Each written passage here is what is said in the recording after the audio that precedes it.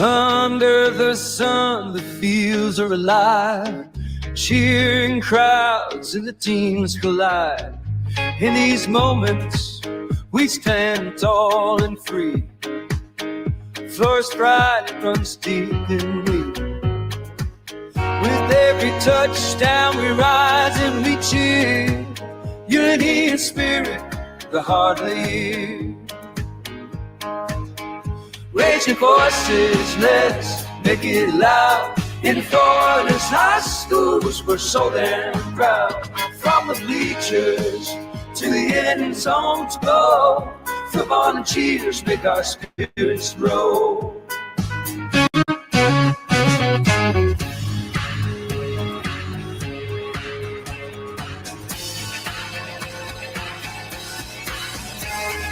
Girls in the game, they're fierce and bright.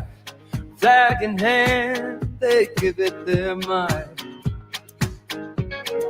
From every town, they bring their dreams. On this field of gold, nothing's as it seems. Together we shine, together we play. In Florida's heart, we own this day. Raise your voices, let's make it loud. In Florida's high schools, we're so damn proud. From the bleachers to the end zones go, football and cheers make our spirits grow. So here's to the game, we'll rise and stand. In Florida's field, ready or die band.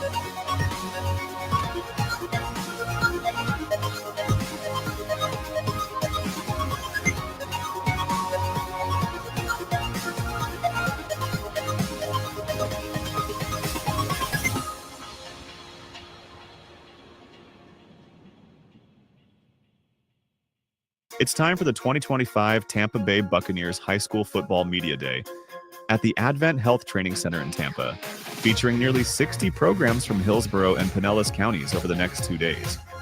The 2025 Tampa Bay Buccaneers High School Football Media Day is brought to you by the Tampa Bay Buccaneers Foundation, Nike, and FloridaHSFootball.com. Now let's go live inside the press conference center at the Advent Health Training Center for this year's Tampa Bay Buccaneers High School Football Media Day.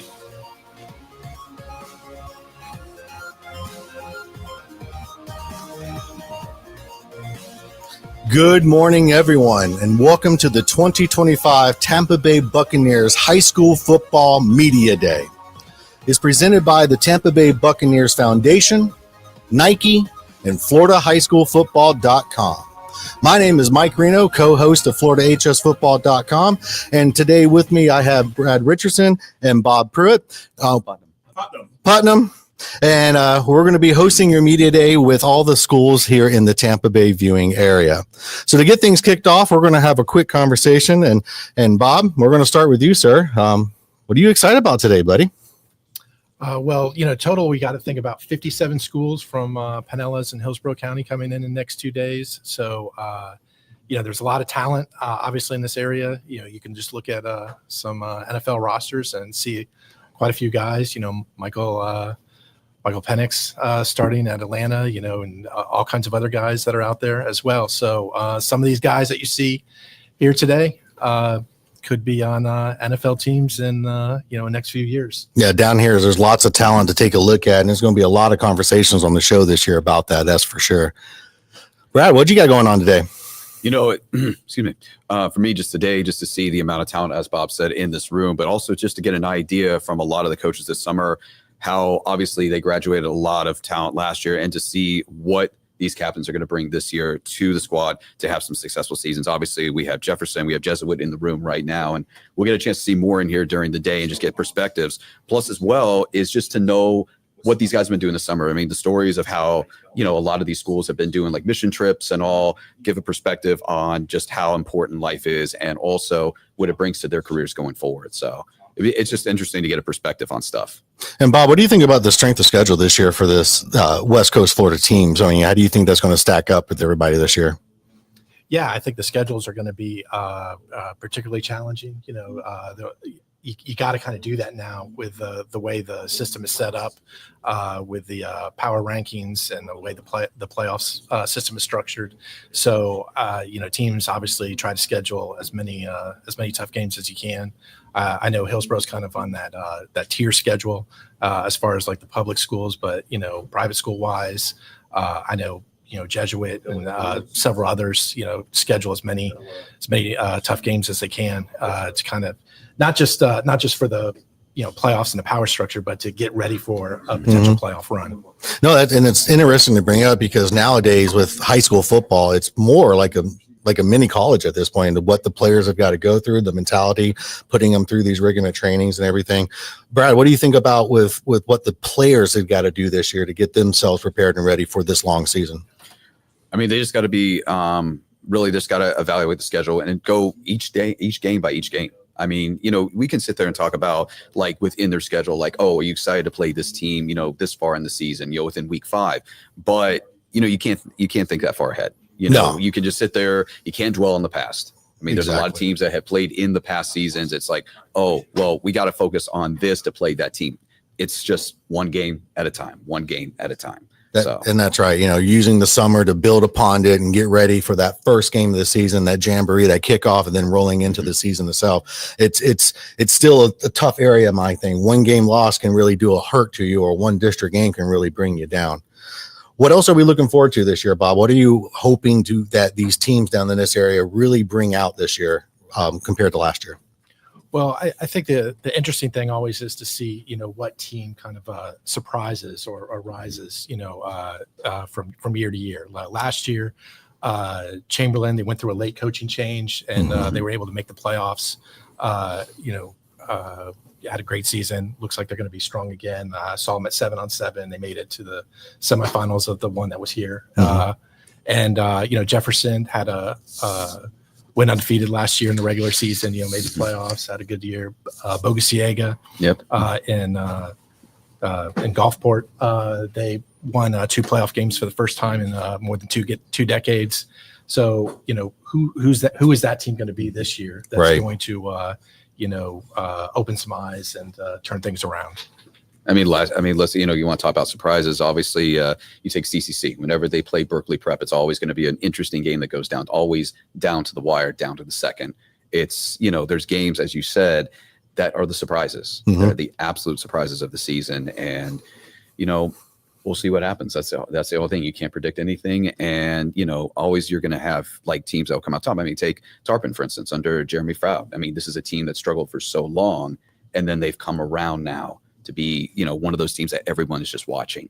I remember watching the Tarpon Palm Harbor game, and just to see the intensity of the crowd in there, but also watching certain plays that they're doing. I hadn't seen those in years from that team, and teams that are coming around now, you wouldn't expect it. And it's good to see those teams. So that's a good segment to roll into, because the last thing I want to talk about before we move on to the teams is, you brought it up. What positions this year do you think are going to be the standouts? And I'll start, because I really noticed last year the fullback position started making a huge comeback within the Florida and the organization. And for me, that was just something very special growing up, being a fullback. I'm excited to see more of that kind of action.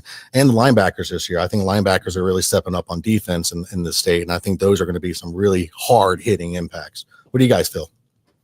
Well, I think it just comes down to, what's up front. I think that's going to be a key this year. I think there's a lot of teams that have a lot of guys coming back with a lot of size, and those teams, you're going to see, make a run. If you've got size, you got some experience, you're going to do some good things. You guys have pretty much hit the nail right on the head with that one. So it's hard for me to add more onto that. So that's perfect. All right. Well, everyone, let's get this day started, and let's get our first team up here. It's going to be the Jefferson Dragons with Coach Medulla. We'll give us 1 second to get everything shifted.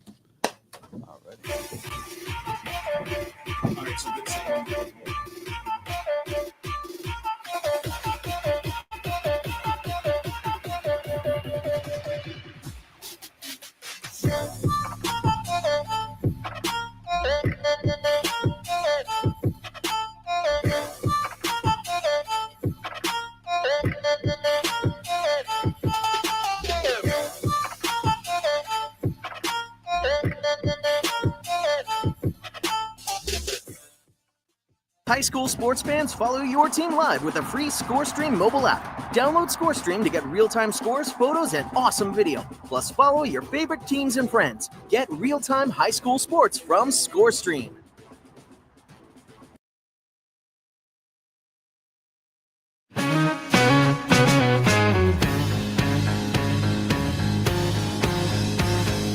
Under the sun, the fields are alive. Cheering crowds and the teams collide. In these moments, we stand tall and free. Flourish pride runs deep in me. With every touchdown, we rise and we cheer. Unity and spirit, the heart of the year. Raise your voices, let's make it loud. In Florida's high schools, we're so damn proud. From the bleachers to the end zone to go, football and cheers make our spirits grow.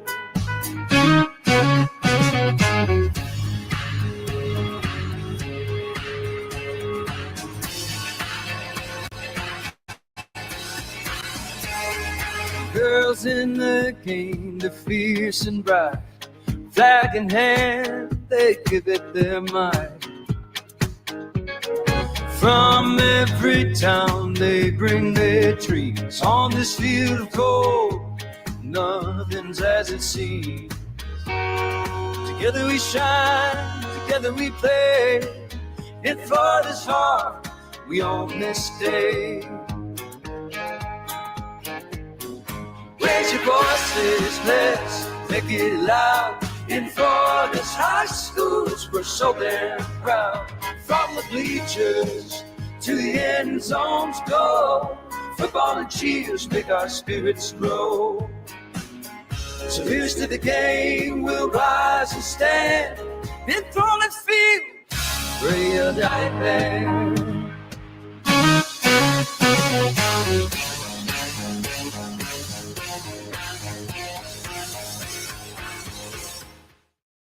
You are watching the 2025 Tampa Bay Buccaneers High School Football Media Day live on FloridaHSFootball.com. The 2025 Tampa Bay Buccaneers High School Football Media Day is brought to you by the Tampa Bay Buccaneers Foundation, Nike, and FloridaHSFootball.com. Let's return to the press conference center at the Advent Health Training Center in Tampa for more team interviews for the 2025 season. And welcome back to the 2025 Tampa Bay Buccaneers High School Football Media Day, presented by the Tampa Bay Buccaneers Foundation, Nike, and Florida HS Football. Right now on stage, we got the Jefferson Dragons with Coach Madula. Coach, how you doing today? Good morning. How you doing? Doing well. Hey, guys, how the fellas doing? All right, welcome everyone up here. Let's just jump in. You know, we got to talk about the good and the bad, Coach. So let's start with last year, 11-1. Pretty good, right? Yep. Making it through the playoffs. Yep. Yeah. And then you had the big game with Boca Ciega. That one had to do it to you, and it's kind of depressing, but hey, it is what it is for last season. But 3-0 in the district, though, Coach. Let's talk a little bit about the success from last year. Well, last year was very fulfilling to watch that group of players really develop and through our program for 4 years, and then see them finish out the way they have. It was great to see, but we've moved on to this year now. You got to reload. That's right. Moved on to this year now, and it's exciting to watch this group of guys have their own identity and build upon the foundation and the standard that the group from last year developed from. Awesome. Yeah, it's always great to hear. Now, in the summer, everyone does a little different. What's the secret sauce you can spill to reload and bring these leaders up for this season? Effort and consistency. There you go. That's what it is. I mean, you got to give great effort in everything you do. The way you do one thing is the way you do everything. So it takes a lot of effort, takes a lot of consistency, and a lot of hard work. And speaking of new leaders, who you got with you today, Coach? We got Antonio De La Cruz, we have Chauncey Gunn, Daniel Wright, and Ronell DeBose. So let's go down the line, guys. What are you most excited about for this year starting out? And tell me a little bit about your summer journey. I'm most excited about this team. You know, we got a lot of transfers. So, you know, more trust to build. You know, overall, better team. You know, that's all I got to say. There you go. All right. I'm going to pick off of what he said. We're going to build team chemistry and just like making a run to state this year.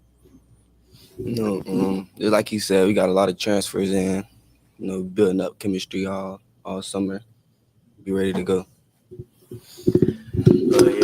We're going to go off trust this year and, you know, a lot of transfers, whole new team, getting ready for the playoffs and making a run for a state title this year. So with the players, what do you guys feel is going to be your biggest challenge walking into week one? When it's a long break in the summer and then you only get a few weeks as a team together. What do you think is going to be the biggest challenge to get through that first win? The biggest challenge is going to be like basically trusting everybody, building as a team. You know what I'm saying? Absolutely. Sure. Same thing like he said. So we got a lot of transfers. This will be like our first real game together with each other. So we gotta like gel on that, and like after that game, I think it would be good. Oh, we're gonna be good. We're gonna be good. We're gonna be good. There we go. Like my teammate said, we gotta just build new chemistry, whole new team, and we're gonna see where it goes from there. Now, outside of the big goals that coach is giving you guys, what are your individual goals? Like, where's my linebacker? How many sacks are we expecting to get this year? More than last year. Exactly. And how many did you get last year? Tell everybody. I had 1 shot. There we go. So we're going to, yeah, one more is even better, right? Mhm. Absolutely. Wide receiver, how many catches? More than last year too. Yeah. Yes, sir. There we go. So what else do you guys think you need to do as individuals to get prepared and get ready for college? Be consistent, that's the main goal, main thing to do. Be consistent. Yeah, that's really it for me. Just like you said, be consistent, and what Coach Judah told us all the time: be all in and maximum effort. I see. You gotta be very dedicated to this and actually give out good hard work. Like my teammate said, be consistent, be all in. We can only control our effort and attitude, so we just got to make the most of it. Well, Coach, they seem they got all that down. So let's jump into the schedule a little bit. How do you feel about your competitiveness of the schedule? Because I see you kind of go all out and kind of bring in the talent to play against, right? Oh, absolutely. But yeah, no, we play some good football teams that are coached real well. So it'll be exciting to get into the season and compete. Absolutely. Well, I'm looking forward to talking more about it later this season. I appreciate you guys getting on the stage with us today. Any final comments y'all want to leave with the viewers out there? I would like to say, like, last year, we're gonna be a whole better team this year. We're gonna be real good this year. That's all I gotta say. That's that confidence I like to hear. Yeah. This year it's gonna be another statement. That's all I got to say. There you go. Make it stand out, guys. Well, Coach, thank you so much. Thanks for getting the team up here. We really appreciate you, and we're looking forward to the season this year. Yeah, thanks for having us. No problem. And we're going to roll on to the next one, so we'll take a small break, and we'll be right back.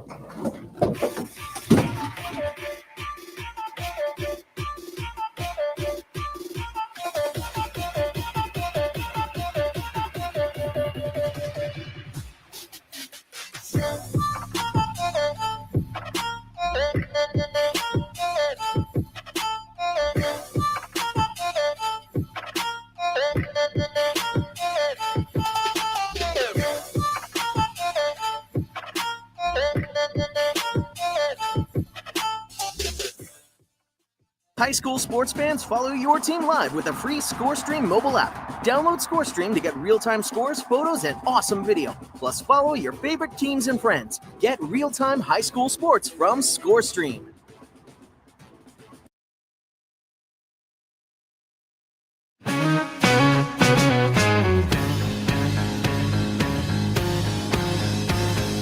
Under the sun, the fields are alive.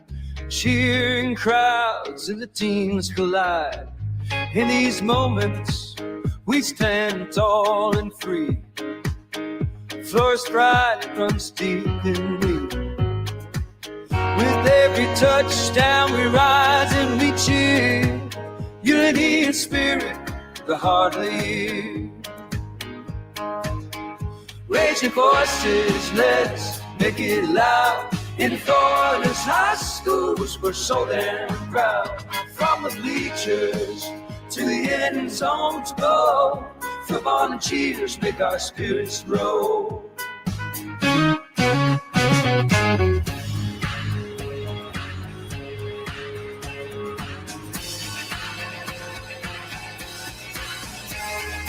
Girls in the game, they're fierce and bright. Flag in hand, they give it their might. From every town, they bring their dreams. On this field of gold, nothing's as it seems. Together we shine, together we play. In Florida's heart, we own this day. Raise your voices, let's make it loud. In Florida's high schools, we're so damn proud. From the bleachers to the end zones go, football and cheers make our spirits grow. So here's to the game, we'll rise and stand. In Florida's field, real night band.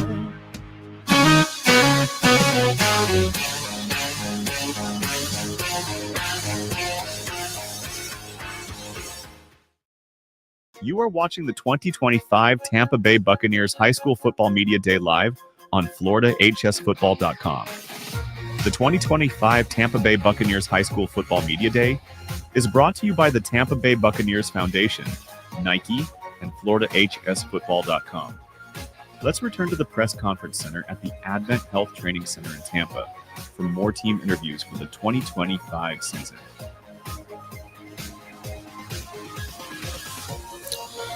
And good morning. Welcome back here to the 2025 Tampa Bay Buccaneers High School Football Media Day presented by the Tampa Bay Buccaneers Foundation, Nike, and FloridaHighSchoolFootball.com. I'm one of your co-hosts, Brad Richardson, and now we have the next team up here right now. Let's please welcome the Jesuit Tigers under head coach Matt Thompson. He's not here with us right now, but it's time to meet these guys. It's time to meet the 2025 Jesuit Tigers. Guys, go on down now. Introduce yourselves. Go ahead. Will Griffin, quarterback commit. Speak up, guys. Will Griffin, quarterback commit, University of Florida. Caden Henderson, class 2027 linebacker. Anthony Rometta, O-line commit to Navy. Oh, it's two Mike. Yeah. Trip Keller, safety. Mikey Verner, receiver. All right, guys, welcome to Media Day, of course. So let's get things underway. How have you guys, obviously we're going into the new season and all, how have you guys improved this summer? What changes have you had to make to go into the season going forward? Let's go ahead, man. You're the QB. Yeah, specifically, I've been working on mobility a lot. I feel like that plays a big part in the quarterback position and being able to extend plays. As an offense, though, we've been working a lot, timing specifically with the receivers and especially the running backs. I think it's going to be a great year, and I'm looking forward to it. Absolutely. Go for it, man. I feel like on defense, we've been working a lot, just doing 7-on-7, just growing as a team, just being consistent. Last year we didn't have any seniors on the O-line. Now we're all returning seniors, so we got all 5 guys back. We're just working on synchronizing together, working together, and just working better as a unit as a whole. We had a really young defense last year, and so this season we've been working a lot on our chemistry this offseason, and I think that's really going to help us in the fall.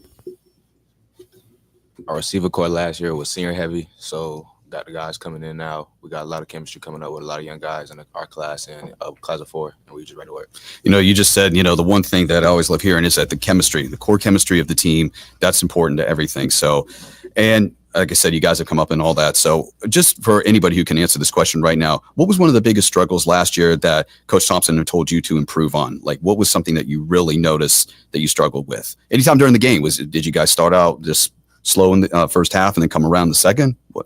Yeah, we one thing for sure is we started off slow. We need to, come out running fast, scoring, putting up points, keeping our foot on the gas. I think this year we have a whole bunch of more leaders, and we've all come together as a team. Last year there was a lot of people wanting to do their own thing, and you don't really get that far if you want to make it all the way. So we, all of us up here, I think are going to do a great job this season as leaders and keeping the team together and focused on the main goal. Absolutely. Just want to touch on something real fast too. Obviously, you said that you're going to be committed to the University of Florida real quick. What was your decision to go there? Yeah, I went everywhere. I tried to make sure I gave every school an opportunity, but this isn't really about me right now. But I love the University of Florida, and I can't wait to be there. But I got my mind on this season, and that when that comes, that time comes. Yeah, and just real quick, Navy. What was your choice to go to Navy? Obviously, United States Naval Academy, huge opportunity. A lot of places to go from there, and big opportunity to play big time football. I really like the coaches. I like how he works with the guys, and I think it kind of represents some Jesuit kind of small town, closely knit group of guys, and I really love how they play football. Cool. So let's talk about the schedule. I find one game that's very interesting. You guys are going to be facing off against Bishop Verot right out of the gate. First home game of the season. Obviously, I don't like to dwell on last season. I know with all you guys, it's one game at a time. We don't want to touch on it. So going into this game and all that, how are you going to prepare for that game as opposed to what happened last season? What's the changes that you have to make? And obviously you guys know who is on that team that's going to be definitely a challenge. Yeah, I haven't really looked too much into them specifically, but I know they've lost some people. I just know that we're going to go out there and we're going to win. I mean, they're coming here, and last time they came here, they lost, so we'll win again. Absolutely. So, I'm always was, you talked about team chemistry and all that. So obviously every team has their game day traditions, everything. So what's one of the traditions you guys have to get yourself psyched up and in the zone ready for game day? Who could answer that for us? I mean, who's running, who's got the playlist ready in the locker room for you guys just to get hyped? We don't really be playing music in the locker room like that, but nope. I think something for me, at least, I don't know if it's with these guys too, but we got team mass before every game. And I think it's just nice to have one thing stays the same. It's going to happen before every game with all the guys, and just being together at mass. I think it really helps us all stay together and keep us grounded before the game. Yeah, absolutely. Giving yourself that 30 minutes of just like quietness and just like focus is really important. The loud music and getting hype is great, like right before, but like that, like I think really prepares you and sets the tone for the game. Absolutely. And of course, Tiger Nation's always behind you guys as well. And also, tell me the excitement that they bring. I mean, you got to go there on that. So, I mean, during any game, is there something that they say in the game that really hypes you guys up? I wouldn't say they say anything like crazy, but just going out there every single game, just seeing them, just the amount of love and support they show, just means a lot. Absolutely. So what's each one of you, what's your individual goals this season as a player to improve on during the game time? Go for you real quick. Let's hear from you, man. Yeah. Not personal goals, but as an offense, I like, we like to strive for like 4,000 yards in the air. Mm-hmm. And if we could get 40, 50 total touchdowns, that'd be great. 60 total touchdowns. Last year we struggled a little bit, but that's in the past, and we're kind of focused on what's in front of us. But I think genuinely, like, this team is much, much, much better than last year's team, probably even better than the team we had prior to that. So I think we can go all the way. I think we can if we just keep our head straight and focused and understand that we have to go out there every week and give it 100%. Absolutely. What about you, dude? Yeah, for sure. Just to piggyback what Flo said, I feel like for the defense, just getting more turnovers and probably just getting shutouts. I feel like that's definitely going to make us play better. Absolutely. I said before earlier, we had a young O-line last year. Now we're all coming back as seniors. Just knowing the plays and being able to execute them, getting your combos and getting your box right. I mean, that's super important, especially up front, definitely. Absolutely. Like Caden said, turnovers are super important on the defense. If you want to win the football game, you got to win the turnover battle. And so my goal is 5 interceptions this season, but obviously a state championship. On the receiver side of things, basically for the whole receiver core, for the starting for either to have over 500 and at least 2 of us have more than 1,000 receiver yards and get that 4,000, like Will said. It's funny. I was looking some stuff up before and noticed that one of your players had gone on a mission trip this summer down to Guatemala. Did any of you guys go on mission trips this summer? I did not personally. I didn't. I don't know if anybody else did, but that's a big thing in our community, especially the school, is going on those mission trips, and it's available to anybody that wants to go. I think it's great for anybody who has the time and who wants to do that. I think it's just a great opportunity. Awesome. So, all righty. Well, hey, guys, thank you for being here today and all. We look forward to seeing you guys during the season. It's always interesting to watch the Jesuit Tigers play. We're keeping it up on either through any of the things right now through Florida High School Football.com, and we'll look forward to seeing your guys' journey and all that. I'm excited to see the guys go. All righty. Well, ladies and gentlemen, of course, is the Jesuit Tigers, and of course, their head coach is Matt Thompson, and we appreciate you guys being out here today as again. So thank you guys for coming out for Media Day. Thank you. All righty. And we'll be back here in just a few minutes here for the 2025 Tampa Bay Buccaneers High School Football Media Day.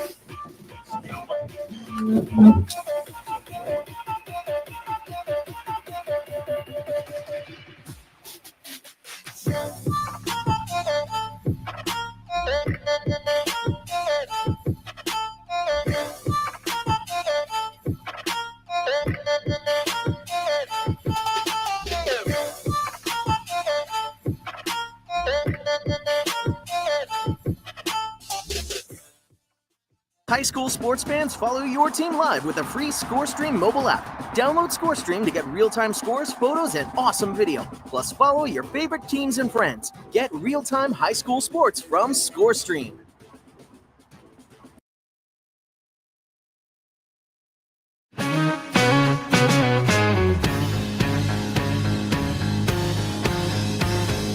Under the sun, the fields are alive.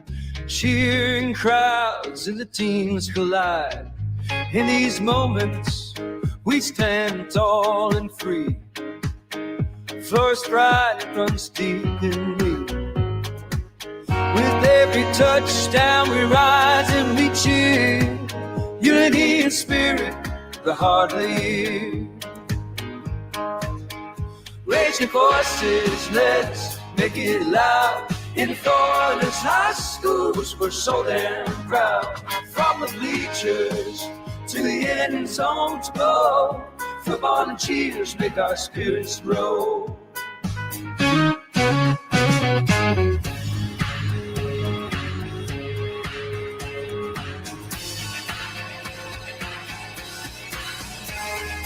Girls in the game, they're fierce and bright. Flag in hand, they give it their might. From every town, they bring their trees. On this field of gold, nothing's as it seems. Together we shine, together we play. In Florida's heart, we own this day. Raise your voices, let's make it loud. In Florida's high schools, we're so damn proud. From the bleachers to the end zones go, football and cheers make our spirits grow. So here's to the game, we'll rise and stand. Enthralled field, ready or die band.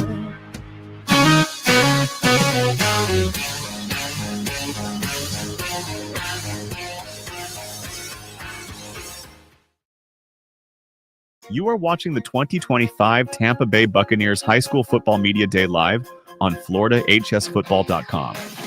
The 2025 Tampa Bay Buccaneers High School Football Media Day is brought to you by the Tampa Bay Buccaneers Foundation, Nike, and FloridaHSFootball.com. Let's return to the press conference center at the Advent Health Training Center in Tampa for more team interviews for the 2025 season.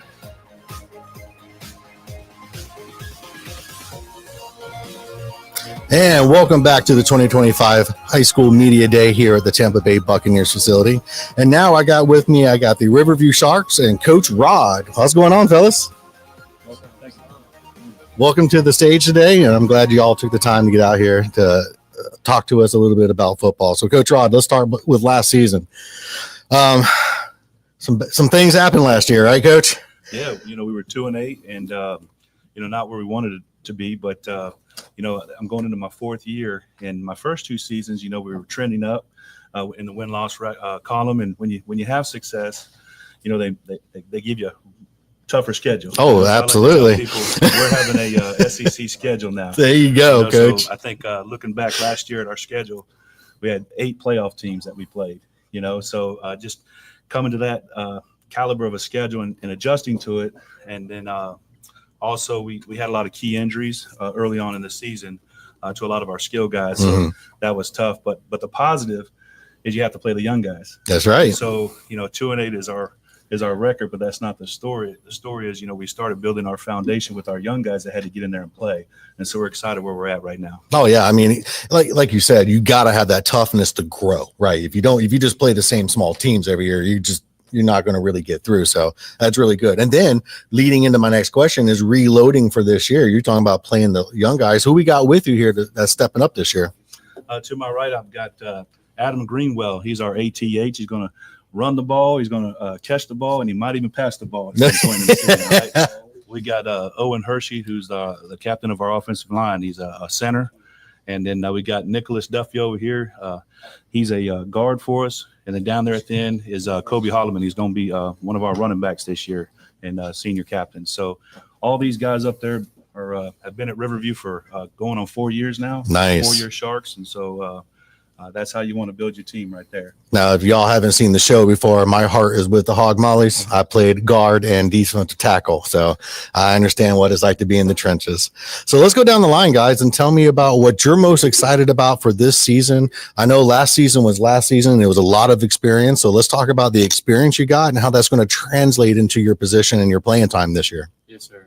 So what I'm most excited for, we did have some seniors transfer out, so some of us are going to be starting for the first time, but it is what it is. I'm excited to play with these guys. I'm excited to see what we can actually do this season with a new team, new chemistry. Less of that cancer that wasn't there, anything bad we've cut out. So we're going to come back stronger this season. Is there anything special you did over summer to prepare for yourself? Yes, sir. I've been working on my agility explosion because that's what I've come to realize. That's what makes or breaks that initial contact with somebody. So Especially playing the multiple ways you're going to be playing, right? yeah, For sure. You have to learn how to utilize the field to your advantage. That's what I plan on doing. Awesome. Same questions as we go. I'm definitely most excited for our change in mindset.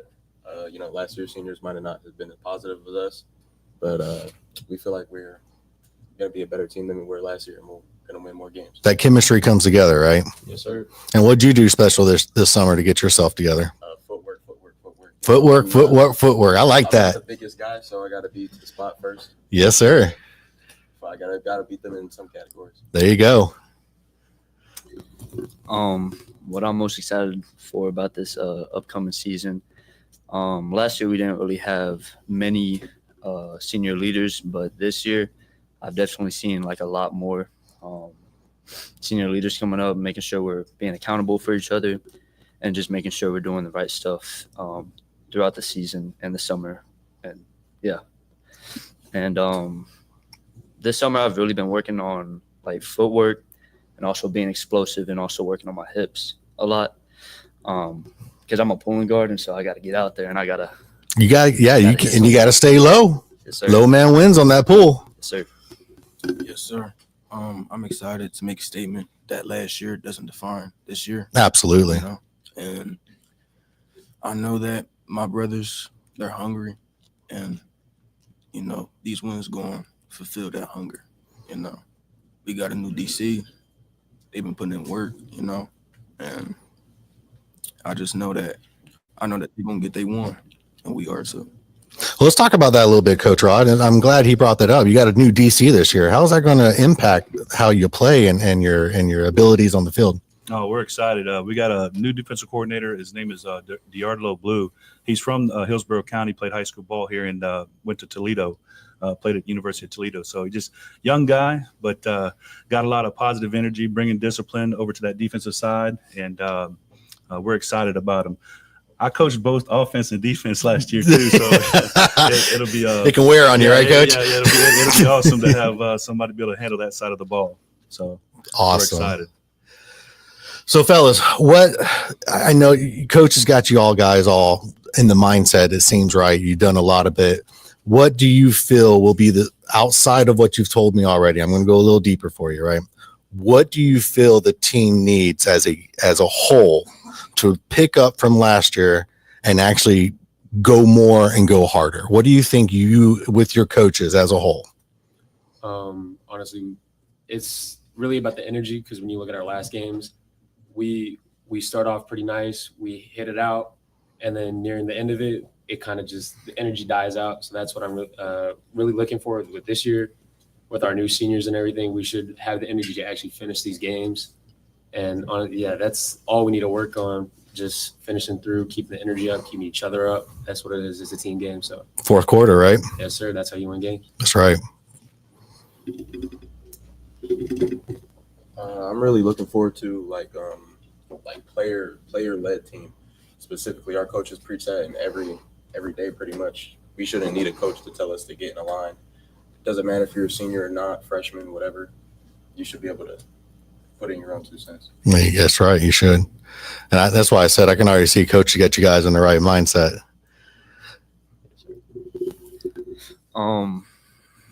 Basically what Owen said, accountability, holding each other accountable, not just the coach holding us accountable, but us as players holding each other accountable really does make a difference in the team, I believe. I believe that it can get us the extra yard to go greater and beyond. And it honestly just allows for us to work better as a team and communicate better as a team as well.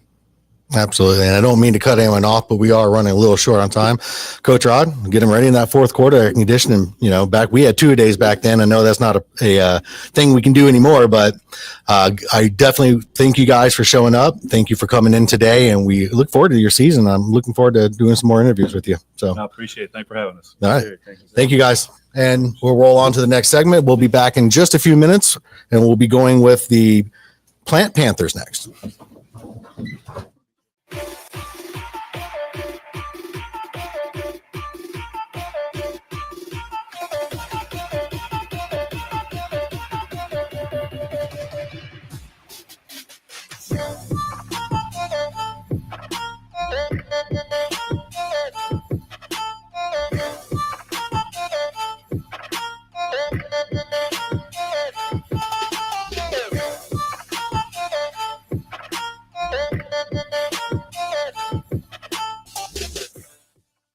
High school sports fans, follow your team live with a free ScoreStream mobile app. Download ScoreStream to get real-time scores, photos, and awesome video. Plus, follow your favorite teams and friends. Get real-time high school sports from ScoreStream.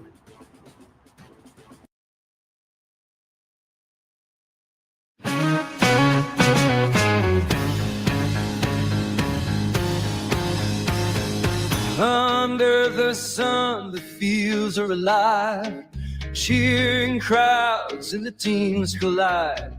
In these moments, we stand tall and free.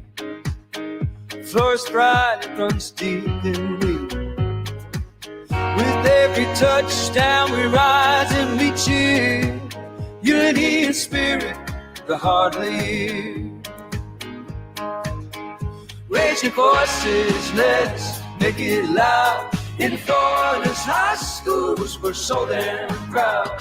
From the bleachers to the end zone to go, football and cheers make our spirits roll.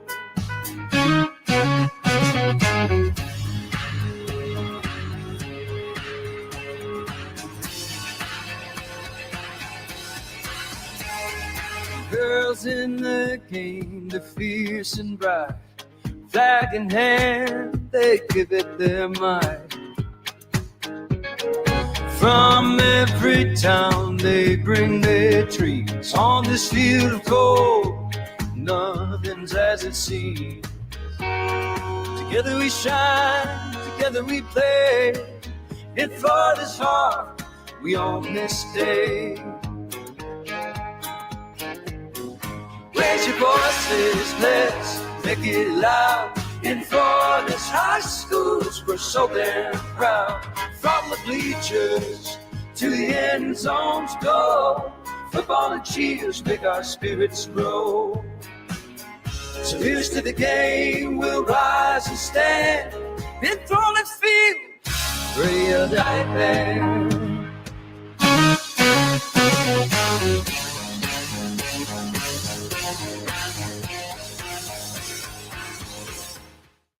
You are watching the 2025 Tampa Bay Buccaneers High School Football Media Day live on FloridaHSFootball.com. The 2025 Tampa Bay Buccaneers High School Football Media Day is brought to you by the Tampa Bay Buccaneers Foundation, Nike, and FloridaHSFootball.com. Let's return to the press conference center at the Advent Health Training Center in Tampa for more team interviews for the 2025 season. And welcome back. Joining us now on stage is the Plant Panthers under head coach Hank Brown. Guys, thank you for being with us here today. It's good to have you. Of course, the season is right around the corner. Before we talk more, let's meet you guys. I mean, we got to know who these guys are here on the stage. So go ahead, man. Go down the line. Tell me who you are and what position you play. Darion Williams, class 2026, committed to FSU. Go ahead. Darion Williams, class 2026, committed to FSU. Trent Brown, class of 26, tight end. Zion Kennedy, class of 2026, linebacker. Davey Raleigh, class of 2026, wide receiver. All right. Well, hey, guys, thank you for, of course, as I said, being here today. I just want to touch on something real quick. And, Coach, you can actually elaborate more into this. Obviously, with last season, you guys did pretty good, 8-4 record and all. what did you see last season that you're hoping to improve on this season? What did they struggle with that you want to see them do better with? The thing that we need to do is finish. We didn't finish. So in the second round versus Armwood, we had our shots, and you go play great team, good talent. You can't leave anything out there. You got to play 48 minutes and put it over the top. We battled through a lot of adversity last year. Quarterback broke his leg, was out for 5 weeks, and our starting offensive tackle broke his leg as well. So, but we overcame those challenges, got closer as a team, and then that's going to forge the bonds that these boys have now and worked off this whole offseason to forge onto this season, run through and be finishers. Absolutely.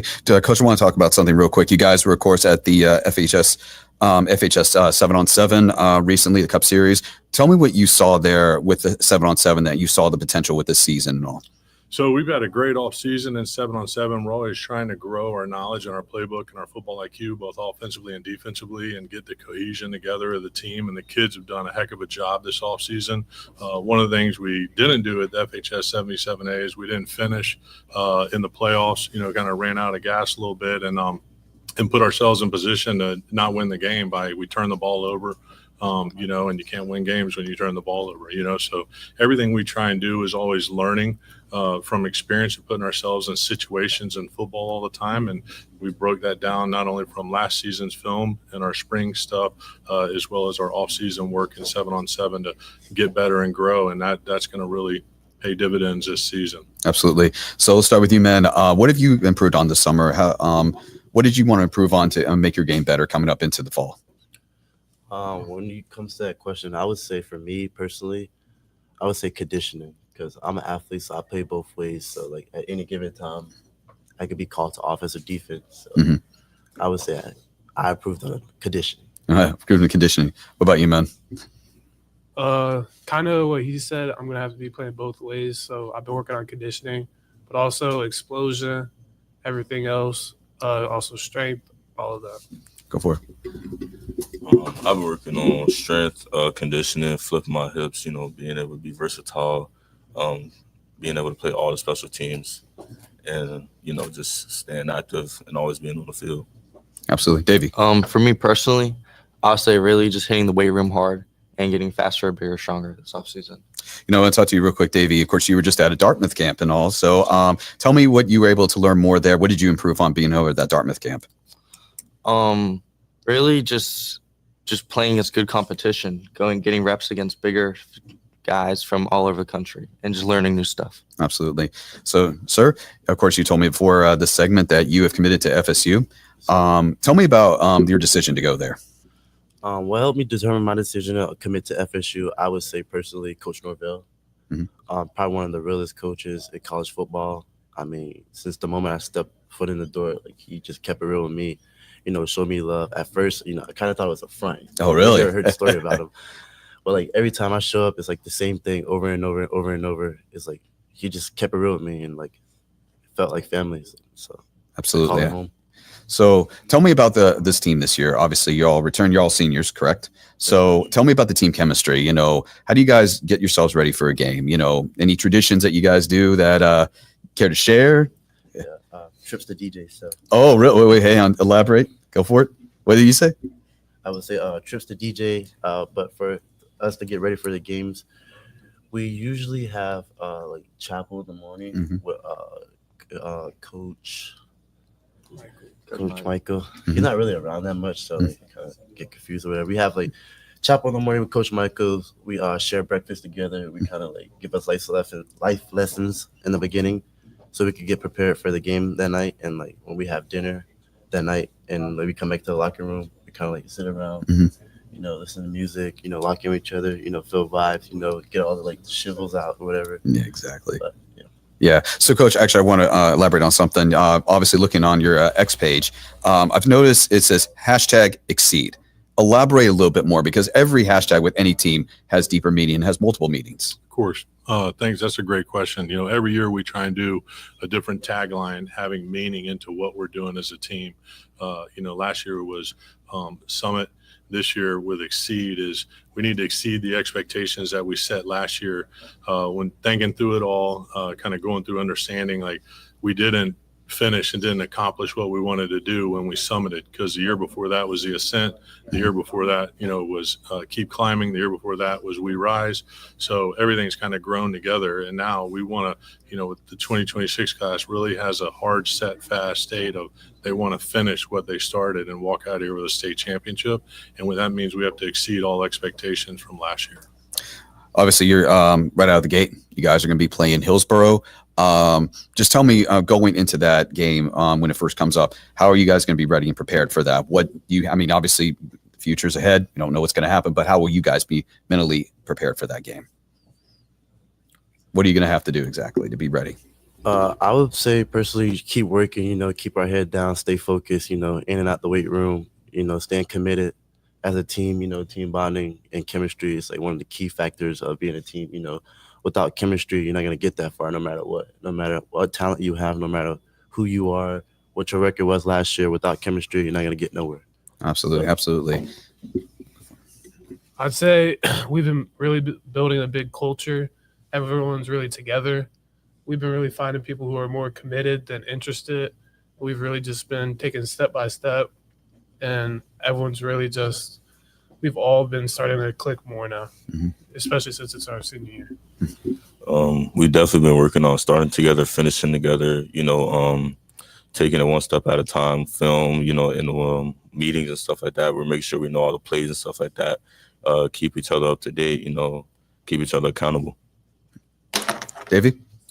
I would say as a wide receiver point, really getting in the playbook, making sure we know what we're doing, and really just being one as an offense.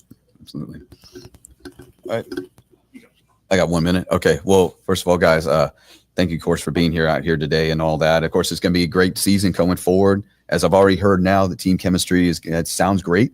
And of course, Coach, as we talked about, #exceed.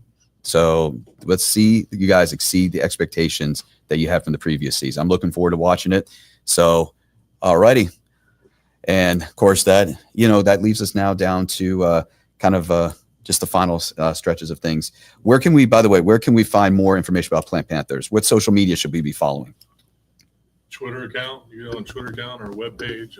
My team mom is absolutely unbelievable, with our information. So you go to plantfootball.com or you go on our Twitter account, and it'll have everything you want to know to be able to follow and track what we do this season.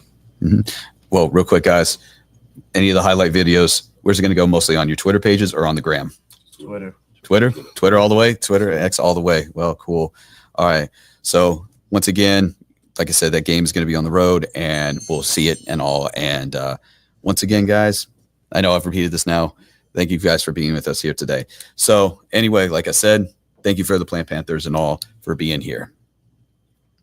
All right. Well, once again, thank you. Once again, we will be back in just a few minutes. And once again, thank you to Coach Brown and Plant Panthers. I've been repeating this for being here today and also.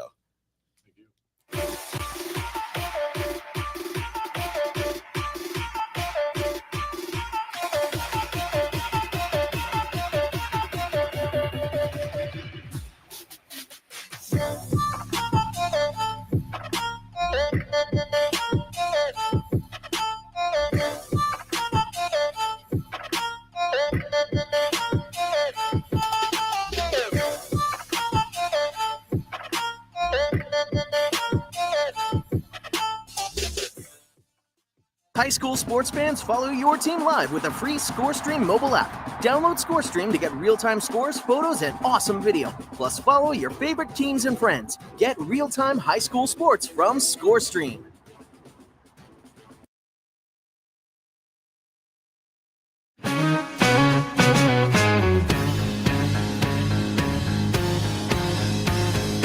Under the sun, the fields are alive. Cheering crowds and the teams collide. In these moments, we stand tall and free. First pride runs deep in me. With every touchdown, we rise and we cheer. Unity and spirit, the heart lead. Raise your voices, let's make it loud. In Florida's high schools, we're so damn proud. From the bleachers to the end zone to go. Football and cheers make our spirits grow.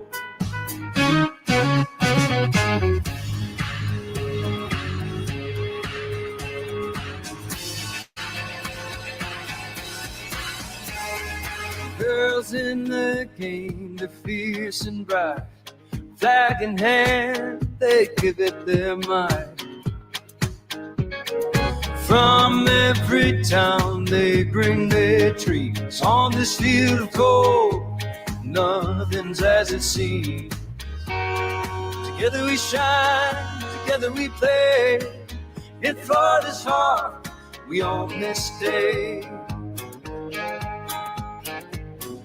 Raise your voices, let's make it loud. In Florida's high schools, we're so damn proud. From the bleachers to the end zones go. Football and cheers make our spirits grow. So here's to the game, we'll rise and stand. In Florida's field, ray of night band.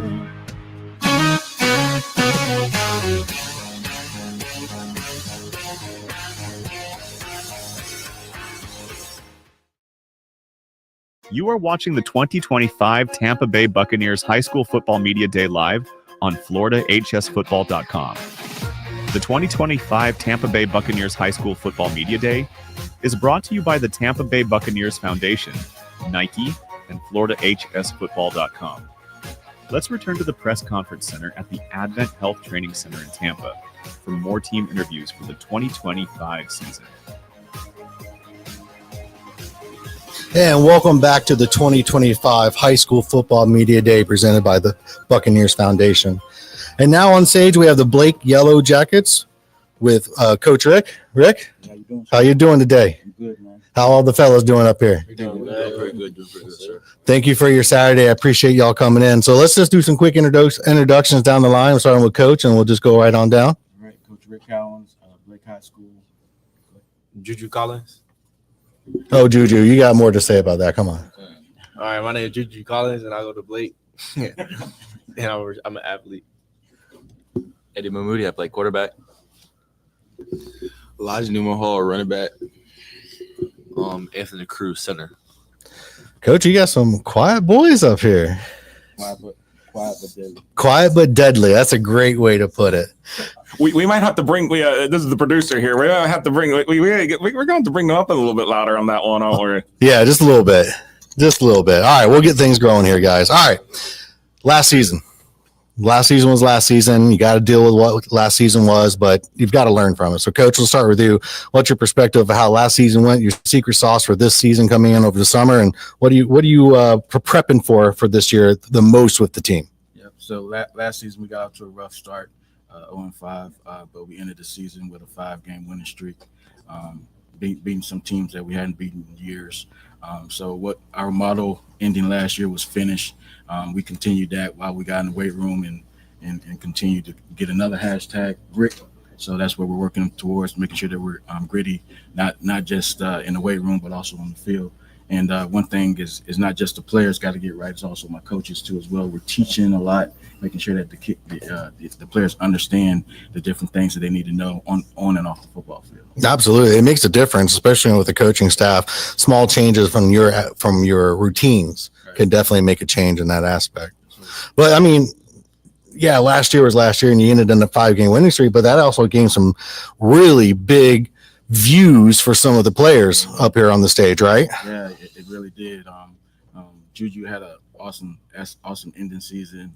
Had several recruits coming in to recruit him. He actually got a commitment offer at the Howard University in Washington, D.C. So that was a good watch. And then also our freshman last year coming with us and building and stuff like that. He played running back, and also he played defensive end. And the Ohio State University liked him, reached out to us, running back coach, and wanted him to come up for an official visit. And on the spot, he committed to Ohio State. So. The Ohio State. The Ohio State. Yeah.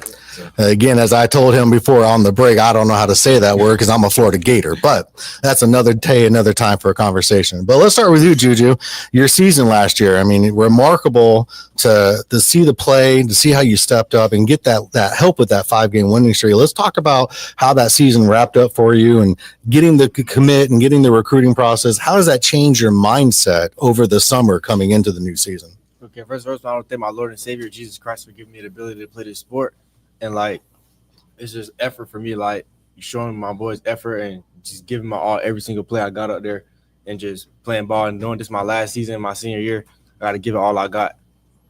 And the same going down the line, guys. We're going to ask the same question. How do you feel about what you did last year, your preparation, and what kind of commit are you making to the team? I feel like last year we didn't execute. We didn't finish. You know, a big thing for me was finish. And I feel like this upcoming season over spring, I feel like we build that bond as a team. And I feel like we've hit that weight room, conditioning, when we were in pads. I feel like we've just built that bond. And I feel like this year we got something to prove. There you go. Yes. As for me, last year, I know starting off the season, I wasn't really intact because, you know, I'm just coming into my freshman year. But, like, I felt like I got into it. Like, I was able to be more in sync with the team if I were to me personally. Like, I was able to just go in, do what I had to do, get out. But I had to play both sides. Like, as we said, I just say that we need to be more disciplined as a team, be more just be more together, be more at peace with each other. Because I know like when we argue, we argued a lot on the field, and it messed with our vibe a little bit on the field.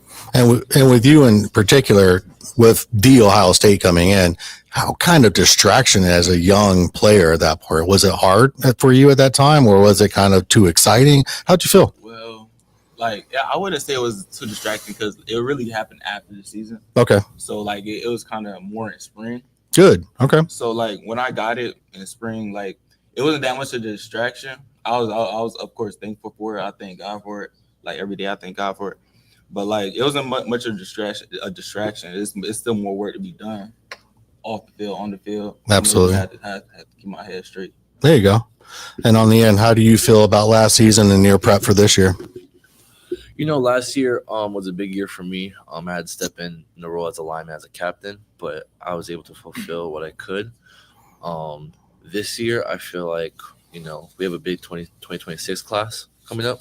So I feel like we're all one, and I feel like we have we could be a great team this year. And I feel like all the preparation we've been doing with Coach Rick and the coaching staff that we had so far, I feel like we're going to be a good team this year. Now, you as a captain, you comment about how the attitude on the field kind of probably did some stuff. So as a captain this year, what's your message to the team to eliminate some of those other distractions that happen?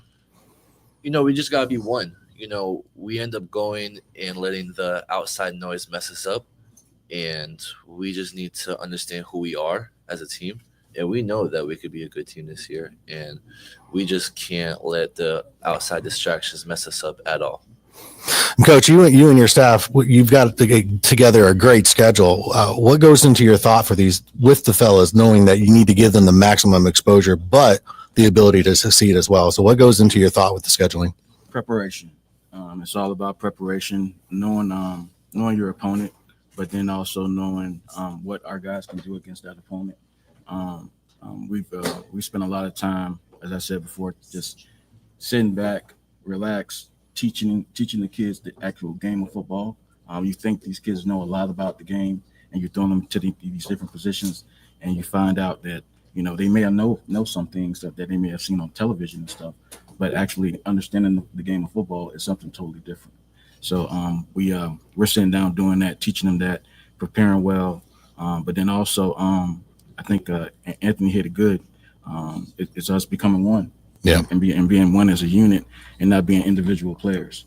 And so understanding, yes, all 11 of us take it took all 11 of us to win the football game, but it's just one team, and that's Blake High School. There you go, Blake High School. That's right. Well, and where can we watch your games this year, and how can we see some highlights from the fellas down here? You get us on the gram and also on Twitter as well. Juju, go ahead. On Instagram for sure. Yeah, I like to post on Instagram, and also I like to use Twitter. A lot of my highlights are on Twitter. Sir. Man, y'all can see me on Quick Cut, Twitter, Instagram. Hey, look at me on Huddle. Man, I'm up, man. The reason why Ohio State found you, right? Yeah, I'm gonna be on Instagram, Twitter, Quick Cuts, Huddle. I'm gonna make sure I post my highlights everywhere for everyone to see. Well, fellas, we thank you for the time that's taken on a Saturday to be here, Coach. I really appreciate that. Now, good luck, everyone. Seriously, we make a lot of jokes up here, but really it's about what you're doing and a fantastic job. And like Coach said, be one and have a great season this year. I appreciate you guys coming up. Thank you, sir. Oh, go ahead. What you got? I just want to give a shout out to Quick Cuts and then also the Tampa Bay Buccaneers. They don't have to do this for us, and we really appreciate it. It's a great thing, isn't it? Absolutely. All right, we're going to go to a quick break, and then we'll be back with the Morgan Mustangs.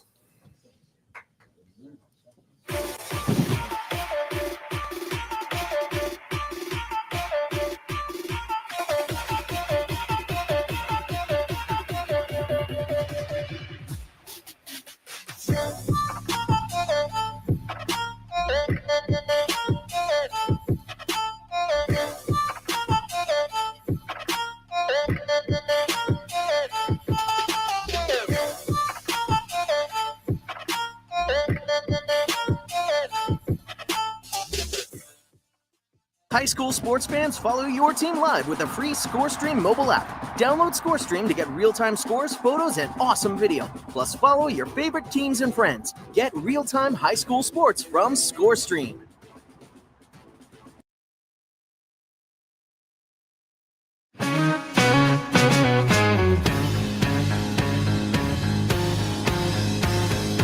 Under the sun, the fields are alive. Cheering crowds and the teams collide. In these moments, we stand tall and free. First stride runs deep in we. With every touchdown, we rise and we cheer. Unity and spirit, the heart lead. Raise your voices, let's make it loud. In Florida's high schools, we're so damn proud. From the bleachers to the end zone to go, football and cheers make our spirits roll.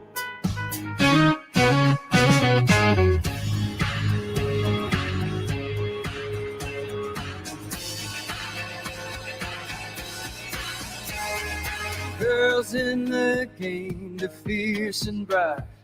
Flag in hand, they give it their might.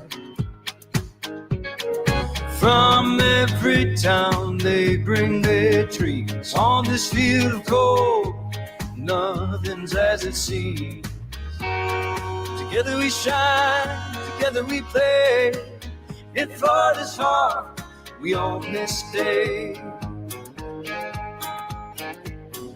Raise your voices, let's make it loud. In Florida's high schools, we're so damn proud. From the bleachers to the end zones go, football and cheers make our spirits grow. So here's to the game, we'll rise and stand. In Florida's field, real nightmare.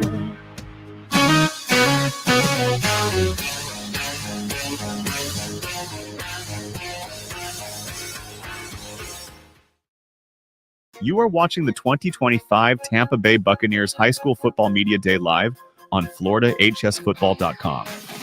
The 2025 Tampa Bay Buccaneers High School Football Media Day is brought to you by the Tampa Bay Buccaneers Foundation, Nike, and FloridaHSFootball.com. Let's return to the press conference center at the Advent Health Training Center in Tampa for more team interviews for the 2025 season.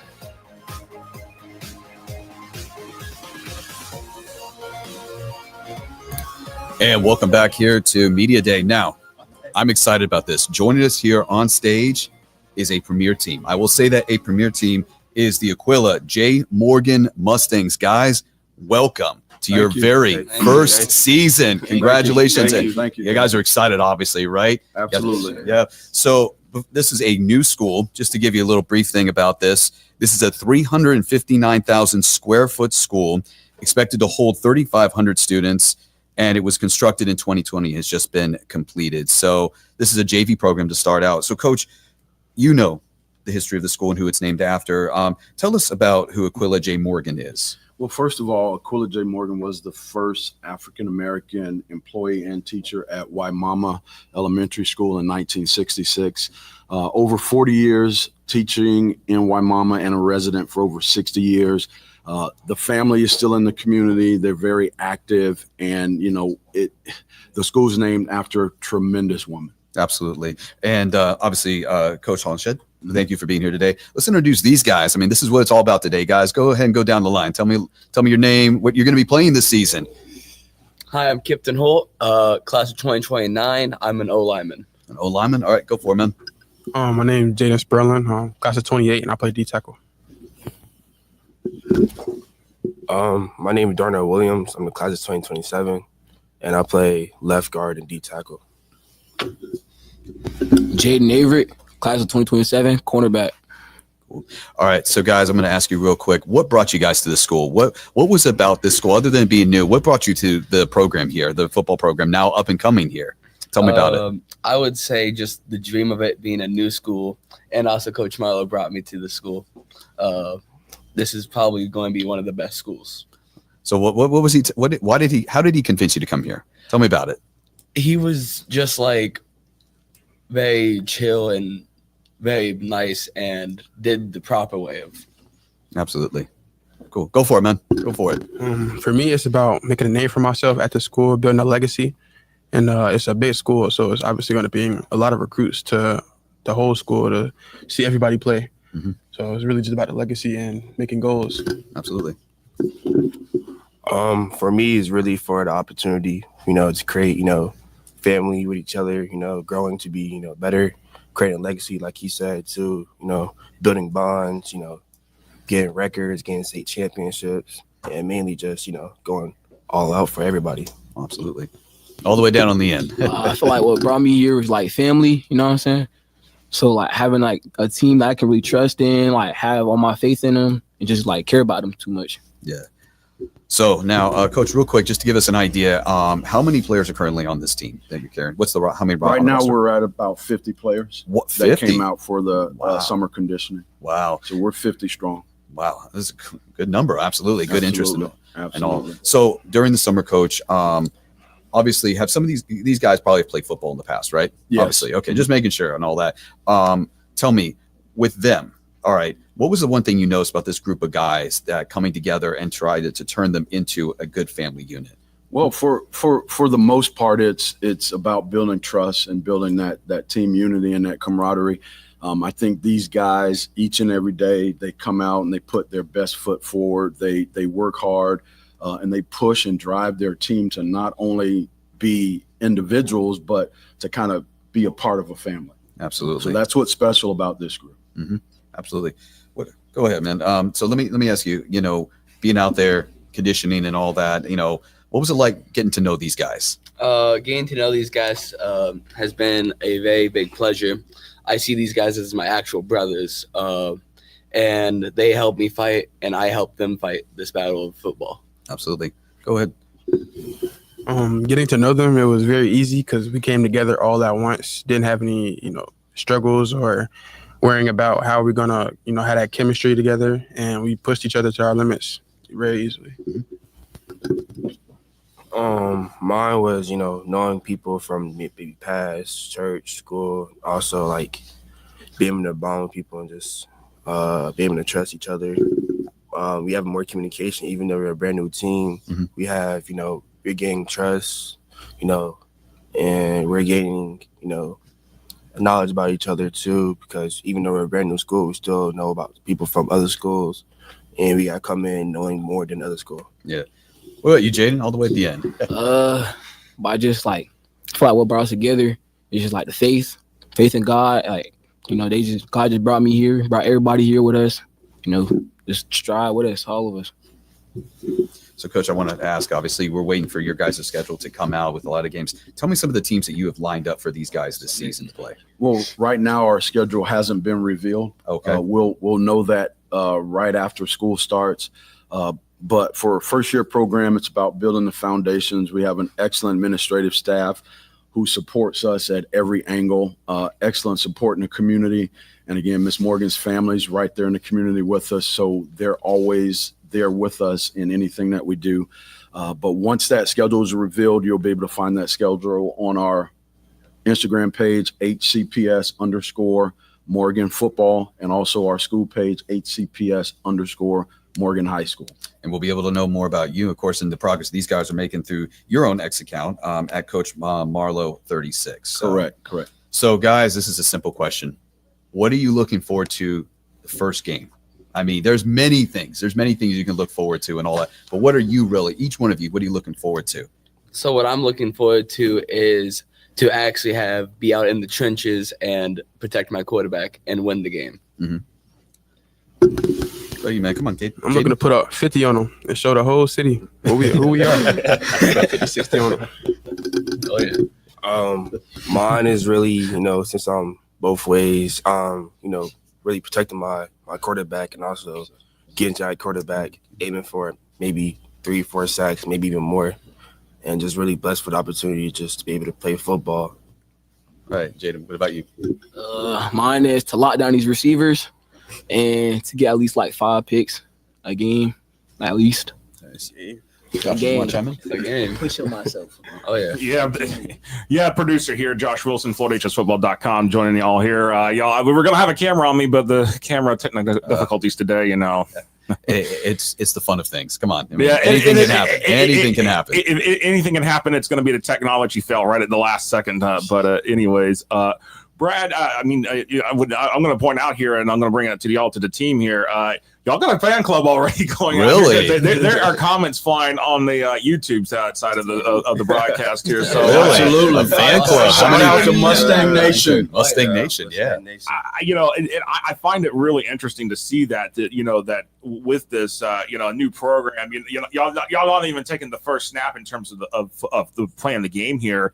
And already y'all are, you just the publicity's already trending really well. I mean, just looking at the comments here, I mean, how does that make y'all feel? You're not even stepped on the field. The lights haven't even been turned on yet. How do y'all feel about this? It takes a community. It takes a village. And again, Mustang Nation has been there for us from day one. And that's what's going to keep us alive and thriving throughout the years. And yes, we're a JV program in year one, but again, that's the foundation that we're building to be competitive in year 2 and beyond. So, and that's what we're here about. No, absolutely. And before I get to that, when you start to build that, but I just there's a quick question I want to throw in here. After getting past this first year, where do y'all feel like you might end up classification wise? And do you feel like y'all? I mean, because I know it's going to be 9 through 11 this year, so y'all will add the senior class next year. So do you feel like it might be kind of lean towards in the middle of the pack with where most of the Hillsborough County teams fall at, or kind of like be higher end? Well, right now we're going to be the biggest high school in Hillsborough County, so the numbers will be the numbers, and wherever they land us and wherever our schedule puts us, we're going to make sure that we put a competitive product out there on the field and we compete. So right now we really don't know. We're all in this period of just waiting to see, and then we'll be excited once that schedule is revealed. So will Mustang Nation. Yeah, no, and then the guys can go and answer that question now of everything about the fan club. They are just loving it the here. Fan club. Already a fan club. That's It awesome. makes That's me awesome. excited that we have a big community, actually. Mm-hmm. Yeah, absolutely. So I got to ask too, real quick. Obviously, for any of you guys and all that, we already know we can follow Coach Marlowe and all. We can follow him. So with you guys, any big plays during the season, where's it going to go most on? Is it going to go on your X account or is it going to go on the gram? I say. Come on. I say both, actually. You on both? Yeah. Okay. Yeah. Well, I mean, you guys are building a fan club, so I mean, both are going to get a lot of followers. Go I'm for it, gonna put man. my biggest play on the ground. Oh, on the gram. Oh, on the It's gonna gram. go on Twitter. It's gonna go on Twitter, but it's going on Instagram first. Okay. My biggest plays are going to go on Twitter, Instagram, and some people that know me on TikTok too. Oh, TikTok. Oh. On TikTok. I feel like mine's gonna go on Instagram the most, then Twitter, then everywhere else. After that, share to everybody. Well, this will be the first year guys are going to have huddle accounts. So, yeah, we'll get a chance to see that too. Oh, I meant to ask this. So, the decision to have Mustangs as the mascot, how did that come about? That was a community effort. They put a list out of possible, the student body, the community, administrators, staff, everyone had a vote in it, and that's what it was. Absolutely. We're glad for it. Absolutely. So, as Josh touched on and all that, I mean, you guys are going to, I want to actually ask this. So you guys are going to be jumping back and forth between offense and defense and all that. So, what's going to be some of the biggest challenges for these guys to adjust to? So right now, just the speed of the game. And again, it's just the cohesiveness, being able to play together. Most importantly, the accountability, and then the responsibility of being student athletes first. And I think the biggest challenge is, we're going to set pretty high expectations in the classroom, and then that translates to the field. So we're going to build the program through the classroom to athletics. So the biggest challenge is going to be making that adjustment to high school and then the speed of the game. Absolutely. And real quick, Brad, because I know we're about the time here, but there's a comment here on the YouTube channel and about Coach Hollinshed, and honestly, it's, from C. O'Neill on YouTube, it said you've been around the area for a while, from Jefferson to Robinson, to name a couple. You're going to make this team prepared, and they're ready. They're excited. Yeah, I'm making a transition from Jefferson last year. Again, had a tremendous year as a defensive coordinator, and this year as a first head coach of Morgan High School. We're looking to get these kids ready to go. Absolutely. So, all right. Well, hey guys, thank you for being here today. It's amazing to meet one of the newest teams here in Hillsborough County. Awesome to have you guys here. I wish you all the best. It's going to be a great season, guys. I'm excited to see. And obviously, you guys already have a fan club. Absolutely. And fan club. Learn the fan club. Absolutely. So, ladies and gentlemen, once again, that is the Aquilla J. Morgan Mustangs making their debut here. Awesome. Thank you, guys. All right, we're going to take a quick break, and we'll be coming back in just a few minutes.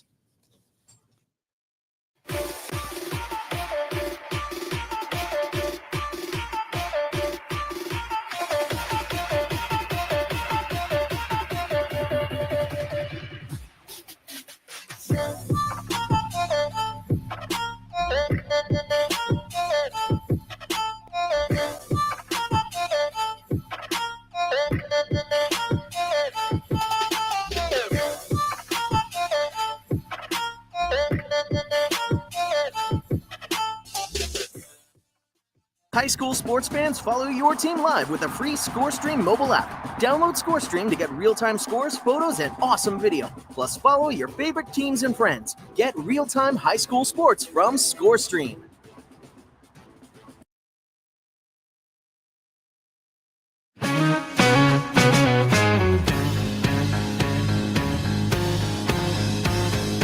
Under the sun, the fields are alive.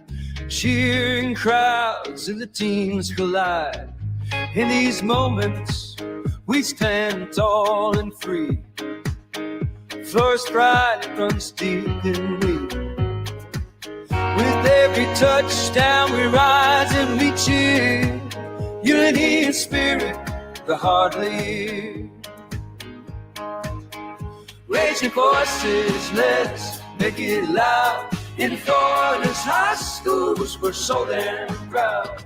From the bleachers to the end zone to go, football and cheers make our spirits grow.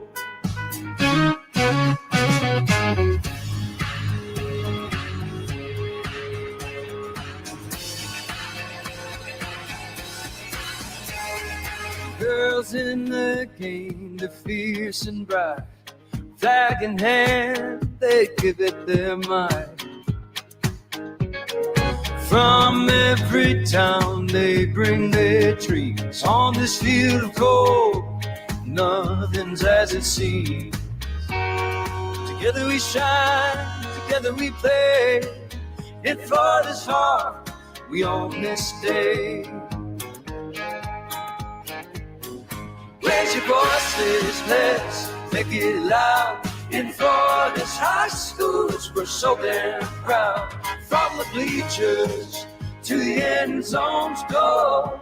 Football and cheers make our spirits grow. So here's to the game, we'll rise and stand. In Florida's field, real diamond.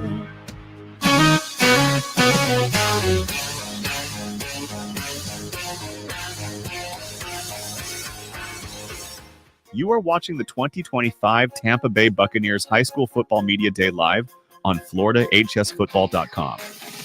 The 2025 Tampa Bay Buccaneers High School Football Media Day is brought to you by the Tampa Bay Buccaneers Foundation, Nike, and FloridaHSFootball.com. Let's return to the press conference center at the Advent Health Training Center in Tampa for more team interviews for the 2025 season. And welcome back. Now joining us here on the stage is the Indian Rocks Christian Eagles. Guys, thank you for being here today. Let's go down the line. First of all, let's meet our coach. Yes, sir. Who are you, Coach? Introduce yourself. My name is Leonard Weaver, the new head coach of Indian Rocks. Awesome. Go ahead. Keep going down. I'm Caleb Philippone. I play kicker and running back. All right. Next up. My name's Corey Cook. I play O-line. I'm Brody Tennyson. I play linebacker and long snapper. My name's Anthony Caballero. I play defensive end and tight end. Oh, awesome. Okay, guys. Welcome. So let's start off. We have a new head coach of the Indian Rocks Christian Eagles. Coach, you have a little bit of background in the NFL. Tell us a little bit about your career. Oh, man, I was very fortunate first to be able to make it there. Started my career off with the Seattle Seahawks and ended my career with the Philadelphia Eagles. So it's been a joyful ride. It's been great. Absolutely. So what brought you to Indian Rocks? Oh, man, I believe that the Lord definitely led me here, man. This is an opportunity of a lifetime that me and my family had a chance to discuss. We actually never heard of Largo. With the opportunity, and our AD is here today sitting in the crowd, reached out and asked, for an opportunity and would I be interested? And I looked at it and I said, yeah, absolutely. Absolutely. That's awesome. Yes, So let's go down the line real quick. So we're going to start with Caleb real quick. Are you returning to Indian Rocks Christian or did you transfer? I've been here for 3 years, so this will be my third and my senior year. You're going to be a senior this Yes, year. sir. Awesome. So going into this coming year and all, what has Coach told you to improve on for what he saw recently in the spring matchup against Seminole? I think all summer we've been working on consistency and perfecting all the errors that we made in the spring, making sure that when it comes to our first game against Lakewood that we're ready and that we're going to come prepared. Absolutely. What about you, Caleb? What have you improved on this summer? What have you done? Just coach just told me to just keep playing aggressive, and I'm not the biggest guy, so I gotta be aggressive and keep working out and getting stronger and quicker off the ball. Brody? Just the key things as a linebacker, like the reads and getting bigger, faster, stronger. Absolutely. And then finally, Anthony. Just like really getting into my position, and like coach holds me to high expectations because he knows what I can do and like where I need to be in the season. So I'm excited. So, Coach, when you came in and started working with this program, what were some of the things you noticed that you had to work on to bring it to a new era of Indian Rocks Christian football? I think for us, it was just the fundamentals, getting back to the basics. We know that everything that's built is built from a firm foundation, and that was kind of the focus and the emphasis, making sure we come in, change some things around foundationally and begin to build from there. Absolutely. So let's talk about the schedule real quick. You obviously you have your own district games that you're going to be facing off against. There were some other teams that were put into the schedule. Tell me about putting in some of these teams this year that were kind of a little different. Yeah, we actually, if you look at our schedule now, it may say week 1 or actually August 15th, we will be playing Evangelical. That's changed to actually Lakewood. We want to, start off our season right with some great competition. We want to make sure that we're competing at a high level, and we want to give our kids an opportunity to be able to compete against some high level talent. So I'm excited about that. Absolutely. So, all right. So, guys, obviously going into the season and all, I mean, we can't talk about the future ahead. I mean, I'm not that clairvoyant. I'm not the one who can predict the future. And also, what are you looking forward to the first day, first game and all that? I mean, I know Eagle Nation, they're very loud. They're one of the biggest student sections out there. Yeah, I'm excited. Get to run out on the brand new turf field first game of the season, and get to play with my brothers for one more season. So I'm excited. Cool. Come on, Corey. What about you? I'm just excited to obviously play on the new field in front of all my family and just make Coach Weaver look good and just really show people. Last year we had a lot of adversity, and so just face it and show people we can actually play. Awesome. What about you, Brody? I'm just excited to play with my new brothers, different uniform. Yeah. Absolutely. And finally, Anthony. I mean, we spent all summer together with these guys, created a great bond, and hopefully it translates to the field. So it's interesting. Caleb, you brought something up. I have seen the progress over the summer of Indian Rocks Christian, and I've seen that now a new turf field has gone down there. And I mean, it looks beautiful. You look out on anything social media wise, especially Twitter, it's a nice brand new field. Tell me what it's like playing on a turf field, because most schools in the county do not have turf fields. Yeah, I think we're one of 4 schools in Pinellas that has a turf field. So I got to walk on it yesterday for the first time. And I mean, to me, it looks like a college field. Like, it's really nice. And I think just that's going to help our team to be able to play better, not having to, roll around in the dirt. That was our old field. And I'm excited. Absolutely.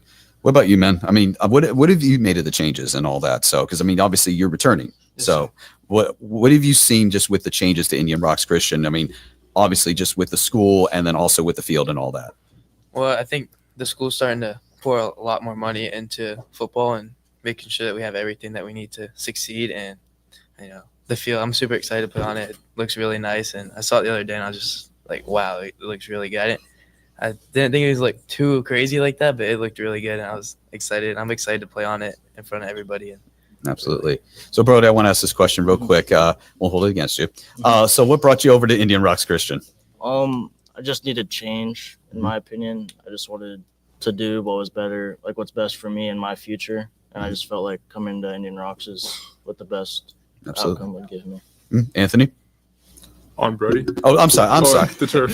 Sorry about that. My fault. So, go for it. No, I think all the changes that the school's been doing, I think that it'll really help all of us, like the turf, helping us hopefully perform better, and just facilities and our new program for meals for athletes and stuff like that. I think it'll be a really good thing. Absolutely. So, Coach, this is for your first year. What are your goals for this team to move forward and be successful? What are some of the things that you want these guys to do and be successful? Well, of course, we want to win. That's obviously something that we want to do. But I think for me, it's about culture. It's about developing a relationship with each other. It's about having a true brotherhood. It's about understanding what it means to have integrity and character, and then playing the game the right way. That's one of the biggest things that is the focus for us, and I think we're doing a great job moving towards it. So now one thing I like to ask with any private school, especially Christian schools, they're always going to have a verse, any Bible verse that will be the message for the season. What is that message? Is there anyone in particular? Absolutely. For us, our theme is no risk, no reward. And our verse is Colossians 3:23. It says, whatever you do, do it wholeheartedly unto the Lord and not unto man. And one thing I believe in my faith with Jesus Christ is that whatever I'm going to do, we're going to do it wholeheartedly. We're going to do it, the best that we can. And there's only one way that I know how to do it, and that's giving him the glory. And so we're going to be real big at that this year. And that's what we're going to move forward with. Awesome. So, guys, I've asked this question to a bunch of teams already. Where are we going to see any of the big highlights from you guys this season? Is it going to be mainly on X or Twitter or the Gram? Yeah, Huddle, Twitter. We'll be everywhere. You'll be everywhere. Oh, okay. What about you, man? Come on. Just Twitter for me. Twitter for you? All right.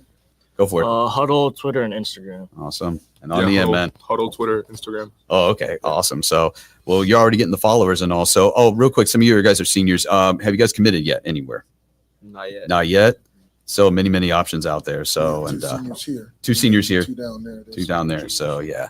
But, so yeah, just looking at the schedule that you guys have, I just want to, touch on it. Obviously, you're going to be playing Northside Christian, always a fun. I know that's a big rivalry game for you guys, and you guys probably have played with some of the guys over there over the years. They also just got a new coach as well. So, there's always the rivalry games that are going to be out there and all. So with this new team, this new squad, is there anything new tradition-wise you want to implement inside of these games to make them more exciting during the season? I mean, for me, at the end of the day, with the new rivalry being what it is, it's just we're going to go out there and compete. I'm excited about it. I'm excited about the new traditions, learning the traditions that they've always had. But at the end of the day, it's about getting on the field and compete. Absolutely. So guys, let me ask you this: any shout outs that you want to say real quick to anybody out there listening, to parents and all that? Just to Coach Weaver. Shout out my dog, Coach Weaver. Coach Weaver and all that. Brody, Anthony? Time. I'm good. You're good? You don't want to? Just like if anybody is like watching like from our school, just know that we're going to come prepared, ready week 1. So just watch. Absolutely. So, all right, guys. Well, first of all, thank you for being here today. It's good meeting you guys. And we got another minute. Okay. Okay. Coach Weaver said he wants to freestyle. Coach Weaver's a rapper. He is. Yeah. I think we need a performance. Come on. Believe that. He's got a song. He's got a song. Oh man, come on. Don't you believe that? Don't you? Are you ratting Coach out now? Is that what it is? You gotta look up "My Time" by Leonard Weaver on YouTube. My Time by Leonard Weaver. Josh, we're gonna have to find that. We're gonna have to find that now. So I sing it's like a lullaby.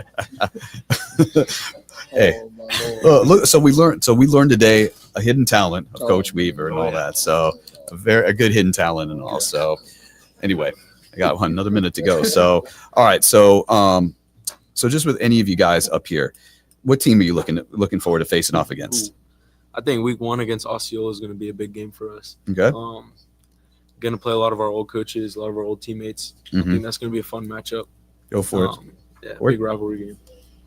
Either Osceola or Northside. It's usually big rivalry games. And last year we fell short to Osceola, and this year some of our coaches over there and some of our old teammates, and it's gonna be exciting to play against them and hopefully do our best that we can and beat them.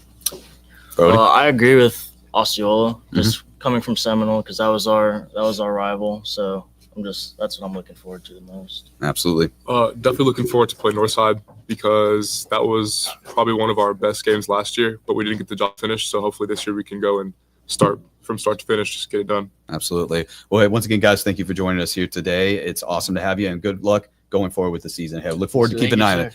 So once again, guys, that's the Indian Rocks Christian Eagles. Thank you guys for being here, and we'll take a quick break, and we will be back here in just a few minutes.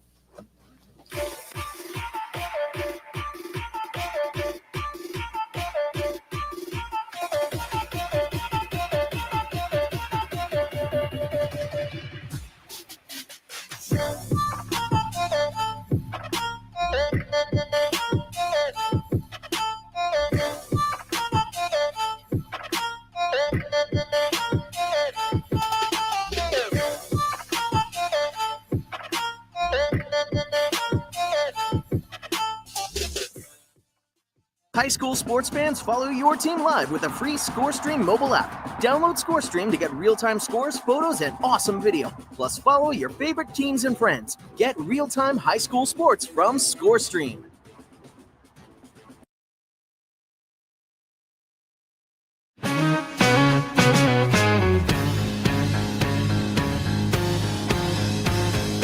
Under the sun, the fields are alive.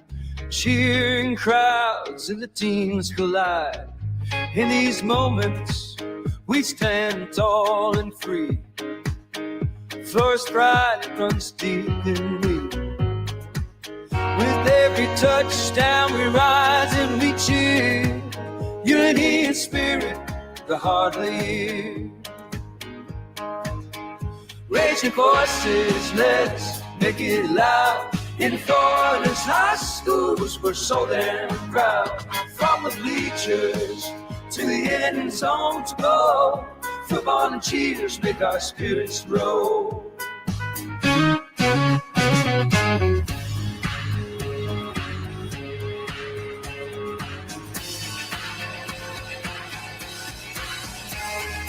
Girls in the game, they're fierce and bright. Flag in hand, they give it their might. From every town, they bring their dreams. On this field of gold, nothing's as it seems. Together we shine, together we play. In Florida's heart, we own this day. Raise your voices, let's make it loud. In Florida's high schools, we're so damn proud. From the bleachers to the end zones go, Football and cheers make our spirits grow. So here's to the game, we'll rise and stand. Enthralling field, ready or die band.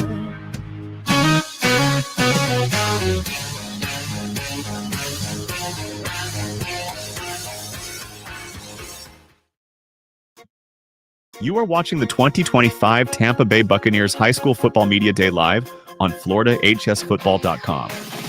The 2025 Tampa Bay Buccaneers High School Football Media Day is brought to you by the Tampa Bay Buccaneers Foundation, Nike, and FloridaHSFootball.com. Let's return to the press conference center at the Advent Health Training Center in Tampa for more team interviews for the 2025 season. And welcome back. Welcome back. Now joining us here on stage is the Countryside Cougars under head coach AJ Sattinger, correct? Awesome. Well, hey, guys, thank you for being here today. I think, first of all, we need to introduce these guys. Let's go down the line. Guys, introduce yourselves, and also, too, what class you're in, if you're junior, senior, and what position you play. Dontavius Miley. I play safety, class of 2027. Coriante Moore, defensive end and tight end, class of 27. Nick Gillespie, cornerback, 26. My name is Jaden Priss. I play guard and center, class of 2026. All right, so, Coach, once again, this is your first year. Welcome to being head coach of Countryside. So we have an alumni. We have an alumni of Countryside. You, of course, a class of 2013 and under head coach Jared Days. Let's go back in time. Tell me about your years playing for Countryside, and what did you learn from those years to make you into a coach? Oh, yeah. I learned, what's made me into the man I am today started at Countryside. We had a great tradition when I was there, won a lot of football games. So I'm extremely blessed to be back and to lead the Cougars again. Absolutely. Tell me about playing under Coach Davis. What was he like? Oh, Jared Davis, he's a great man. He's still a teacher at Countryside. Really? Which is full circle, so I'm able to see him in the hallways. But he was a USF guy, so he implemented a lot of systems and schemes from USF when he was a GA there. So we ran a very high level high school program when I was at Countryside. We went 10-0 3 straight years, and based on his great leadership. Absolutely.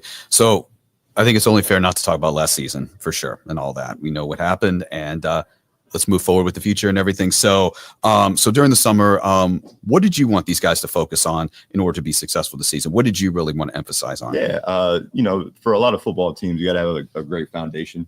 We're talking about laying our foundation on bricks, and the only way you lay foundation on bricks is through hard work and dedication. Our team has been very consistent this summer, showing up to workouts, and I believe that we get better every single day. Absolutely. So, hey, Dontavius, let's start with you real quick, man. What has Coach told you to do this summer to improve on from last season? He just told me to show up every day, give all we can, listen to what he putting into us, and just play for full effort. That's it. Okay. What about you, Coriante?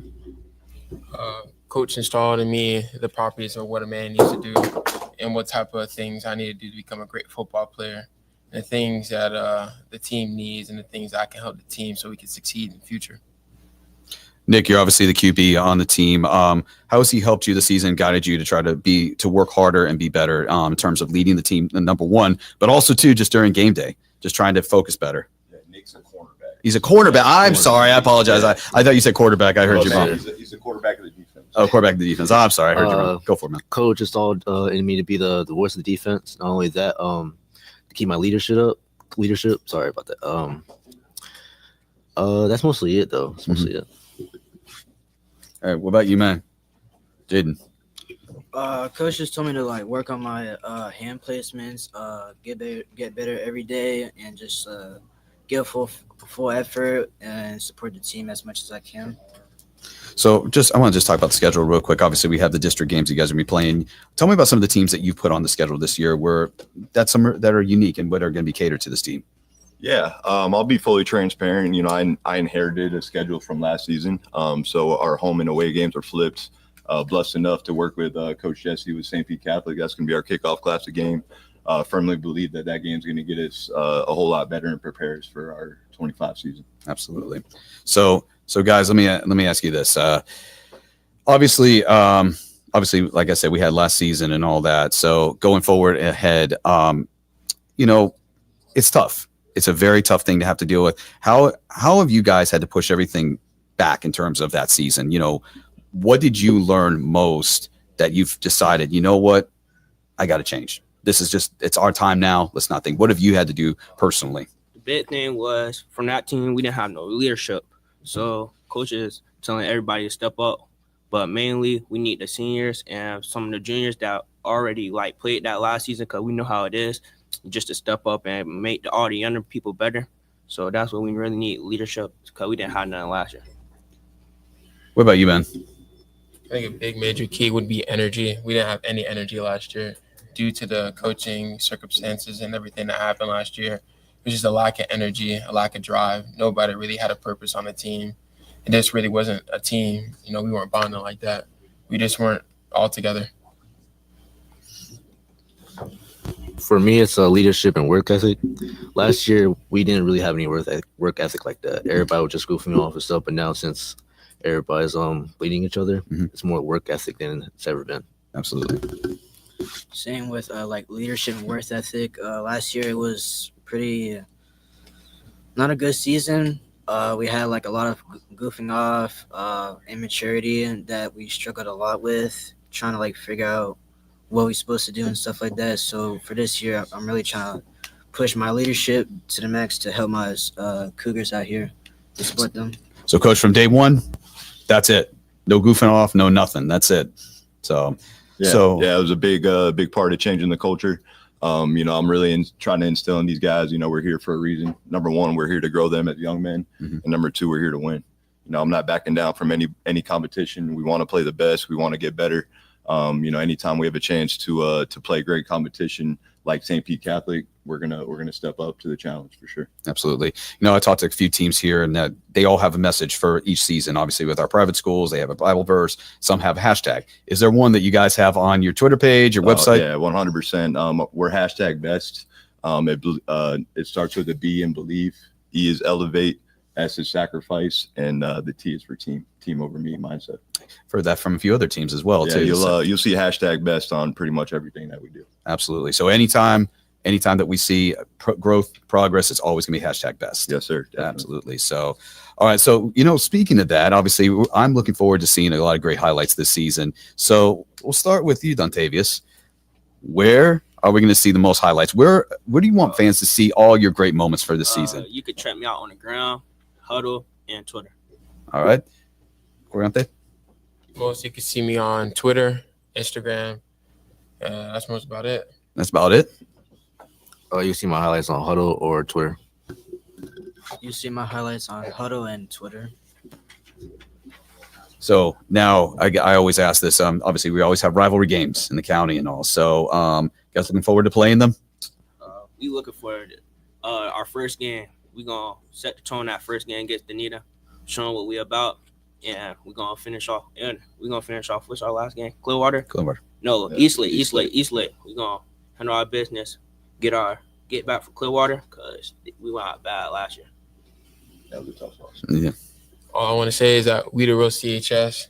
I feel like last year we got underestimated. This year we're going to come back better, bigger and shorter.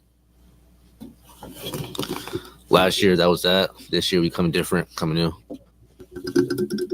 Last year was awful, but this year, it's just brick by brick, keeping each other accountable and just trying our hardest with each and every game.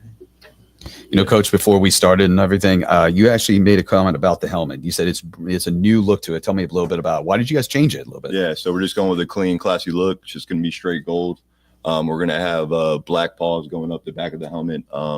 You know, sometimes when you inherit a new program, you inherit certain things. So I had to try to put my own twist on our look for the uniform. So that's what it's going to be this year. Over time, you know, the jerseys will change and all that good stuff. But we definitely love the all black look. You know, to me, when you wear all black, you mean business. Yeah, exactly. That's why we got all black on right now. Absolutely. So, first of all, you know, I just got to say, like, you know, I've, of course, watched a lot of games over the years with Countryside and all. It definitely is an atmosphere and all. Tell me about the fans, about the student section. You know, you guys have played there long enough. How do you guys get hyped up during the game? What do they get loud? I'll start with that. Yeah. I'll be honest. Over the last 3 years, there hasn't been much support for the football program. Countryside has won 5 games in the last 3 seasons. That is going to change this season. Our first home game is going to be extremely electric. We're going to have a new type of atmosphere when it comes to our home games. I have a young, energetic staff. So the music is definitely going to be going on at our home games. And we just want to create a great atmosphere for our fans and former alumni that are going to be coming out to support us. Absolutely. So, just say this real quick, obviously you talk about hype.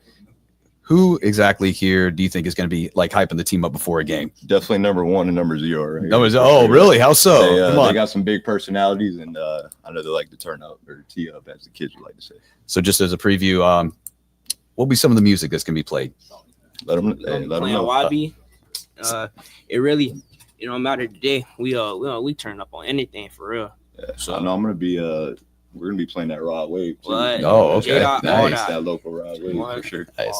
So yeah, guys, I'm looking forward to seeing you guys. It's a new era for Countryside football. I'm looking forward to see what you guys are going to be bringing to the field. You're definitely going to be a new tour de force. I can definitely see that right now. So definitely a different atmosphere. 100%. And with you, Coach, you mentioned, having the alumni come out. You're an alumni, so you can definitely show that Cougar pride. Yeah. No, the Cougar pride's already showing. My whole coaching staff is former Countryside players and alumni. Something I think that's a little bit different than what some other programs have done. So I'm very blessed and fortunate to have some of my best friends, my father, my brother, be on my staff. And, it's really creating that family atmosphere that we're trying to build at Countryside for the years to come. Awesome. So, all right, once again, guys, thank you for joining us here today at Media Day. Awesome. Great job. And we look forward to seeing the season ahead. Yeah, thank you. And I just want to say thank you to the FloridaHighSchool.com for hosting this, and definitely the Tampa Bay Buccaneers. I appreciate that, Coach. I'm a huge fan, baby. So go Bucks, and we appreciate you guys. Yep. All right.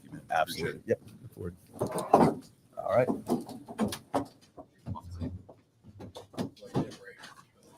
You forgot the break. Yeah, you got to remember the break.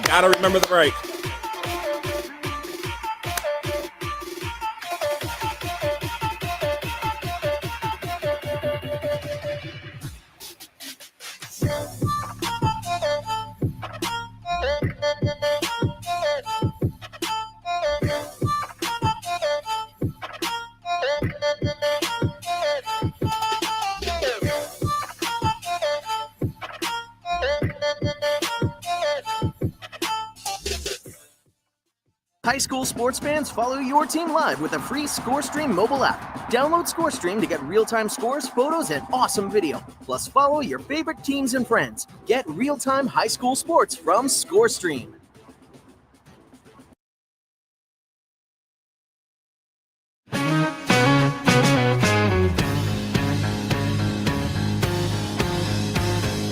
Under the sun, the fields are alive. Cheering crowds and the teams collide. In these moments, we stand tall and free. Flourish pride runs deep in me. With every touchdown, we rise and we cheer. Unity and spirit, the heart lead. Raise your voices, let's make it loud. In Florida's high schools, we're so damn proud. From the bleachers to the end zone to go, football and cheers make our spirits roll.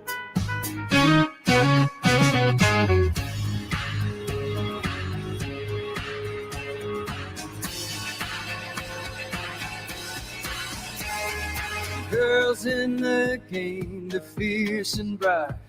Flag in hand, they give it their might. From every town, they bring their dreams. On this field of gold, nothing's as it seems. Together we shine, together we play. In Florida's heart, we own this day. Raise your voices, let's make it loud. In Florida's high schools, we're so damn proud. From the bleachers to the end zones go, football and cheers make our spirits grow. So here's to the game, we'll rise and stand. In Florida's field, real nightmare.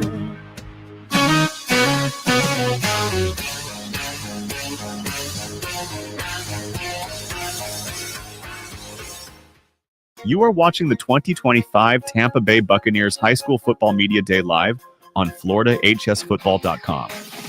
The 2025 Tampa Bay Buccaneers High School Football Media Day is brought to you by the Tampa Bay Buccaneers Foundation, Nike, and FloridaHSFootball.com. Let's return to the press conference center at the Advent Health Training Center in Tampa for more team interviews for the 2025 season. And welcome back to 2025 High School Football Media Day presented by the Tampa Bay Buccaneers Foundation and Florida High School Football with Nike. Next on stage, we have Calvary Christian with Coach Wes Stafford. What's up, y'all? How's it going? Thanks for having us. Oh, thanks for coming out and spending your Saturday with us here. Yeah. So, Coach, last year, 6-3, 2-0 in district, had a pretty good run. Felt pretty good? Yeah, it was. I'm really happy for these guys. I think they, put a ton of work in, and I think it showed throughout the season. I'm really excited to see what we're going to do this year as well. What's the mantra for this year coming out of summer into this fall? So our theme for the year has been championship effort. I think it's everybody kind of touches on this in one way or another, but really our focus has been every program's goal is to win a championship, but you don't win championships in May, June, July, August, September. You get it. But it's really every single day that we come in, we're giving a championship effort in everything you do, whether it's on the field, in the weight room, meeting time, in the classroom. Everything we do is what I'm doing right now going to help us win a championship. And if it is, let's keep doing it. If it's not, then we need to make some adjustments. So that's kind of been our motto, and I think it's really hit home, and the guys have really bought in. That's awesome, especially when the team buys in and get in that chemistry, and it definitely makes a difference with the strength of schedule and what the players do together. Yeah, definitely. So who you got with you? Because we're going to talk about the reload here and what we're doing this year. So let's go ahead and down the line and introduce on stage. What's up? My name's Oni Abasio, and I'm the quarterback. QB of the team. My name is Jackson Corey. Play offensive line. I'm committed to Furman University. Ooh, Furman. There we go. I'm Micah Hanada. I play offensive line. I'm committed to Florida State University. No comment. Just kidding, guys. My name is Cam Smith. I play DB, and I'm not committed yet. Not committed, but you're going through it, though, right? Yes, sir. I mean, right now, let's start with you on that conversation because that's important. The other two next to you are commits, and you got the quarterback here who's probably going to be getting some looks. But let's talk about your recruiting process. You're in the middle of this decision. You're coming into a strong season with a strong schedule. What's going on in your head at this time? Right now, it's really just waiting until those first three games. I got Mercer and Missouri State right now. I was waiting on taking both of my one more OV to Missouri State, and after that first three games, really when I'm gonna have like my big idea where I'm going. Really for me, it's like Missouri State. It's like FBS. That's really the big pull for me. Is just again like trying to. That's the best chance of me going to the NFL right there. So Right. Just trying to do that, get free education. But if any other schools I'm gonna talk to rolling in after those first three games, I mean, I'm just gonna go from there. So around like late September is when I'm probably gonna have my decision set out. There you go. Yeah, might as well make a spectacle of it, right? Yes, sir. FSU over here. How'd that feel? How's that changed the way you prepare now for this incoming season? I mean, I understand I'm going to have to work harder than a lot of people because I want to be the best I can at that next level and the level after that. So it's sometimes a little bit of weight on my shoulders to know that I'm going to have to perform at a higher level than some people. But I'm always a hard worker, and I love what I do, so makes it easier. Great program to be looked at, and coach here, it seems like he's really taking care of you in that respect. So what'd you do this summer to actually differently than what you've done to prepare overall? I think my mindset changed a little bit on the little things or the hard things. Like one of them's conditioning. I mean, it's going to suck if you give it 90% or 100%. And I've just started giving it that extra 10% to put myself over that boundary. Awesome. Good job, man. And in Furman, that's not a knockdown college either. That's a really good program, really good set. So let's talk about how your recruiting process has gone with that whole set and what you're doing. Well, so I had about 4 or 5 Division I offers coming into the summer, and then it was just about limiting it down for me. And I know I wanted to stay closer to home, so I decided to stay in the South. So I kind of eliminated like Rhode Island, stuff like that. And then it was kind of down to Jack State, which they're FBS, but like when I took a visit there, I didn't really love their coaching staff too much. So when I went on my visit to Furman, I kind of, it felt like home, and I kind of just locked it in. Everything matters at that point, right? It's Yeah. not an easy decision to make, and it's got to be the right decision for you, for sure. QB, how you feel of all this exposure around you? It's definitely a big cultural thing. I mean, like having these guys in the locker room is something special. I mean, a lot of the guys look up to them, right? So it's exciting, and it's definitely it hypes up the games a lot more. So What's it do for your preparation knowing that these guys are getting the looks, so you're on tape too? How's that really change your preparation this year? it's special. I mean, it pumps me up more because then I know colleges are looking, so just gets me more prepared. Absolutely. And Coach, what you've got to do is you and your team have got to bring the skill sets and everything, but the strength of schedule matters too, right? So let's talk about this schedule this year. What went into the thought and why schedule the way you did?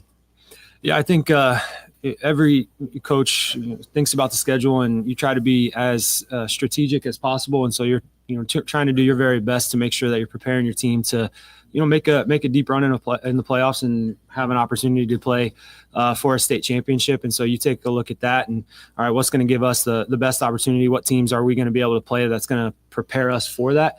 And we have a very difficult schedule, but I think it's one that we're up for. And I think it's one that is going to prepare us to make a deep run and, give us an opportunity to play in a state championship game. And the players, what are you guys looking forward to outside of the recruiting, all the distractions? What are you looking forward to this season as a team? What's going to be your number one goal individually that you want to do?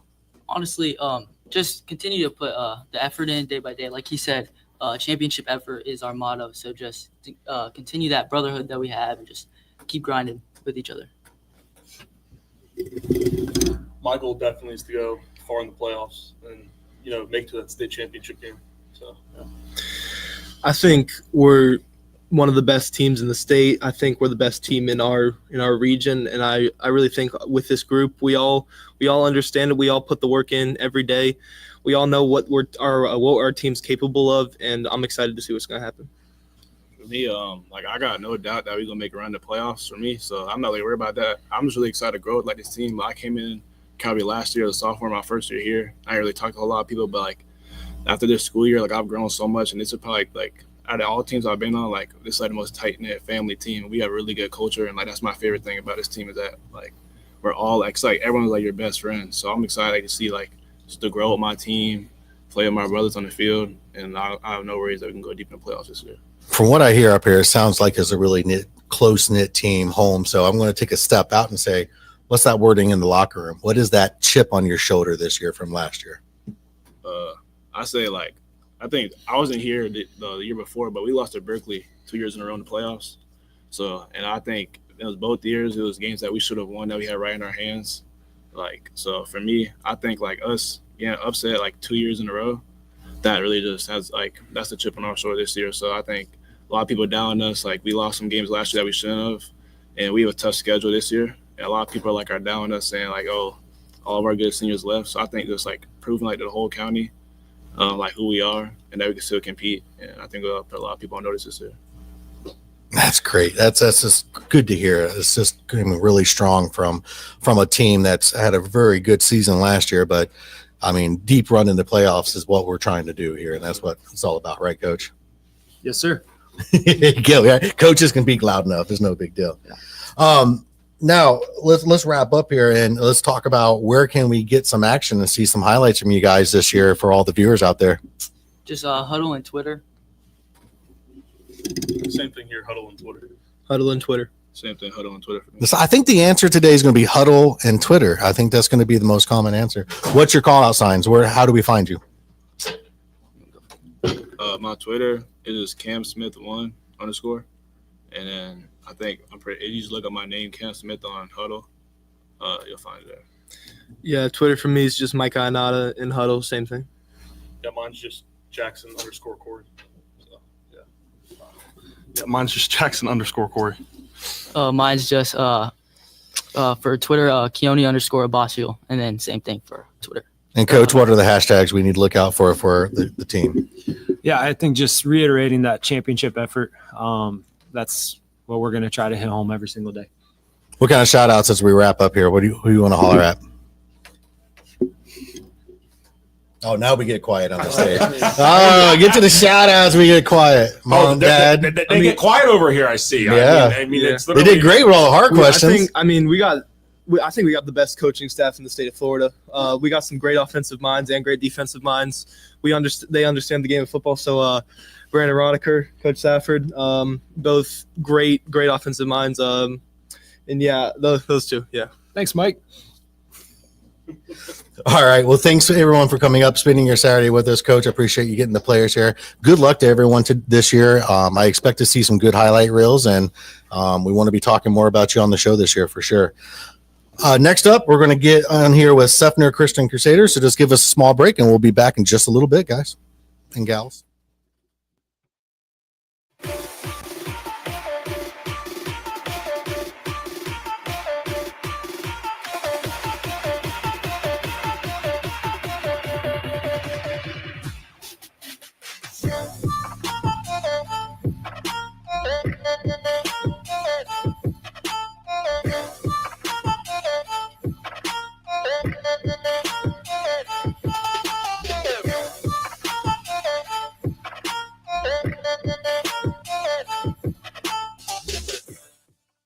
High school sports fans, follow your team live with a free ScoreStream mobile app. Download ScoreStream to get real-time scores, photos, and awesome video. Plus, follow your favorite teams and friends. Get real-time high school sports from ScoreStream.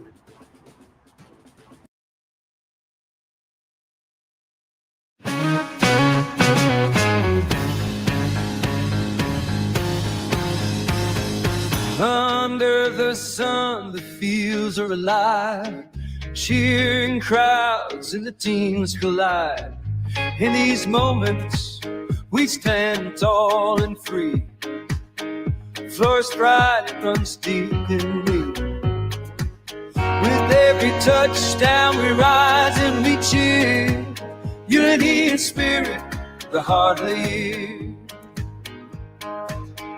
Raise your voices, let's make it loud. In Florida's high schools, we're so damn proud. From the bleachers to the end zone to go, football and cheers make our spirits grow.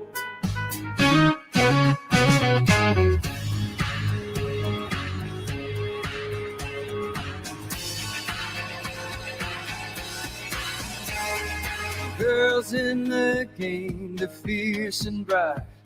Flag in hand, they give it their might. From every town they bring their trees. On this field of gold, nothing's as it seems. Together we shine, together we play. In Florida's heart, we own this day. Raise your voices, let's make it loud. In Florida's high schools, we're so damn proud. From the bleachers to the end zones go, football and cheers make our spirits grow. So here's to the game, we'll rise and stand. Enthrall and feel, real die band.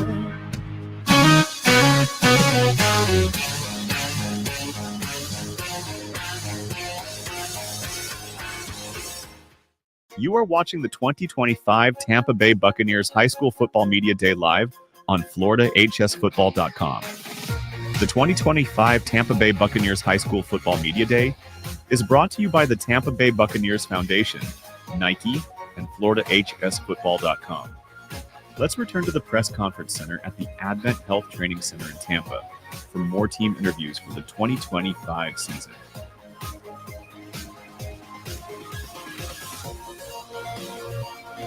And welcome back to the 2025 High School Football Media Day with the Buccaneers, Florida HS Football, and Nike. On stage, we have Seffner Christian Crusaders with Coach Paleo. Did I get it right that time? All right, we're working on that one. That one's a little difficult. But, Coach, welcome, everybody. Welcome to the stage. I'm glad y'all could be here today. Thank you. Thank you for hosting. Appreciate it. So let's start with the tough part. Let's talk about last year, Coach. A lot happened. A lot of runs happened. So what last year is changing from this year that you're going to bring to the team and get everything rolling again at the beginning of the season? Yes, sir. Well, definitely, we took a big step forward last season, went 6-3. But what I'm most excited about this season are these four gentlemen sitting next to me right here. These guys are going to take our program to the next level, I believe. These guys are tremendous leaders, not only on the field, but in the classroom where it really counts. At the end of the day, I'm sitting beside guys that have 3.5 and above GPAs. Nice. Each one of these guys do. I'm very, very proud of these guys and what they represent, not only on the field, but most importantly, off the field in our Lord Jesus Christ as well. That's great to hear, guys. Congratulations on your grades like that. It's good to maintain. So let's go ahead and introduce who you got with you from I guess it's our left to right. Talk about who you are, and what you do. Yes, sir. My name is Gabe Hagan. I play quarterback, and I'm a senior. Awesome. My name is Kendall Pittman. I'm an athlete in class of 2026. My name is Bo Knox. I play linebacker and running back, and class of 2026. That's a close name to Bo Nix. You gotta be careful. I'm Keon Moore, class of 26, and I play running back. A great group of guys here. All right, so let's jump in with the players real fast. Starting with the QB. QB, you got the backfield, you got the view, you got everything. You're in control. So what you got to do this year to be successful? To be successful, to win games this year, our passing attack is going to definitely have to get better this year. Last year, our running game was really good. Just our passing game wasn't as good as we wanted to. But this summer, we've really worked with our receivers, really worked on trust, and our offense is going to be great next year. What's your keys and what's your goals? Next one down. Key and goals for this year. Who are you thinking for the team? We heard about the running backs and the wide receivers, but from your aspect, what do you think needs to happen? Yeah, I'm transferring in, so just a good mindset to start with. Yes, sir. Just good mindset. Make sure we're all playing together. I really came in and already bonded with the team, and we're already on a good pace to do great things this year. And I'm just excited to be part of that. Just leading the defense, making sure everybody's set, and making sure we're good at situational football. We struggled a little bit this past season with situational football, and just knowing what needs to happen in certain moments of the game. We've been working this summer, so I think if we just stay in the weight room and just keep being consistent, that everything will be good for the season. We have stuff to work on, like passing game, obviously, but I think that will be good as we continue throughout the season. And you hit on where I want to go next. We've been working this summer. What has been the secret sauce this summer to get you prepared for this new season, leaving the last season behind? Really just being in the weight room under Coach Paleo. He just gives us the right things to do, let us get field work in, and as long as we capitalize on that, I think we'll be okay for the season. Now let's back up to the defense. We know the offense. They said they had a few struggles, but on the defense side, how did everything go compared from last year, and what you need to bring into the defense this year? We had an okay season as a defense last year. This season, we definitely need to take steps forward and be more physical. We worked a lot this summer on just getting bigger and faster, stronger, and just being more physical up front and making plays behind the line of scrimmage. There you go.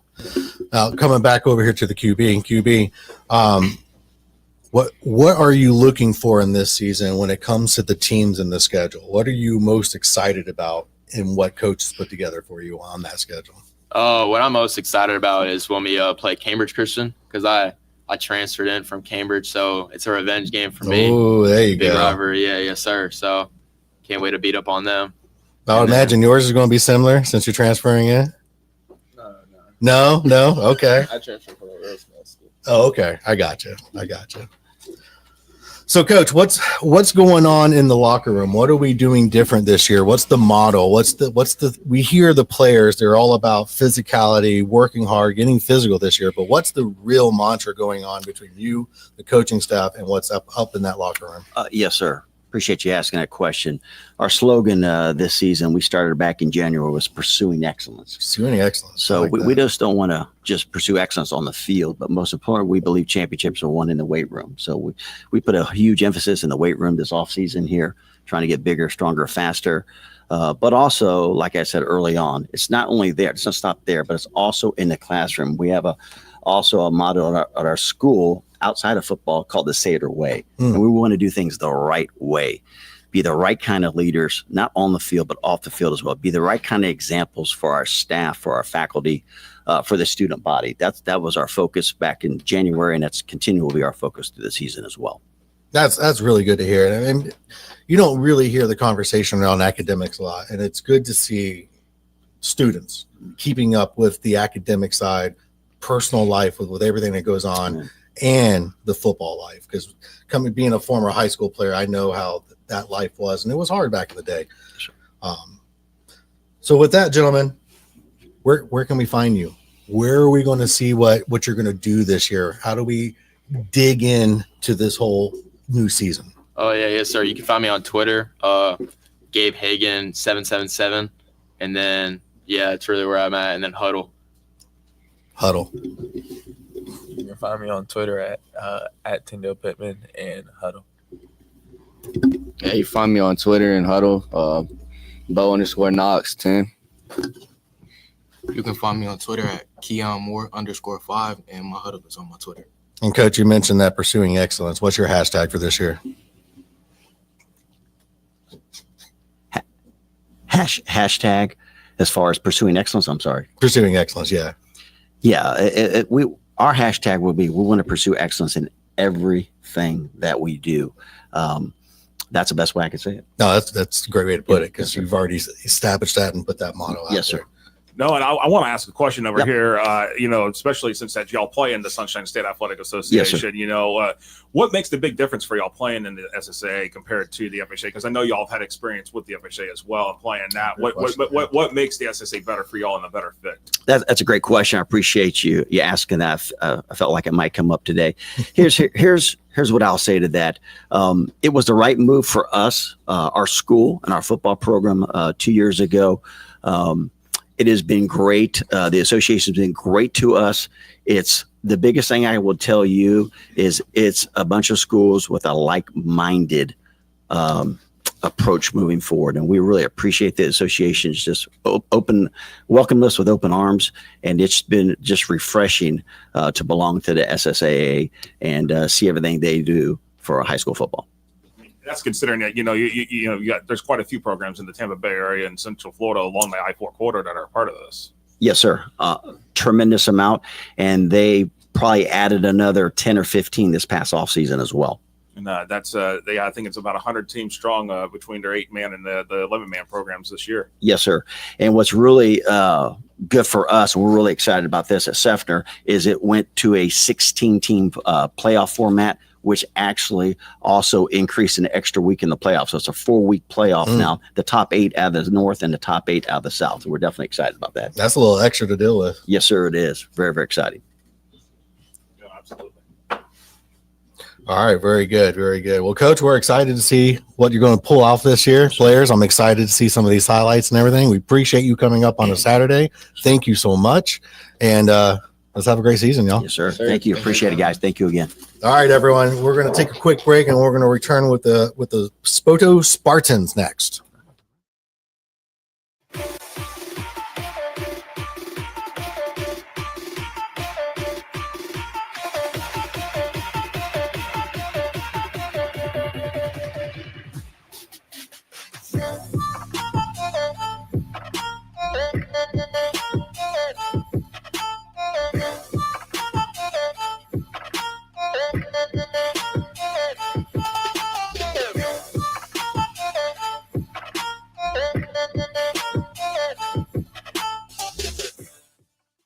High school sports fans, follow your team live with a free ScoreStream mobile app. Download ScoreStream to get real-time scores, photos, and awesome video. Plus, follow your favorite teams and friends. Get real-time high school sports from ScoreStream.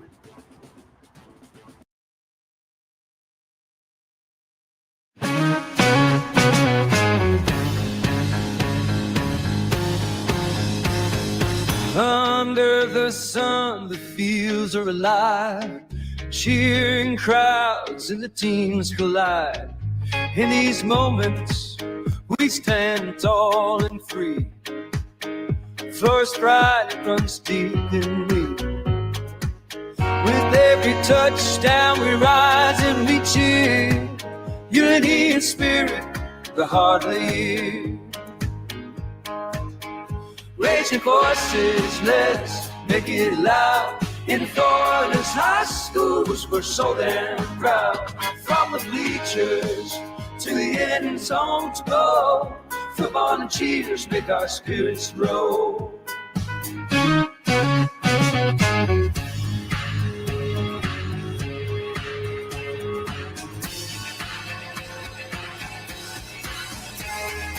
Girls in the game, they're fierce and bright. Flag in hand, they give it their might. From every town, they bring their dreams. On this field of gold, nothing's as it seems. Together we shine, together we play. In Florida's heart, we own this day. Raise your voices, let's make it loud. In Florida's high schools, we're so damn proud. From the bleachers to the end zones go, football and cheers make our spirits grow. So here's to the game, we'll rise and stand. Enthralling field, ready or die band.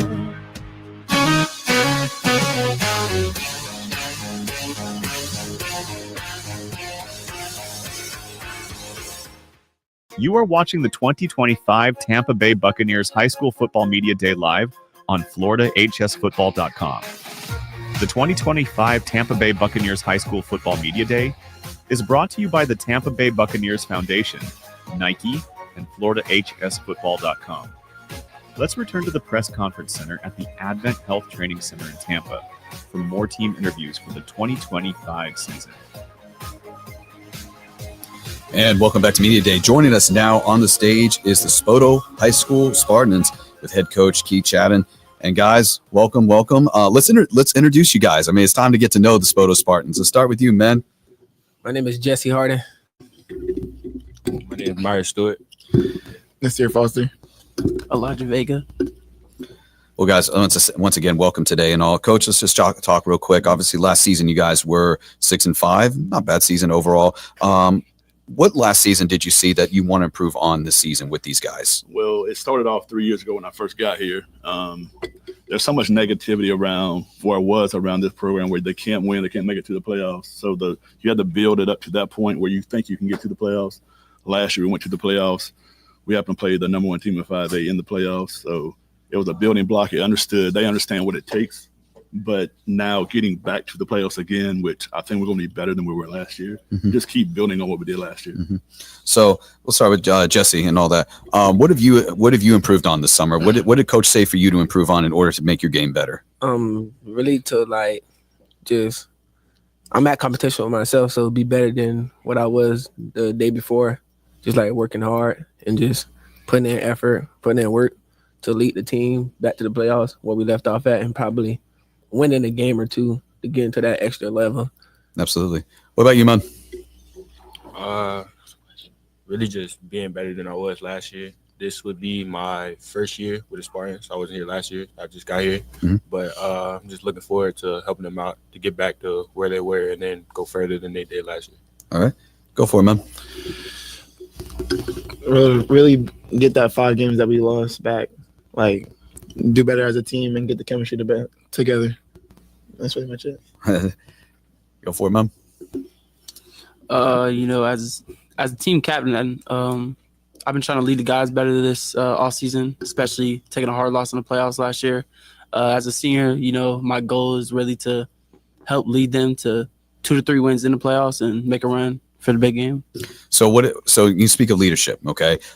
What all have you had to elaborate on this? What all have you had to do to increase your leadership and make these guys come together as a team unit? Well, in the past few years, we've had problems with getting people to summer workouts and stuff. And, we've done a pretty good job of getting the guys that have been playing and then also new guys to come out and play football. And just expanding the team and getting more people out here has been a real help to the team this summer. So, Coach, I want to just talk a little bit about the schedule. Obviously, you have your main district games that you're going to be playing on. Tell me about the other teams that you have stacked onto the schedule this year for these guys. What did you see bringing these teams on to be competition to these guys? Well, one thing about Hillsborough County, we don't have a whole lot to say about the schedule, so it is what it is. So we get that one game, that out-of-town game. So we're playing Davenport again, the back end of that 2-2. And so we just wanted to see these guys to be able to play somebody fresh and new instead of having the same old, cycle of teams you get to play in Hillsborough County area. So the more they can see, the more different football teams they can see, the different coaching styles. After you've been in Hillsborough County for a number of years, coaches get an idea of what you're trying to do. So when you get to play somebody new, it's fresh for us as coaches and the staff. It's also fresh for the kids to go somewhere else and do something to play somebody else. So it's just making sure that it doesn't get real monotonous. Absolutely. So I want to focus real quick. Myrick, something I noticed that you were wearing around your neck, the pendant, or is it a necklace that you have? Can you explain to us all watching out who's that on the pendant? Oh, that's my grandfather. Your grandfather and all that? Tell me, with wearing that and all, was he a big influence on you in your life in terms of football or just? Yes, sir. When I first started playing football, he used to be at like all my games, and after we would always go to where he worked at, and we would get food, and that's where I'm at in the picture. That's after one of my games. Me and him went to go and get food. So my grandfather's just always been like a big influence on what I do and helped me out. Absolutely. So, Coach, I want to talk about this real quick. I was on your Twitter page or X page, whichever you guys want to refer to it as. And I've noticed that there was two hashtags on there. One was where, lowercase e, and then Spoto, and the other was elite mindset. Right. Some of them pretty common sense, but please elaborate on it, how those affect these guys. Well, I think those are reposts. So our hashtags pretty much prove us right because there's just so much things that go on within and outside of the community, outside of Spoto. It's just we want to make sure we can play good ball, we can graduate kids, we can get kids into college, and we got a team 3.6, 3.7 GPA, something like that. So we're 6th in the county, I believe, with that. And then, he's a high pro. He's committed to Louisville already. He has D1 offers as a sophomore already. So we got plenty of kids with offers and going on to college and stuff like that. But it's just making sure that people understand that you can have a very good product at Spoto inside the classroom, on the field, and in the community. So, Jesse, talk about why you committed there. So it was you said Louisville. Oh, I committed to UNLV because Dan Mullen is he's a great coach, and you always want to be around a great coach to piggyback off of Coach Chan. I've been with him for the past 3 years, and he just been teaching me right. He always on my side. He giving me more details to do better in life, and I always wanted to play for a coach like that. So Dan Mullen's something like Coach Chan, always in your corner, getting you to do better. So that's why I chose UNLV. After all the 37 offers I have is them, because it's they're somebody that I can rely on and not just use me, but they want to build me as a young man and as a player. Absolutely. So, going back to the Twitter account, I was just going through it before this, and I know something very interesting. Maybe this is correct. We have what's called the Spoto Squid Games. Is that correct? I don't know where that's coming from. That's not me. That's not you? Okay. So I just wanted to see if that was true or not. So, but anyway, like I said, I wanted to elaborate on all that and just make sure. So anyway, all right. So guys, we've talked to a lot of teams this year and all that. And I always like talking about social media with them. So for you guys, what are you looking forward to seen this year? Is any of your highlights going to go on either Twitter, Instagram? Where can we find anything with Spoto? So you can find me on Instagram at las.uno1. You can find me on Quick Cut. Quick Cut? Yes, sir. That's a new it's the same thing as Huddle, but way better than Huddle. Not trying to discredit Huddle. You can find me on Twitter. Man, you can Google me and find me there. Absolutely. Pass the mic. If you want to find me, the rock star over here. I'm on Twitter. My Twitter is just my name. It's Myrick_Stewart. I'm on Quick Cut also. I'm on Huddle, because I had all those accounts, and also on Instagram, and you can look me up on Google too. That's the easiest way. You can find me on Twitter, LB_Nasir Foster, or Instagram, Nasir_Foster. That's where I really be at. You can find me on Quick Cut or on Twitter, Elijah____V. So for you guys and all, obviously we can't think too far ahead within the season and all, but is there one game you guys are looking forward to playing? Tech. Across the board, Tampa Bay Tech. All right. No, I want to play Lakeland again. Oh. I want to play Lakeland again. Why? Oh, pass the mic. Why do you want to play I want Lakeland? to play Lakeland again is because it's just the environment they bring to the game. They bring so many fans and a lot of media, and I want to play them again. Even though we lost, I feel like we got a great shot this year to go ahead and go back and go play them and actually put up and fight instead of just laying down because of the Lakeland dreadnoughts across their jersey. That never scared me. It probably scared some of my teammates, and I ain't trying to discredit them, but a name across the jersey ain't never scared me. Like, you got to show me that you willing to take the game or take the win away from me instead of just doing it. So that's why I want to play Lakeland. They want to play Tech, but I want to play Lakeland. Why Tech though? Let's find out from you guys. Why do you want to play Tech so badly? Tech, it's just simple. Yeah. I just feel Tech is a big target. Like every time somebody thinks about a team in Tampa, it's most likely the Tech or like another one of those big schools. But Tech just has that feeling of when you play them that you want to beat them, because if you beat them, you're going to get out there. Just like any other team, if you beat any team, you're really going to get out there. But one of those top 5, top 10 teams in the school, top 5, top 10 teams in the state, not in the school. Mm-hmm. But it's like one of those top 5, top 10 teams that you really want to beat. So you guys are looking for those big highlights. You're gonna be going on Instagram and all that. So now obviously we talked to you about where you're going. You said you have a few offers and all that. Yes, sir. Care to talk about them right now, or is it just still in conversations? Toledo and Delaware State.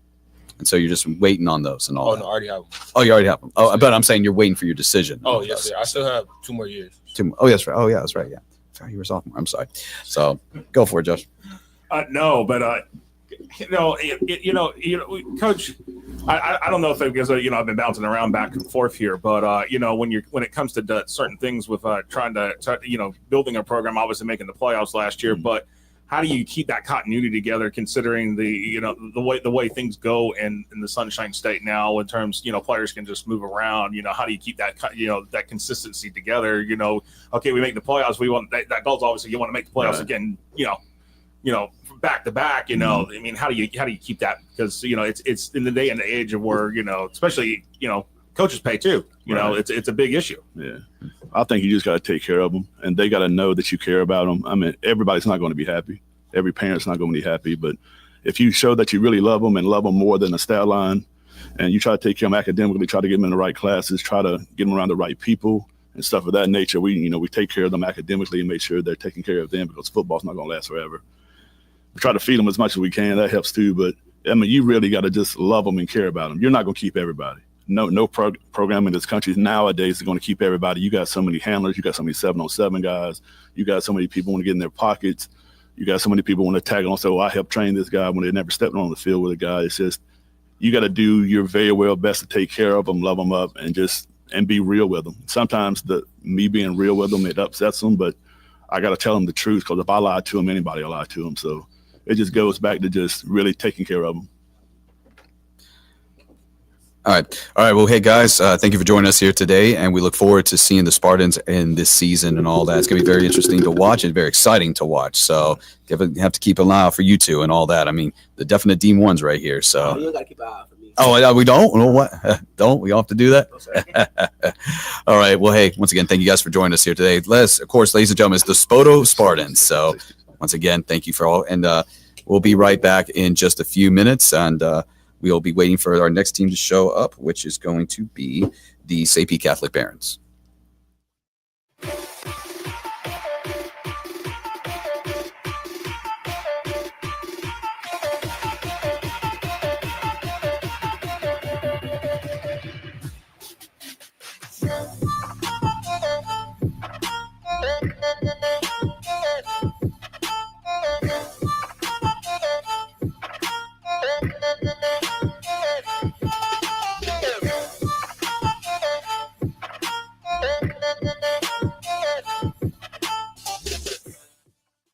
High school sports fans, follow your team live with a free ScoreStream mobile app. Download ScoreStream to get real-time scores, photos, and awesome video. Plus, follow your favorite teams and friends. Get real-time high school sports from ScoreStream.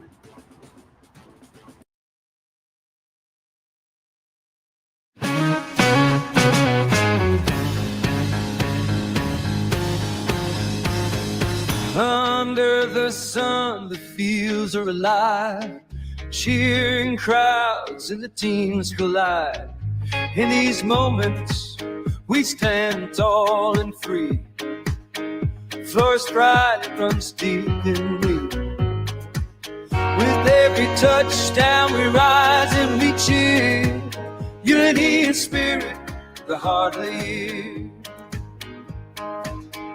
Raise your voices, let's make it loud. In Florida's high schools, we're so damn proud.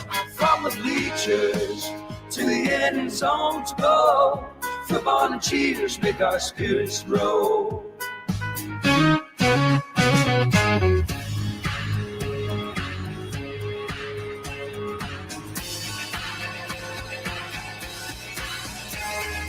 Girls in the game, they're fierce and bright. Flag in hand, they give it their might. From every town, they bring their dreams. On this field of gold, nothing's as it seems. Together we shine, together we play. In Florida's heart, we own this day.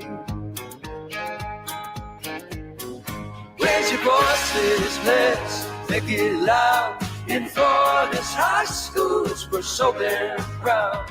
From the bleachers to the end zones go, football and cheers make our spirits grow. So here's to the game, we'll rise and stand. In Florida's field, ready or die band.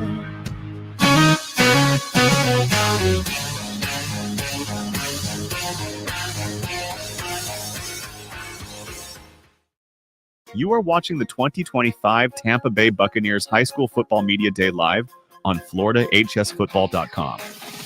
The 2025 Tampa Bay Buccaneers High School Football Media Day is brought to you by the Tampa Bay Buccaneers Foundation, Nike, and FloridaHSFootball.com. Let's return to the press conference center at the Advent Health Training Center in Tampa for more team interviews for the 2025 season.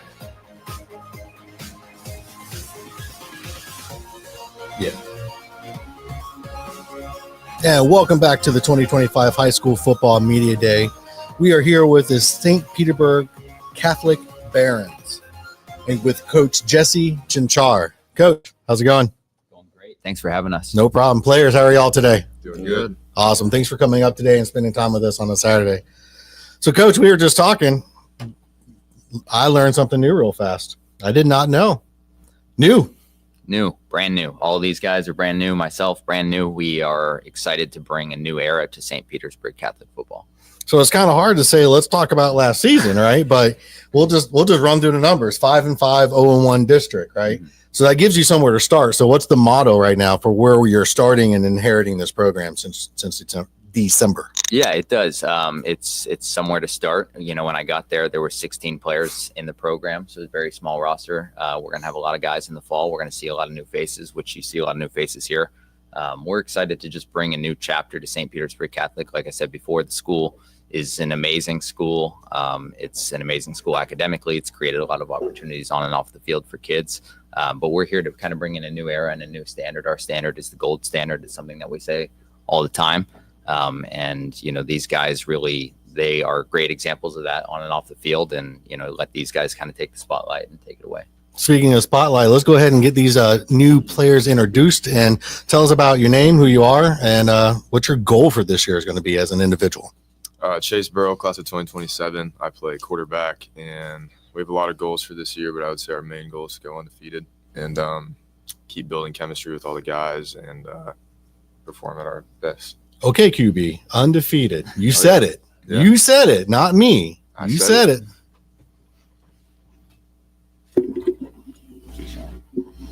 My name is Keyshawn Briggs. I'm an athlete, and one of my goals this year is just win one game at a time, as a team. Taking it one step at a time? Yes, sir. All right. My name's Alex Milishko, class of 26. I play tight end linebacker, and as Keyshawn said, I just want to win one game at a time. My name is Forrest Levin. I'm class 2026 safety, and my goal is to be a leader. And like they said, go week by week and win a game every week. So sticking with the players, you guys are new to the program, right? So what you did last year made a difference where you were, but now here, right? What's your preparation this summer coming in, knowing new coach, new program, new start, want to go undefeated? So let's talk about what the secret sauce over the summer was. For me, it was trying to be a great leader, being with a lot of new people, trying to make my impact and bring a good vibe to the team. I think we should just build a good chemistry throughout the team, and the only way to do it is become a good leader on the team.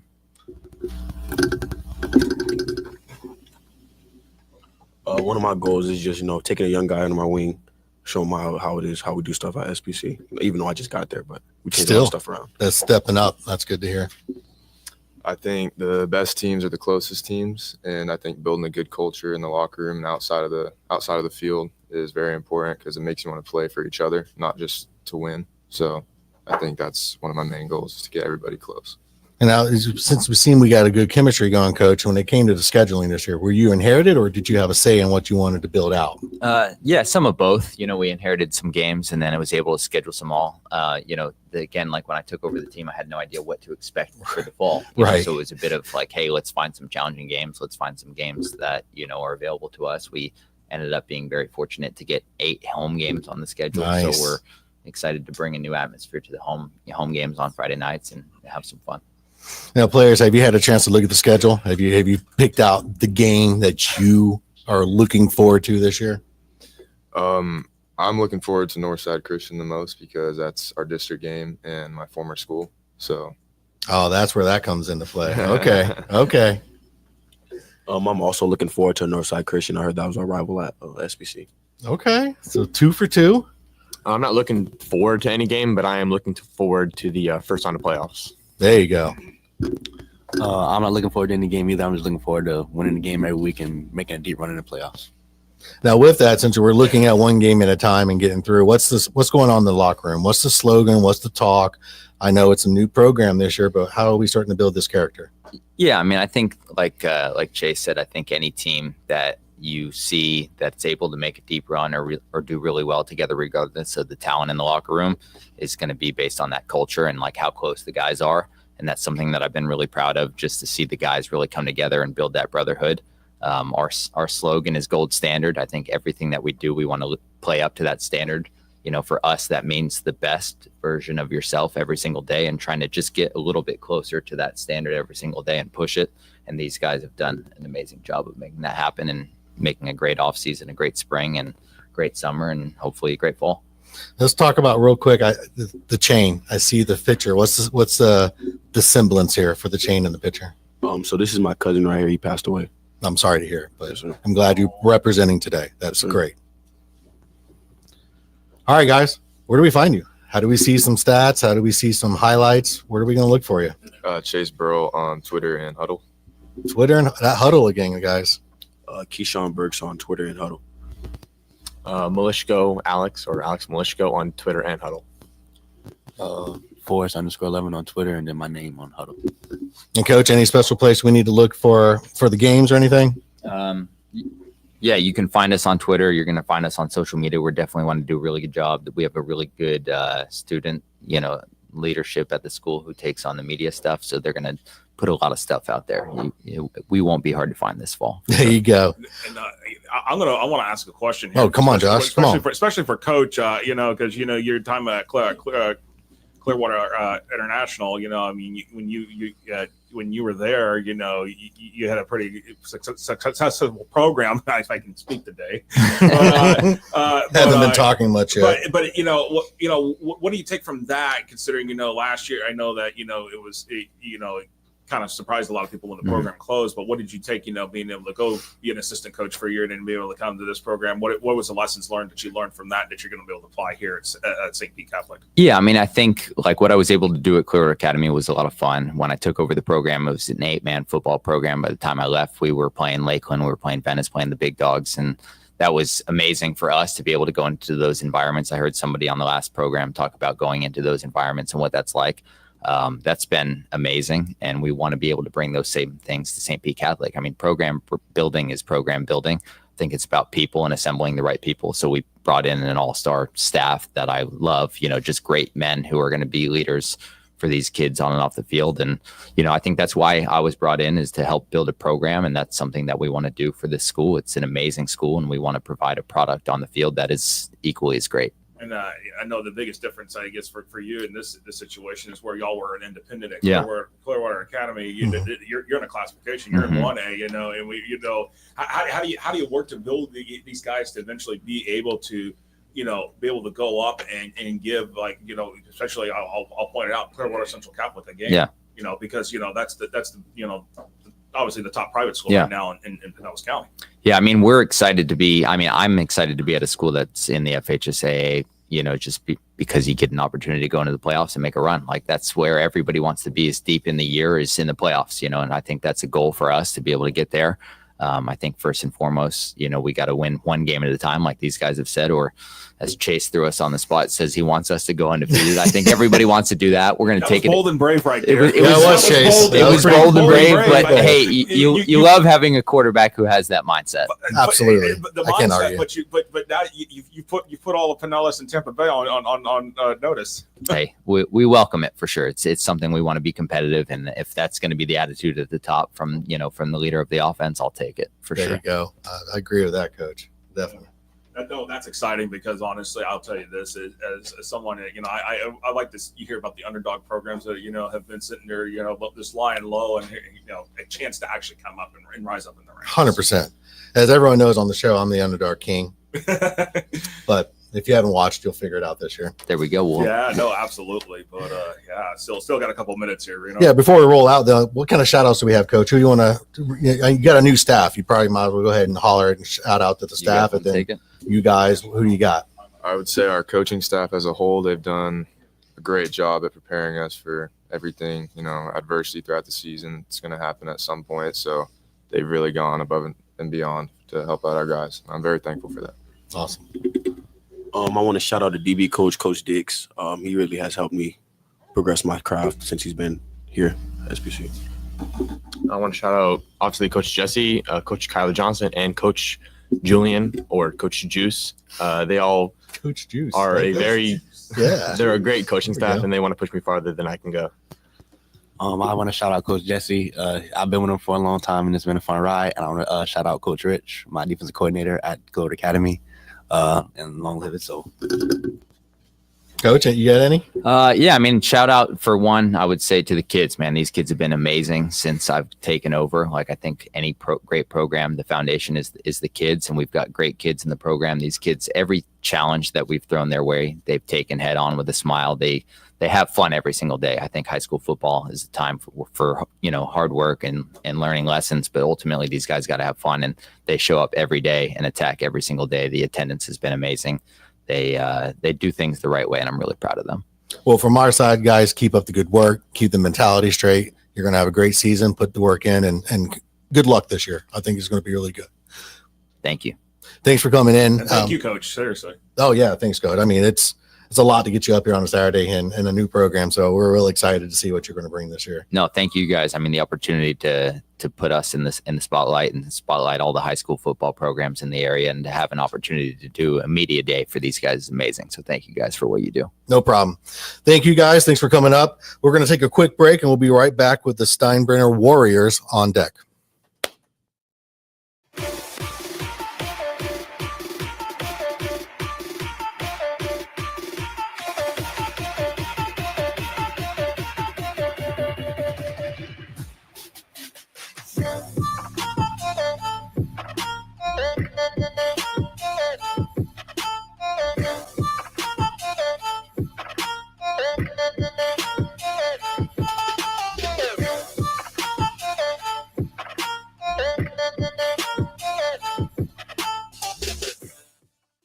High school sports fans, follow your team live with a free ScoreStream mobile app. Download ScoreStream to get real-time scores, photos, and awesome video. Plus, follow your favorite teams and friends. Get real-time high school sports from ScoreStream.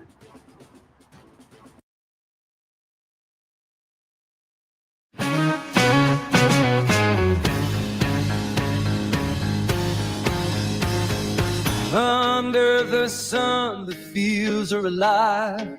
Cheering crowds and the teams collide. In these moments, we stand tall and free. First pride runs deep in me. With every touchdown we rise and we cheer. Unity in spirit, the heart lead. Raise your voices, let's make it loud. In Florida's high schools, we're so damn proud. From the bleachers to the end zone to go, football and cheers make our spirits grow.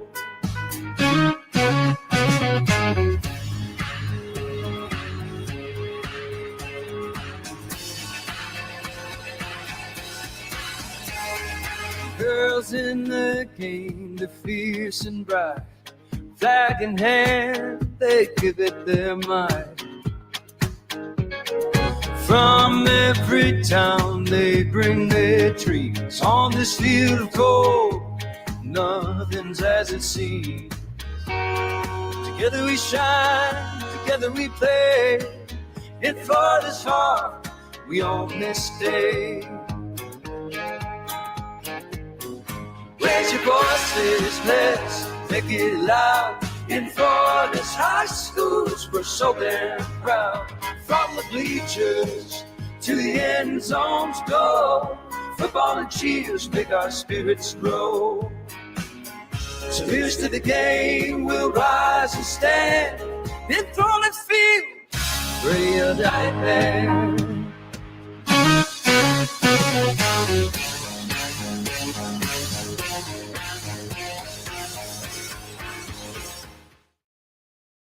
You are watching the 2025 Tampa Bay Buccaneers High School Football Media Day live on FloridaHSFootball.com. The 2025 Tampa Bay Buccaneers High School Football Media Day is brought to you by the Tampa Bay Buccaneers Foundation, Nike, and FloridaHSFootball.com.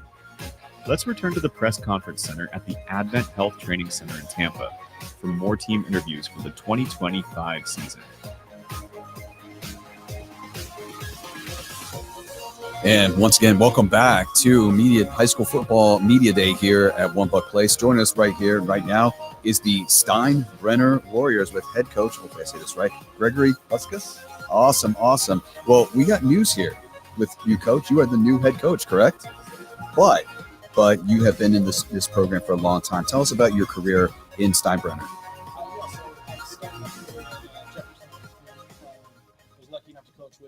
Mike Simmons and under Mike Fenton, two wonderful coaches. And then I came to Steinbrenner the spring of the first season and have been there under Floyd Graham and Andres Perez and been a part of the community for 16 years coaching. 16 years. So you obviously know the Steinbrenner pride that comes with everything. So, well, obviously we've met you. Now it's time to meet these guys down here and all that. All right, let's start with you, sir. My name is Reese Sellers, class of 2026. I play linebacker and DN. Okay. Next up. My name is Rylan Ducka. I'm a class of 2028 quarterback. Okay. My name is Joshua Watson. I'm a class of 26, and I play linebacker. My name is Luke Dorsey, class of 2027. I play H-back and D-tackle. Okay. All right. So, guys, once again, welcome. Looking back last season, you guys finished 5-6, and also to first in 6A District 10. So you got a lot to work on this season. Tell me, Coach, looking back at last season, what do these guys have to work on in order to have a successful season this year? What were some of the things that you noticed they struggled on? So last year, we have the honor of playing one of the hardest schedules in the state. We are in that Tier A Hillsborough schedule. And every week, it's just a matter of getting our guys out there to compete at the best of their ability. There was a point last season where the newspapers were calling us the cardiac kids. We had 4 comeback wins within the last minute of the game. And all 3 of our district games, we were able to fight back and win and just persevere. The biggest thing for us is just as a group, just building upon each other, lifting each other, and making sure you're never out of it, and just getting these guys to understand the ability they can play at. And I think for us, the biggest thing is working on us and just continuing to build as a program. Absolutely. Reese, we'll start with you. What have you had to improve on from last season to get yourself better? Really just like agility, like side to side stuff, making sure my feet are under me and make sure I'm not overcommitting on a lot of when I'm playing linebacker, make sure I'm not overcommitting the gap. And whenever I'm playing DN, make sure to keep contained, rush the passer. And, Absolutely. Yeah. Go for it. Next up. I think I've improved on my leadership.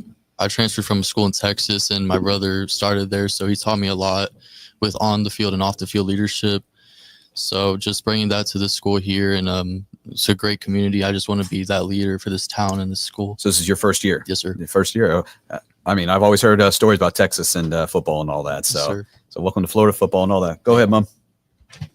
I definitely worked on my leadership, kind of taking control of the defense, helping the younger guys get their plays down, and really making sure everybody knows what they're doing, and we're all on the same page. Leadership, as we all said, and then just speed and get into my spot quickly. So, Reese, we're going to start with you real quick. We're talking to Coach and you before this event and all. And I tell you what, you've been to a lot of camps this summer. You were one for Brown University, USF, North Dakota State, and LSU, right? Or ESU? Charlotte. So going to these camps this summer, obviously it's for getting noticed, but how's it improved you as a player, just going and getting different perspectives and learning?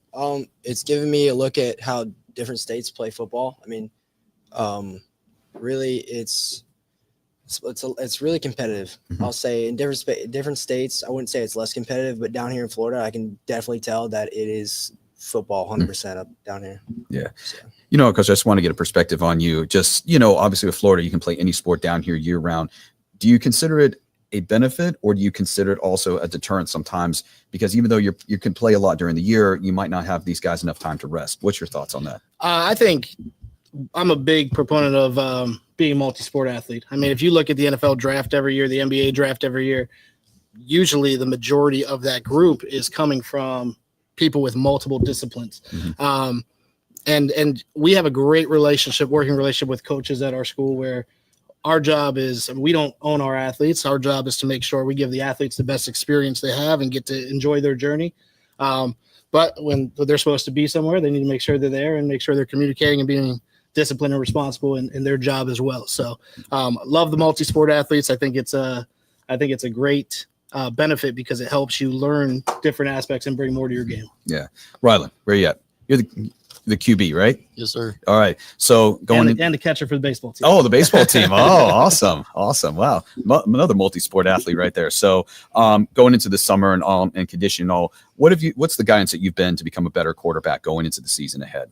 I think just making sure everybody on the offense is on the same page. I mean, me coming down here, I had to learn the playbook pretty fast. So I was kind of, we've gotten some new guys in, so I'm kind of in the same boat as them. But me learning the playbook and making sure everybody's on the same page and just being that leader for them, I think that's been the biggest thing for me this summer.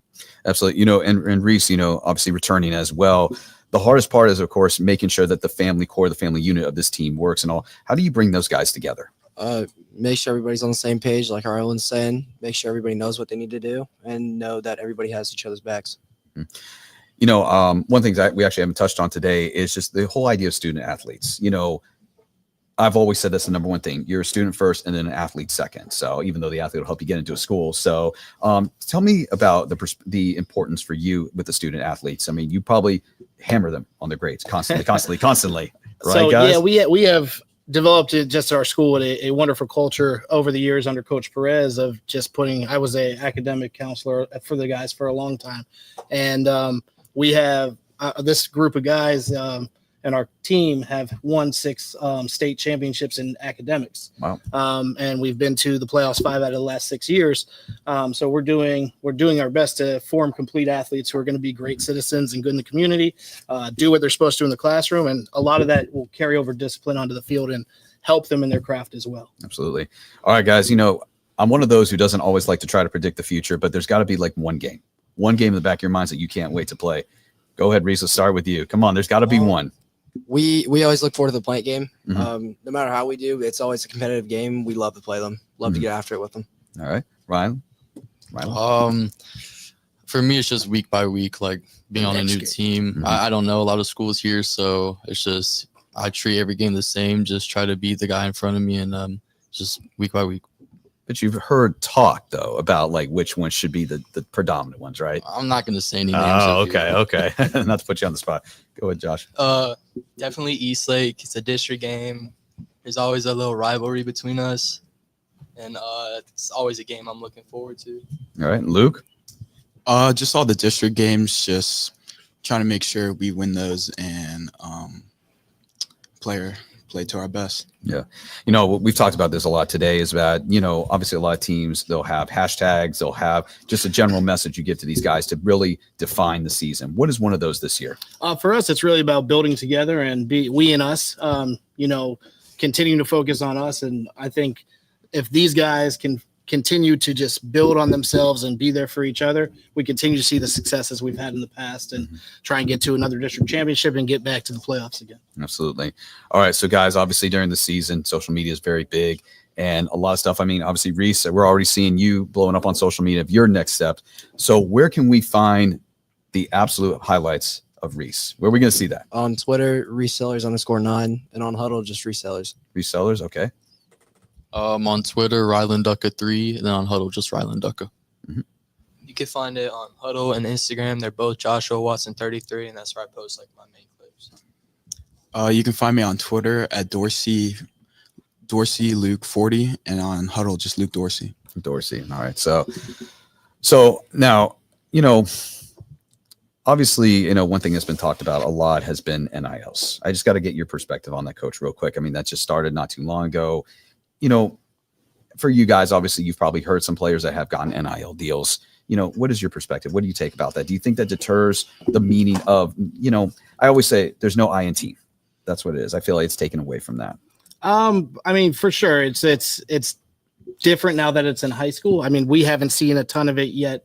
It obviously is happening, but it'll be interesting to see how it develops over the next couple of years. I know the county itself wasn't necessarily sure of how to operate it when it first came in. So it's going to be interesting. I do think at the college level, the players are making a lot of money off their name, image, and likeness, and rightfully so. A lot of them have put in years and years of work and deserve to be paid. I'm not the expert on what that limit is, but it's definitely interesting to see it moving down into the high schools. Absolutely. Well, let's get back to family and all. So we have obviously game day traditions and all that. Reese, you've been there. What is one of the game day traditions that you guys have, and who on the team gets the team hyped up before a game? Coach Jordan, he's one of our D-line coaches. He's always the guy to kind of like when we're doing our team meal, he'll always give a speech that gets all the guys hyped, gets all of them ready for the game. Absolutely. Well, Ryland's still learning those. He's still learning those traditions. Okay. So anyway, and then what music's usually playing in the locker room just to get you guys hyped up? Is there any particular artists real quick?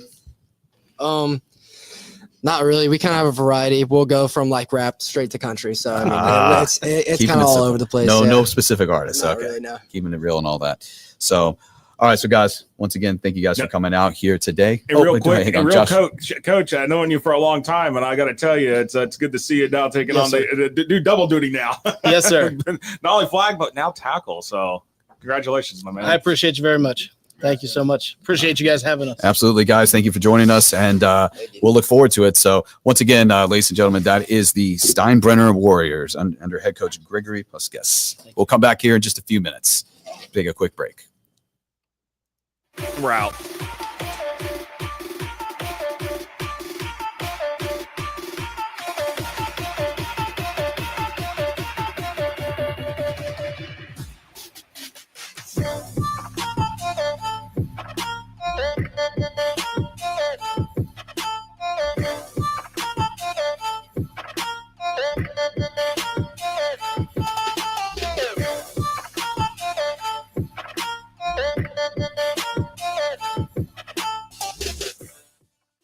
High school sports fans, follow your team live with a free ScoreStream mobile app. Download ScoreStream to get real-time scores, photos, and awesome video. Plus, follow your favorite teams and friends. Get real-time high school sports from ScoreStream.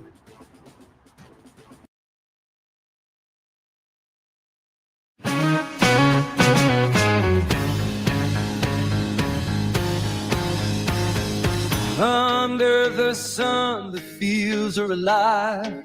Cheering crowds and the teams collide. In these moments, we stand tall and free. First pride runs deep in me. With every touchdown we rise and we cheer. Unity in spirit, the heart of the year. Raise your voices, let's make it loud. In Florida's high schools, we're so damn proud. From the bleachers to the end zone to go, football and cheers make our spirits roll.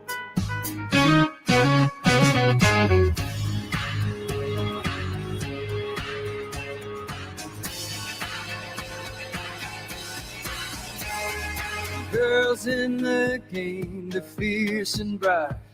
Flag in hand, they give it their might. From every town, they bring their dreams. On this field of gold, nothing's as it seems.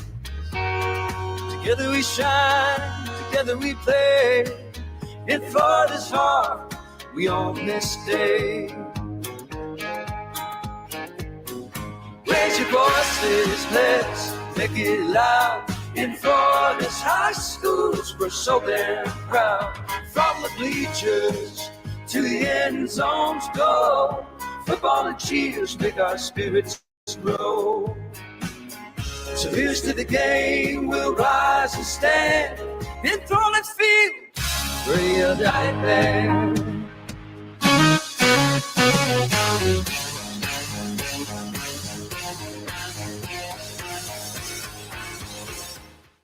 You are watching the 2025 Tampa Bay Buccaneers High School Football Media Day live on FloridaHSFootball.com. The 2025 Tampa Bay Buccaneers High School Football Media Day is brought to you by the Tampa Bay Buccaneers Foundation, Nike, and FloridaHSFootball.com. Let's return to the press conference center at the Advent Health Training Center in Tampa for more team interviews for the 2025 season. And welcome back to the 2025 High School Football Media Days here at Tampa Bay Buccaneers and in conjunction with Nike and Florida HS Football. On stage, we got the Bloomingdale Bulls. Sorry, I went blank there for a minute. Jeez. You're okay, man. Oh, You're man. okay. It's been a long morning, everyone. We're getting through here. You're okay. All right, we got Coach Patrick Murphy up here. Coach, welcome. How's it going? Going good. Thanks Fellas, for having us. how you doing?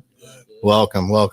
So, Coach, let's just talk a little bit about last year. 3-7, last in the district. Got a little bit of rebuild to do, right? Yep.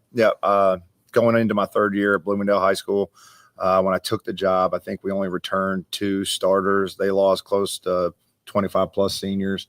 I don't like using the word rebuild, but I mean, I think that applies to us a little bit in this situation. Last year, young football team again. I think we started close to 8 sophomores last year in a lot of games. Just looking to rebuild and try to prove something about Bloomingdale High School football. I have to agree about the rebuild. That's why I gave you a lead in with reload. So. It was a nice one. I picked up on it. So with that being said, you said third year right now. Yep, So going in you've third. got a good feel for what the program's going and instituted. So what's your mantra this year, knowing what you've done the last few years, how this season went, and with new leadership on the stage, which we'll get to in a second. But what's the mantra for the team this year? I think trust. We as a coaching staff came together and just wanted to put that into our kids' heads. You got to trust in your coaches. You got to trust in each other. You got to trust in the direction of the program, where it's going. We want the boys to put it all on us as a coaching staff. You know, if they can do everything we're asking them to do, we're like, it's my job as a head coach. It's the reason they put the HC behind my name, to take full responsibility for this program, which I'll do every time. But at the same time, it's the greatest team sport there is. We're asking 11 different guys to do 11 different jobs in the span of 3.5 to 5.5 seconds. That's a tough thing to do. So asking them to buy in completely, showing up to practice, giving it the best effort to practice, even when, they're having bad days. They got to find a way to come out there and do it. And that's part of the whole trust aspect as well. We got to work on our mental adversity too. I think if we were a little bit mentally tougher last year, that record would have been the same. That's a great way to look at it, Coach. And especially that mental toughness is always hard when you got the kids doing what they got to do and maintain their lifestyles. Absolutely. So with that said, let's go down the line here and introduce who we got on stage. Let's tell us what's your name, where you at, and how do I find you? My name is Willie Evans. I'm right guard. Class of 2026. You can find me on Instagram at THATS_DRACO. Yeah, I'm Preston Beckham. I play running back. You can find me on Instagram at 1K Primo. I play linebacker. My name is Jaden Svensson. You can find me on Twitter, Huddle, Jaden Svensson. My name is Dexter Snyder. I play outside linebacker and receiver. You can find me on Twitter at Dexter_S28 and Dexter Snyder on Huddle. All right, just hold that mic, Dexter. We're going to start with you. So, knowing how things ended up last year, what's in your mind, your mental preparedness for you this year to make a difference on the field? Really like get the team bought in because like I feel like we have the talent. But it's more of we're not bought in and we're not listening to coach and like the little things. Like I feel like we got the talented players. We just gotta buy in as a team. And as we keep coming back down the line, what are your individual goals for you as a player and where you want to end up at in your senior year?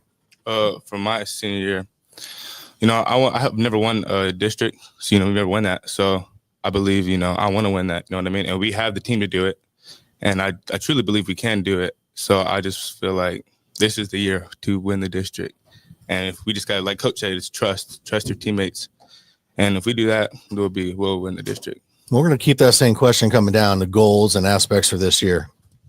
Yeah, so like you said, trust it's played a big part in this game. If you can't trust your team, you can't trust your coaches, you can't get really far in this game. So like I put all my trust in my coach and my team, and that's all. There you go.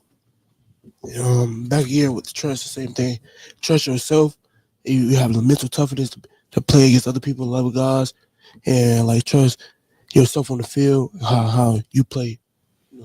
I know we talk a lot about trust, and that's earned as you go along your season, right? But you've also hit on this mental toughness. What are you doing as an individual to change your mindset? Because that's really hard to do as a young player, right? You've got into your mindset, you got the coaches in your ear. So what is it for you that's the secret to get yourself prepared and into that new focus of where you need to be? I feel like just staying focused. It's a lot of distractions that could get you out of your mental state and like say like out of the world, like out of practice and stuff like that. Like when you home and stuff, a lot of distractions could help you from not succeeding where you need to be. 100%. Yeah. Distractions are always what's key. It's going to mess you up and you got to stay away from them. Let's go with the same question down. Mental preparedness. What is it that's changing for you? Me, I just gotta be on top of my teammates. Like me not letting things slide last year, letting a lot of things slide, not being the team captain. And that's something I have to improve on this year. And that's what I will be doing this year. Have we announced captains yet, Coach? No. Okay. Like you said, trust is earned. There you go. Leadership's earned. Understood. For me, it's focusing on the goal. You want to win. We went 3-7 last year, and I don't want to do that again. So I believe just focus on one game at a time, and just win each game week by week. And I believe if we do that, then that's how it works. I like to look at last season as like motivation. We went 3-7, but we have the team to go way better than that. So this year we try to look at last season and show how much better we can do this season. Now, knowing what you did last year, and everyone's got that rival. So what's the game that's going to stand out this year in the schedule? Week 1 versus Newsom. Going week 1 right out of the gate, huh? Yeah, it's our rival game. Nice. I'll say Newsom. I got a lot of teams. I got Newsom, East Bay, Durant. Those are. You got a list, huh? You got a target list. I like it. So that's really it. Yeah. It's really East Bay, Durant, and Newsom. Those really the people I really want to beat this year. I got my mindset to beat this year. So there you go. Good to hear. Yeah, same what the guy said. I feel like Newsom, it's a big rivalry. So it's a big thing in football. So that's the team I want to beat. Now, Coach, talking about that schedule that you put together for him, what was the thought process in building the strength and making sure you bring in these quality teams to play? The best part about it, being a public school in Hillsborough County, I don't make the schedule. Oh. So it's the tier schedule. So like when I took the job, first year we were in that tier 1 schedule. Now we've dropped down to a tier 2. I think they're all competitive teams. Just like last year being probably one of the youngest teams that was out on the field on Friday night. I still think we had an opportunity to compete versus those. And don't get me wrong, like they filter in a few good schools too for us. But we faced Berkeley Prep. They were a real good football team. Bartow was a good team last year. They're obviously in our district, and we just got to work on our youth and experience, staying mentally tough, trusting in and buying into what the coaches are telling them to do. I know you're trying to get a signal there about 3 minutes, but Coach, I was going to ask you about that. You kind of stole my thunder about the scheduling, because I'm learning, Josh. Yeah, the scheduling. But I mean, do you? I mean, I know that do you feel like it's in a better situation now with Hillsborough County? That I mean, I know that you can't not being able to play a spring classic. You just do basically the inter squad stuff now to get the games that are outside the county. Do you feel like that's a better trade off now in this situation? To being able to get that, or is it kind of like it depends on the program? I mean, to each their own. I mean, whatever works best for your program. I spent a majority of my coaching career in TSAA, Tennessee State football. So I believe, Hillsborough County, they do their best, and they're always going to try and do their best for the kids. But at the same time, for a football program, you need those spring minutes, those live bullets. You know what I'm saying? 100%. You need that from an opposing program, basically, without sacrificing what the fall could be. Absolutely, because all you do in spring practice is face each other. Your defense, your offense, everybody gets attuned to it. Some of the guys know our plays, like their guys know our snap counts. We know what front they're walking up to sometimes, and just having that live bullets action, that competitive nature to it too as well. There's no better experience than in live game experience for somebody else, in my opinion. No, I know. They must have gotten tired of hitting on each other. And that's what I'm going to say. They didn't. They were going to war every day. I was so proud of them in spring. Because I know when I played, I got the itch. I was like, man, I'm tired of hitting you. I got to get some clean hits here. Yeah. We're excited. We got a team camp coming up. Hopefully we can just smack some guys in a different colored jersey and, really work on ourselves and coming together as a team in that camp. So we're excited about it. What kind of shout outs we got, fellas? Who do you want to holler out to this year and give your respects to? I feel like Coach Murphy and Coach Dewani and Coach Latt, my offensive coaches, it really played a big part in me playing football and stuff. As my first year playing, I really shout out them. So I want to say God.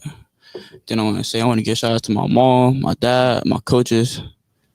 Especially Coach Murphy for putting his hard work and dedication and time into this game and for us. Yeah. I want to shout out Coach Giff, my linebacker coach, and Coach Murphy, because they're always in my corner no matter what. I can talk to them about whatever. They help me get better, and I just am thankful for both of them. I want to say Coach Gifford and Coach Murphy, just for putting trust in me on both sides of the ball. Let me go both ways. Well, Coach and team, thank you so much for getting up here today. Appreciate you taking a Saturday to come out and talk to us. It's your 2025 Bloomingdale Bulls. Thank you so much. And now we're going to go ahead and take another quick little break, and we'll be back in just a few minutes with the Vikings.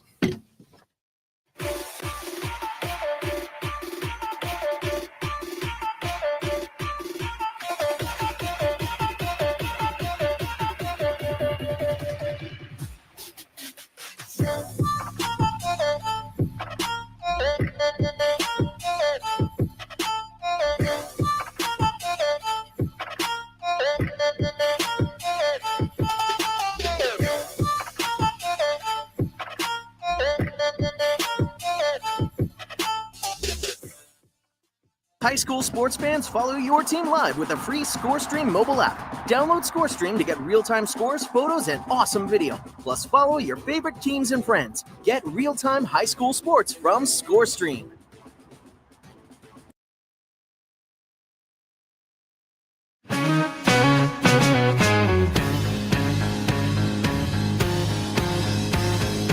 Under the sun, the fields are alive. Cheering crowds and the teams collide. In these moments, we stand tall and free. First pride runs deep in me. With every touchdown, we rise and we cheer. Unity and spirit, the heart lead. Raging voices, let's make it loud. In Florida's high schools, we're so damn proud. From the bleachers to the end zone to go, football and cheers make our spirits roll.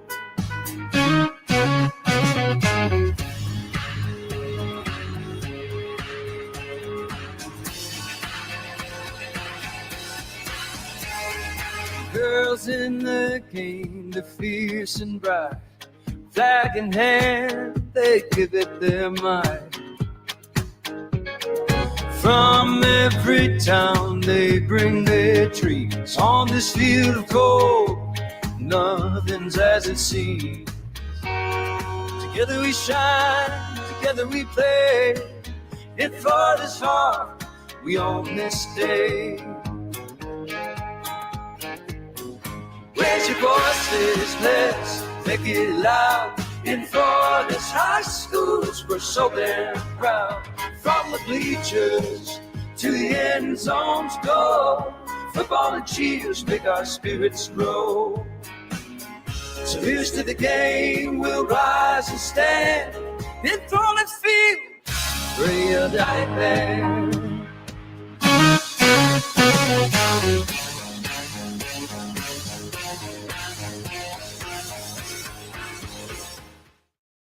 You are watching the 2025 Tampa Bay Buccaneers High School Football Media Day live on FloridaHSFootball.com. The 2025 Tampa Bay Buccaneers High School Football Media Day is brought to you by the Tampa Bay Buccaneers Foundation, Nike, and FloridaHSFootball.com. Let's return to the press conference center at the Advent Health Training Center in Tampa for more team interviews for the 2025 season. And welcome back here in this hour. We're joined today right now by the Northeast Vikings, all the way from St. Petersburg, Florida. Guys, welcome. Your head coach, of course, is Augie Sanchez. He's not here today, but he sent one of his assistant coaches. This is, of course, Tony Milnes. And so, Coach, obviously being here today, obviously we can't talk about last season. Of course, Augie Sanchez, an alumni of Northeast, is taken over from Coach Sean Davis.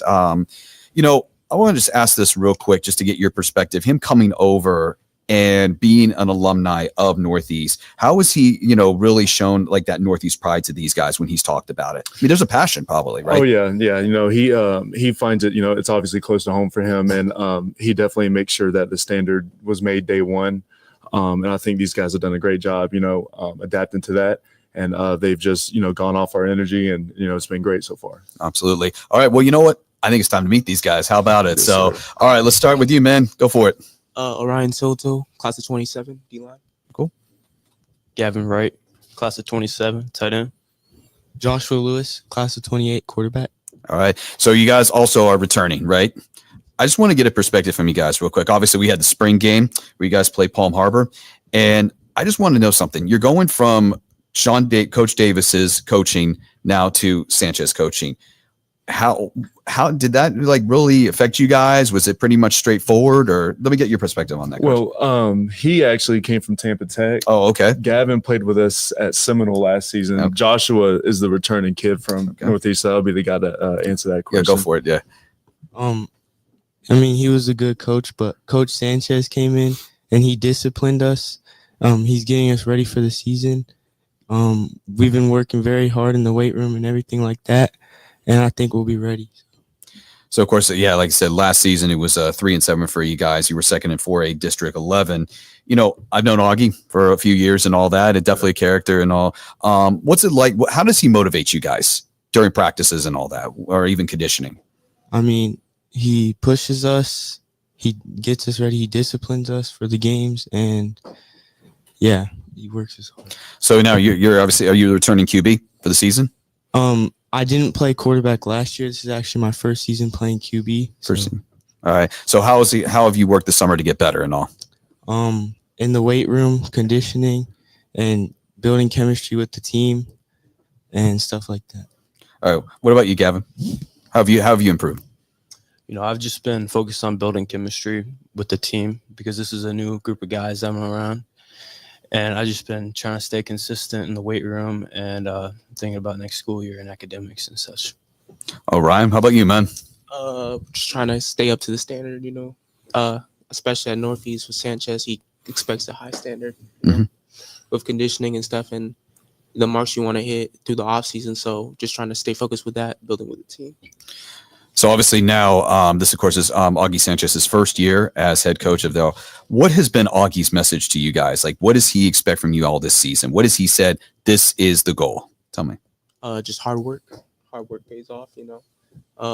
Just if he just kind of focus on, he believes in us, I believe, like as a group, us as a group and as a team. So that helps to like guide us and like show that we could do it as a team. We could go high into the playoffs and we could be a good team. Absolutely. How about you, Gavin? One of the main things is effort. None of that, no lackadaisical stuff, and that's really important. Going off what he said, effort, and he holds us all accountable for everything. And yeah. So obviously, Augie put the schedule together this year and all, and obviously we have the main district games. But you know, obviously you returning down here, I just want to focus on you for a second, Josh. You know, there's obviously going to be the rivalry games. And of course, these guys and a few others who have transferred are going to learn about them. What would be one of the games that you're looking forward to playing this year? I'm looking forward to playing Lakewood. Why is that? We're kind of like rivals with them. We've been going at it, so, and we lost to them last year, but it's going to be different this year. Well, it's a new era also at Lakewood too. But so with you guys now being over here in the Sanchez area, what games are you looking forward to? No, I'm not looking forward to a specific game, but I've heard a lot of guys being very like excited about that Lakewood game. All right. Yeah, just same on that. Just not excited for any particular game, but just excited for the playoffs more. Just the playoffs, one game at a time and all that. So, so of course I know, of course, Coach Helms and all that from Seminole, but there's another coach I know, Coach Disney, Coach Mitch Disney. So he talks a lot, doesn't he? Right? Very motivational guy. Oh yeah, you give him anything and he'll get you for 10 minutes. You know, he's a great guy, great addition to the staff, a former head coach. So having that definitely brings a lot of stability to the team, and it's great to see. So basically, I always have talked to a lot of coaches and players about, you know, what's the message for this season? Like some have a hashtag, some have a Bible verse and all that. Right. What's been the message for these guys this season? It's kind of what we brought over from Seminole with Sanchez. Find a way. You know, I feel like this season will be a lot of adversity that we'll have to face. You know, as a team, as a coaching staff.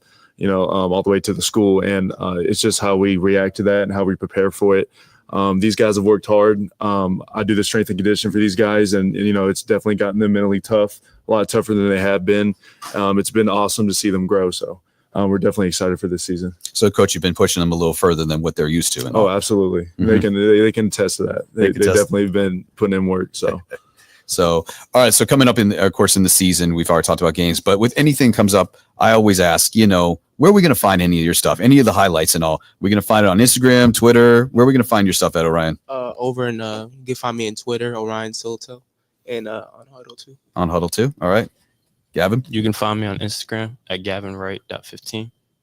You can find me on Huddle and Instagram, Joshua Lewis 100. All right, cool. So we'll see all the highlights there. And you know, just to talk about Augie for a minute, like I said, I've known him. Does he still wear that hat, that straw hat? Yeah, he does every day. He grabs it right before we walk out the coach's office. Man, he flaps it on, and now other coaches are wearing them too. So it's kind of the new uniform for Northeast. Not me though. I can't wear that. There's no way. No way at all. So, you know, I look at Augie. Of course, everyone talks about him being the big USF player that he was and all, but he doesn't like to. He doesn't like to brag on himself, which I think is a humbling nature of a coach and all, which is great. So what else is with him, you know, being as successful as he was, what's been some of the advice that he's given to these guys in order to be able to go to that next level? Yeah, he's definitely been big on just stay the course. You know, he knows how rough they can get, you know, especially, you know, as a young kid, you know, there's a lot of adversity.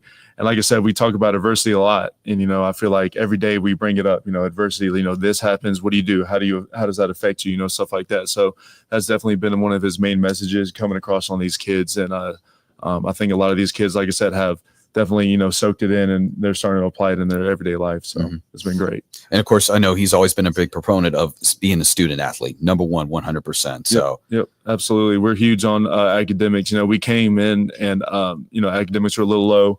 And since throughout the spring, they have increased, you know, tenfold. So it's been great to see a lot of kids.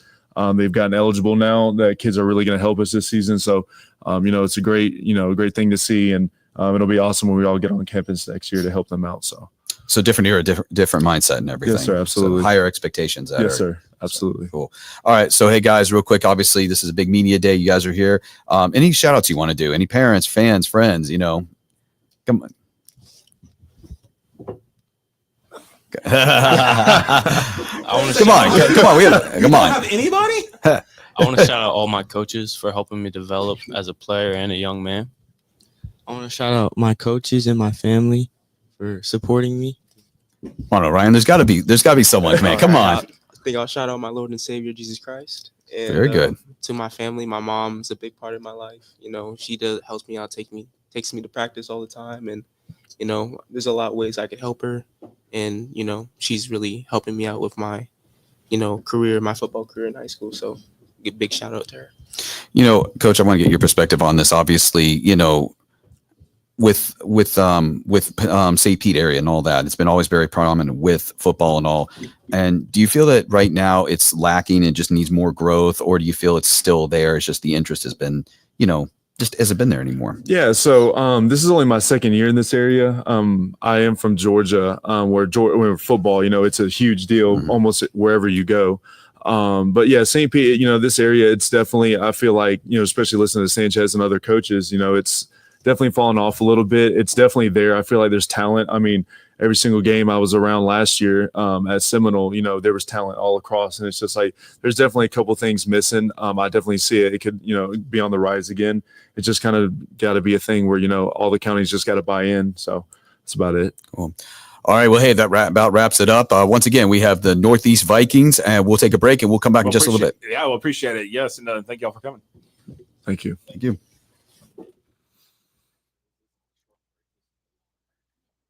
All right, we're out. Yep, this is the lunch break.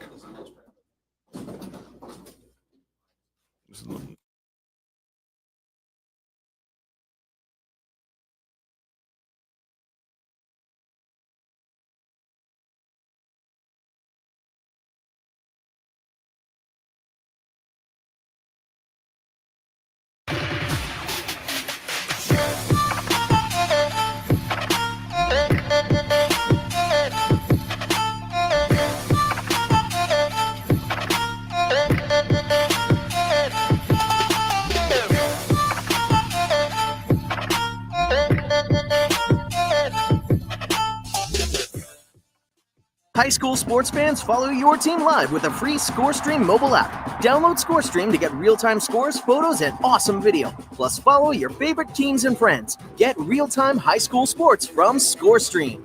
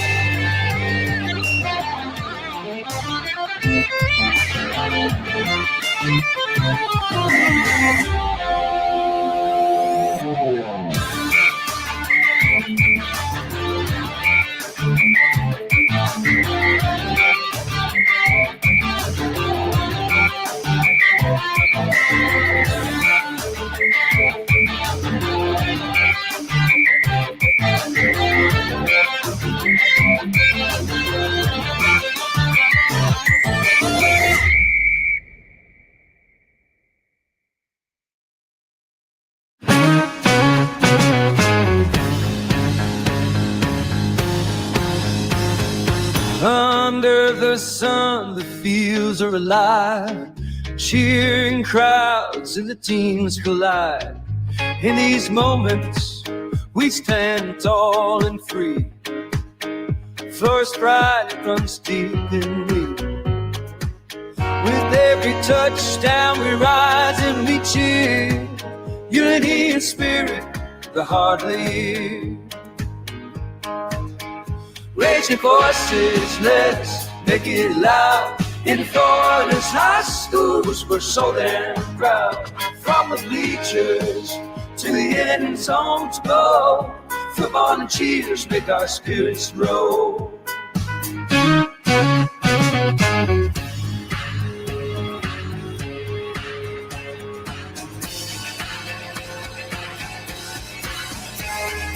Girls in the game, they're fierce and bright. Flag in hand, they give it their might. From every town, they bring their dreams. On this field of gold, nothing's as it seems. Together we shine, together we play. In Florida's heart, we own this day. Raise your voices, let's make it loud. In Florida's high schools, we're so damn proud. From the bleachers to the end zones go, football and cheers make our spirits grow. So here's to the game, we'll rise and stand. In Florida's field, ready or die band.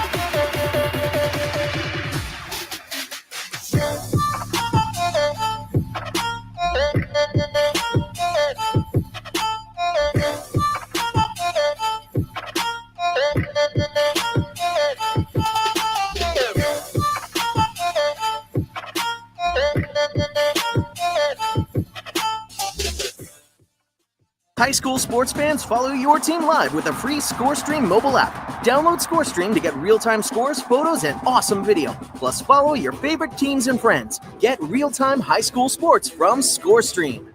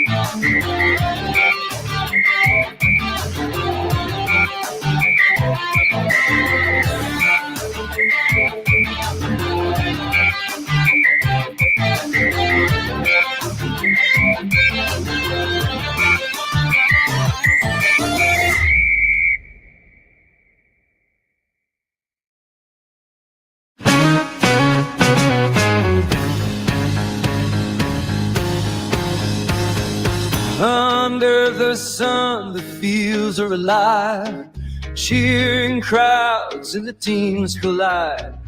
In these moments, we stand tall and free. Flourish pride runs deep in me. With every touchdown, we rise and we cheer. Unity in spirit, the heart leads. Raise your voices, let's make it loud.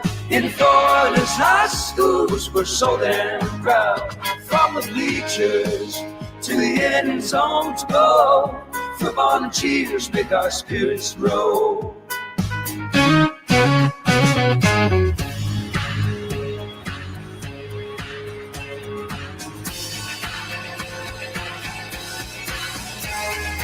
Girls in the game, they're fierce and bright.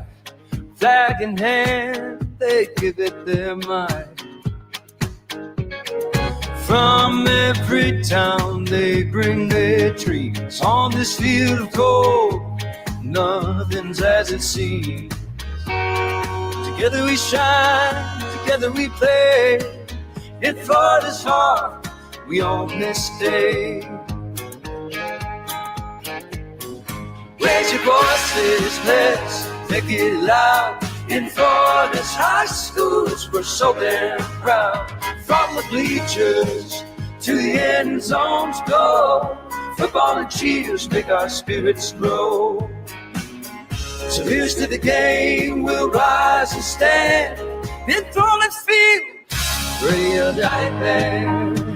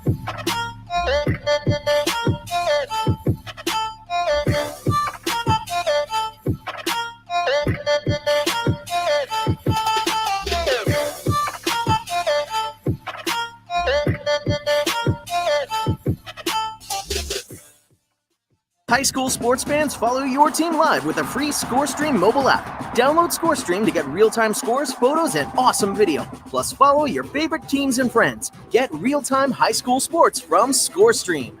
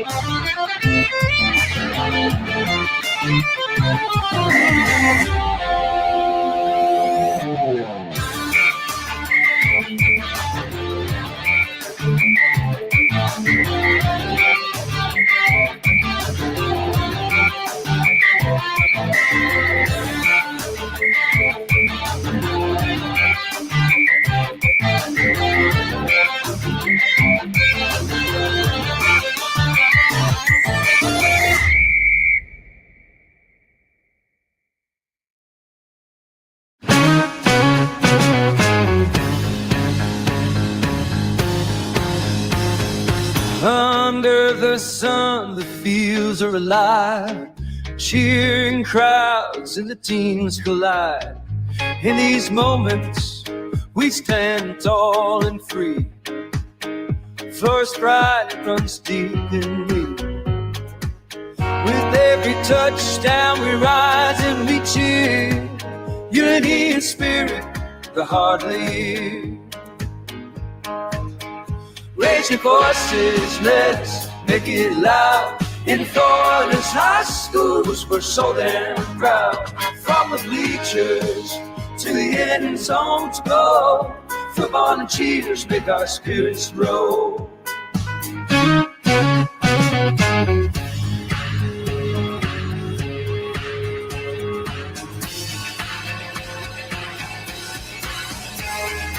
Girls in the game, they're fierce and bright. Flag in hand, they give it their might. From every town, they bring their trees. On this field of gold, nothing's as it seems. Together we shine, together we play. In Florida's heart, we own this day. Raise your voices, let's make it loud. In Florida's high schools, we're so damn proud. From the bleachers to the end zones go, football and cheers make our spirits grow. So here's to the game, we'll rise and stand. In Florida's field, pray or die there.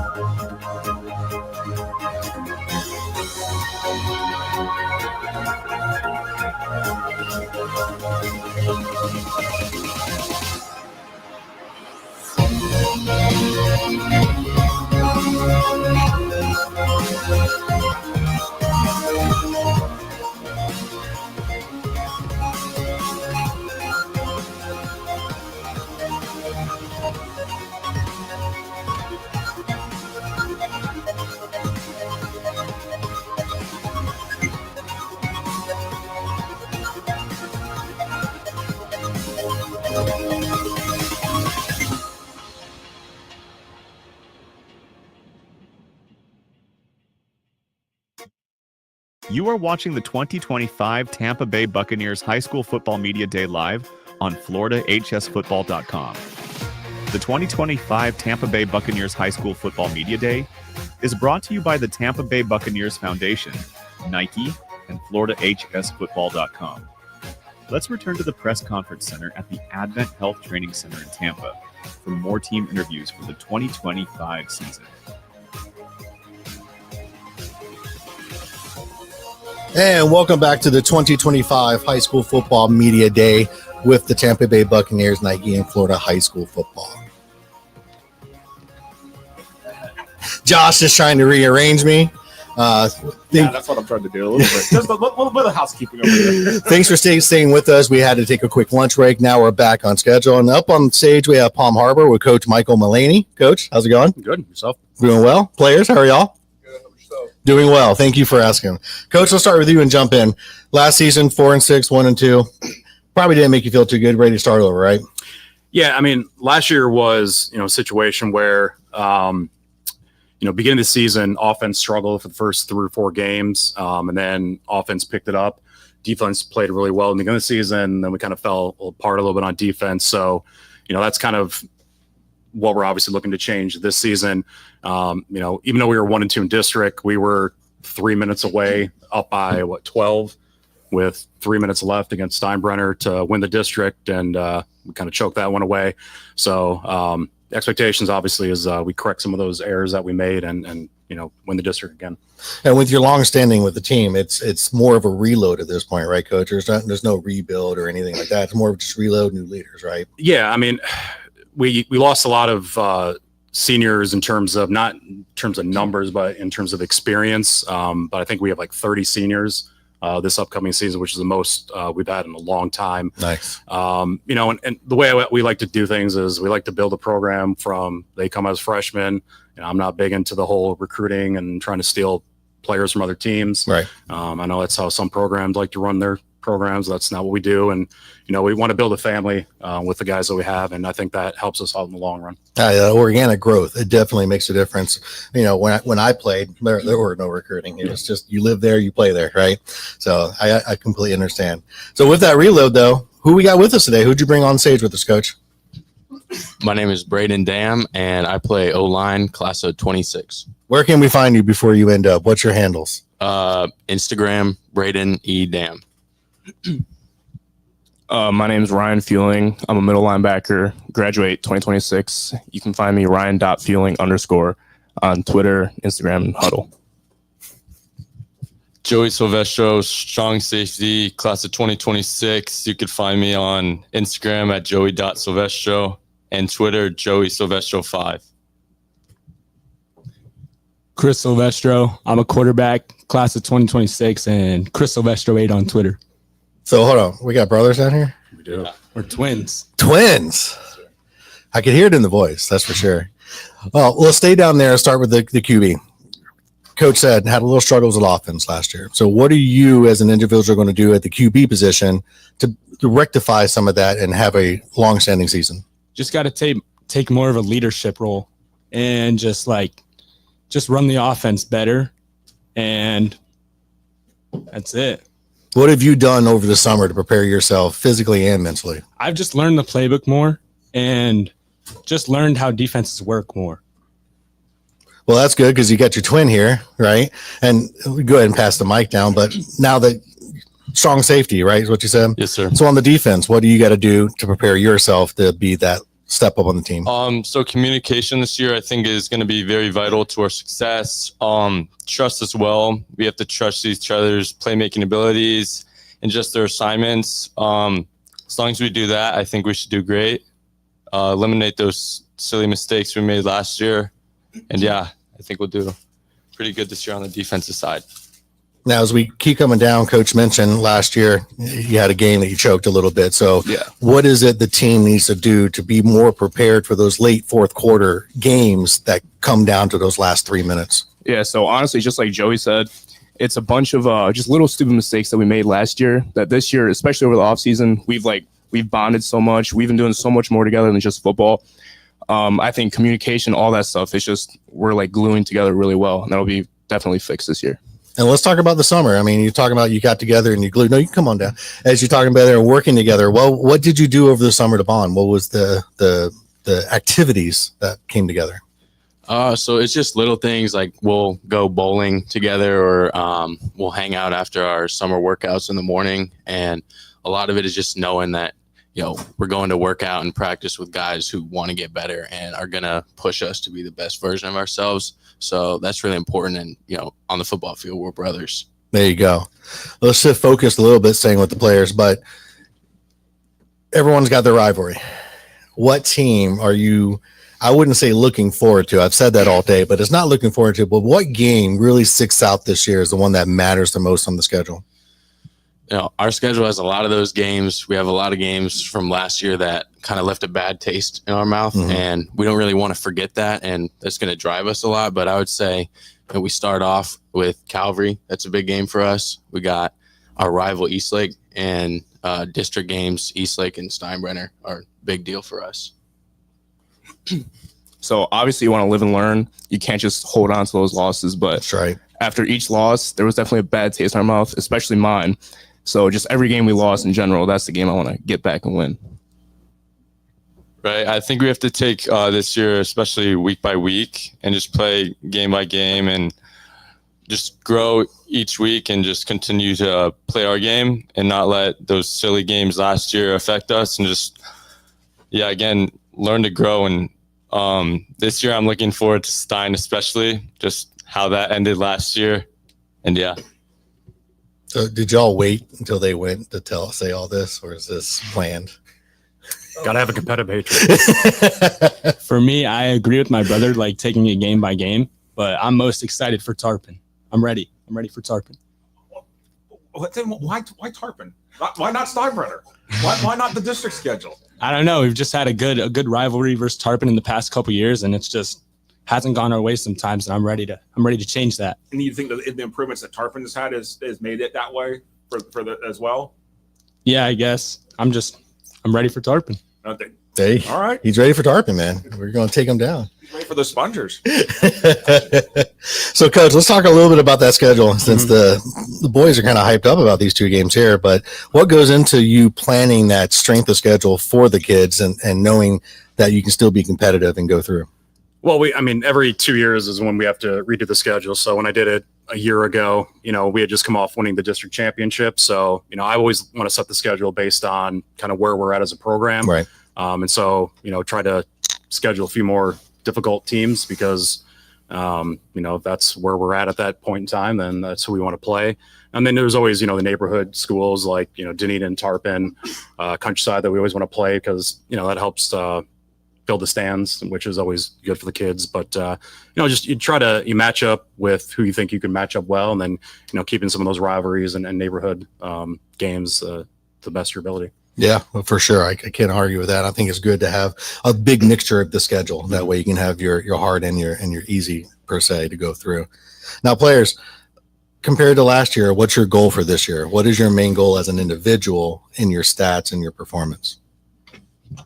I don't really think our goals changed because we didn't achieve them last year. We always want to win. We always want to make the playoffs, win districts, and we were so close to achieving our goals, a lot closer than our record shows. So, we want to win every game that we can. We want to win district, go to the playoffs like usual. And I think on an individual level, I probably speak for a lot of players when I say this, but especially our seniors, I want to be a leader. And where there's spots where there's younger guys coming in, I want to be able to improve for them and show an example for that.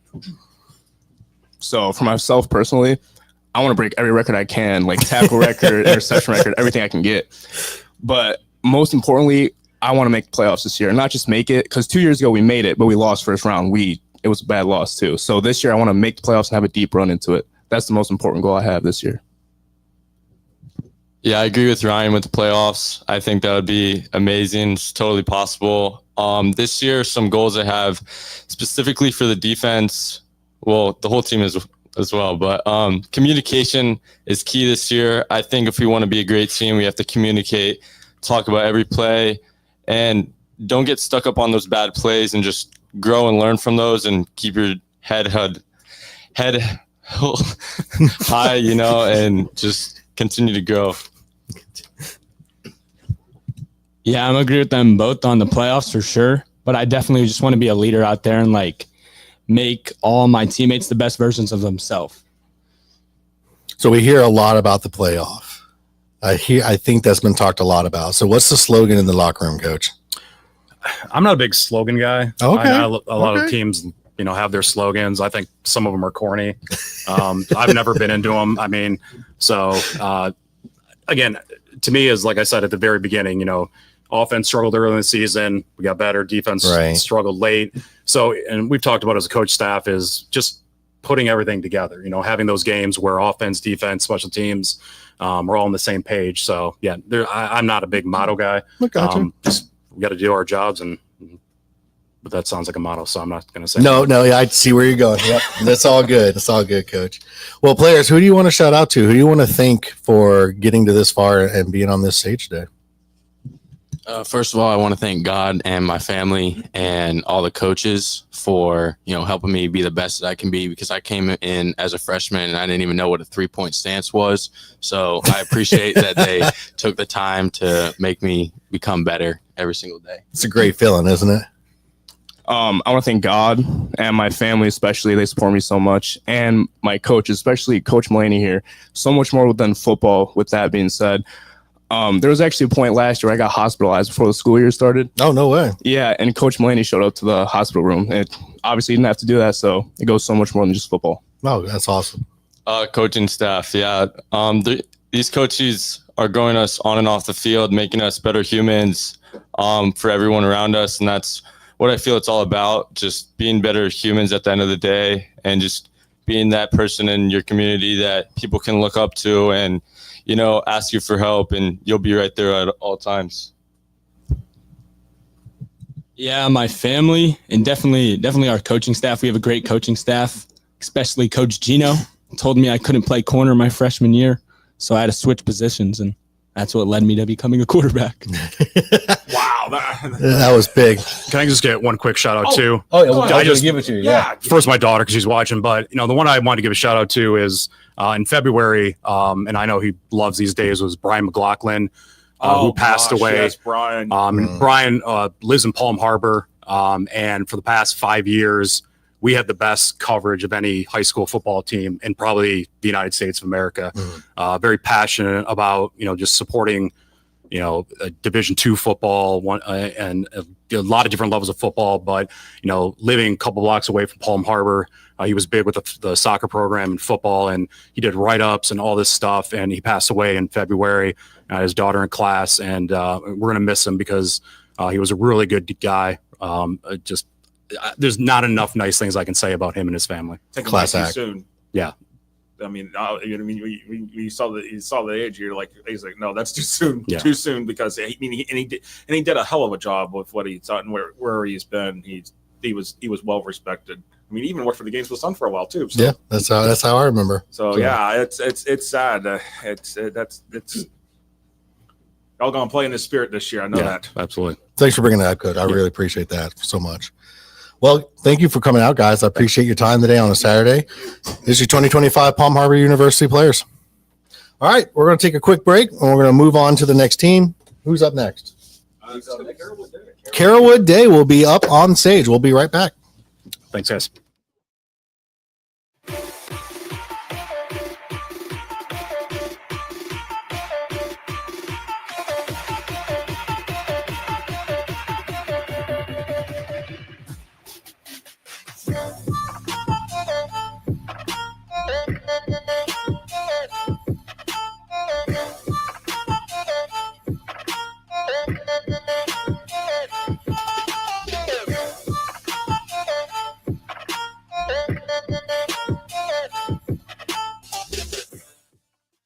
High school sports fans, follow your team live with a free ScoreStream mobile app. Download ScoreStream to get real-time scores, photos, and awesome video. Plus, follow your favorite teams and friends. Get real-time high school sports from ScoreStream.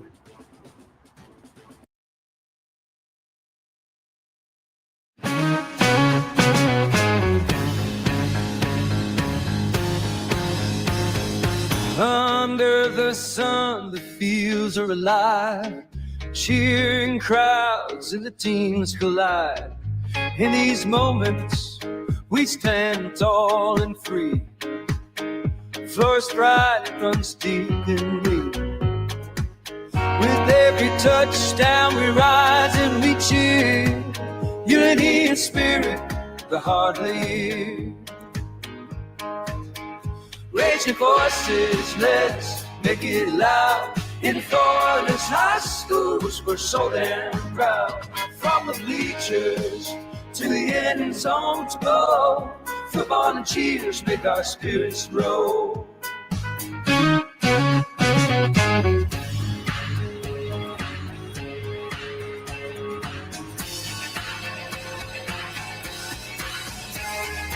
Girls in the game, they're fierce and bright.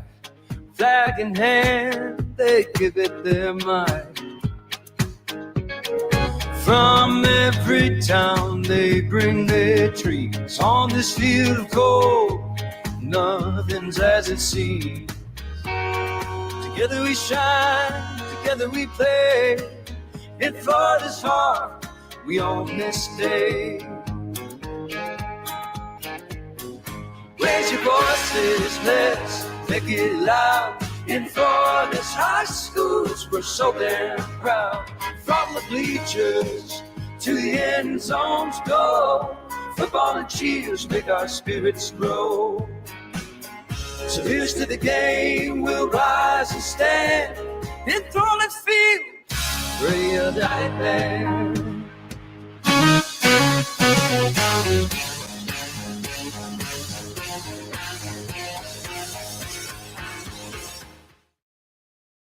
You are watching the 2025 Tampa Bay Buccaneers High School Football Media Day live on FloridaHSFootball.com. The 2025 Tampa Bay Buccaneers High School Football Media Day is brought to you by the Tampa Bay Buccaneers Foundation, Nike, and FloridaHSFootball.com.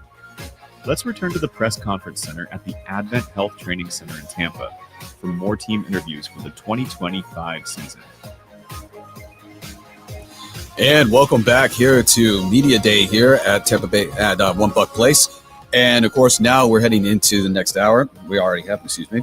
And up now is the Carrollwood Day Patriots with Coach Marshall McDuffie. Saying that right? McDuffie. Hey, I got to check that. All right. So, and guys, welcome to be here today. You guys happy to be here today? Yes, sir. Season's right around the corner, right? All righty. All right. So, guys, last season, you of course were 7-4. Not bad overall, but obviously a lot of improvement there. Coach, let's start with you. Stuff that you saw last season with these guys. Obviously, there was some, hiccups here and there. What did you want to improve on this season coming forward and all? I think last season we just had one of those seasons where we were a mature team, so the expectations were really high, but I believe we underachieved. So this year, just coming in with the new mindset of not expectations, but just winning the day, winning the opportunity, and just taking advantage of each day. So do you think at times it's just, if perspective-wise, at times you feel they took some things for granted? Yes, for sure. I think we did as a team. For sure we did. All right, so I don't know about you, but I think it's time to meet these guys, right? Let's get a chance to meet these guys. All right, start right here with you, man. DJ Williams. Next up. Taryn Bell, 2026 linebacker. Trevor Winters, 2026 O-line.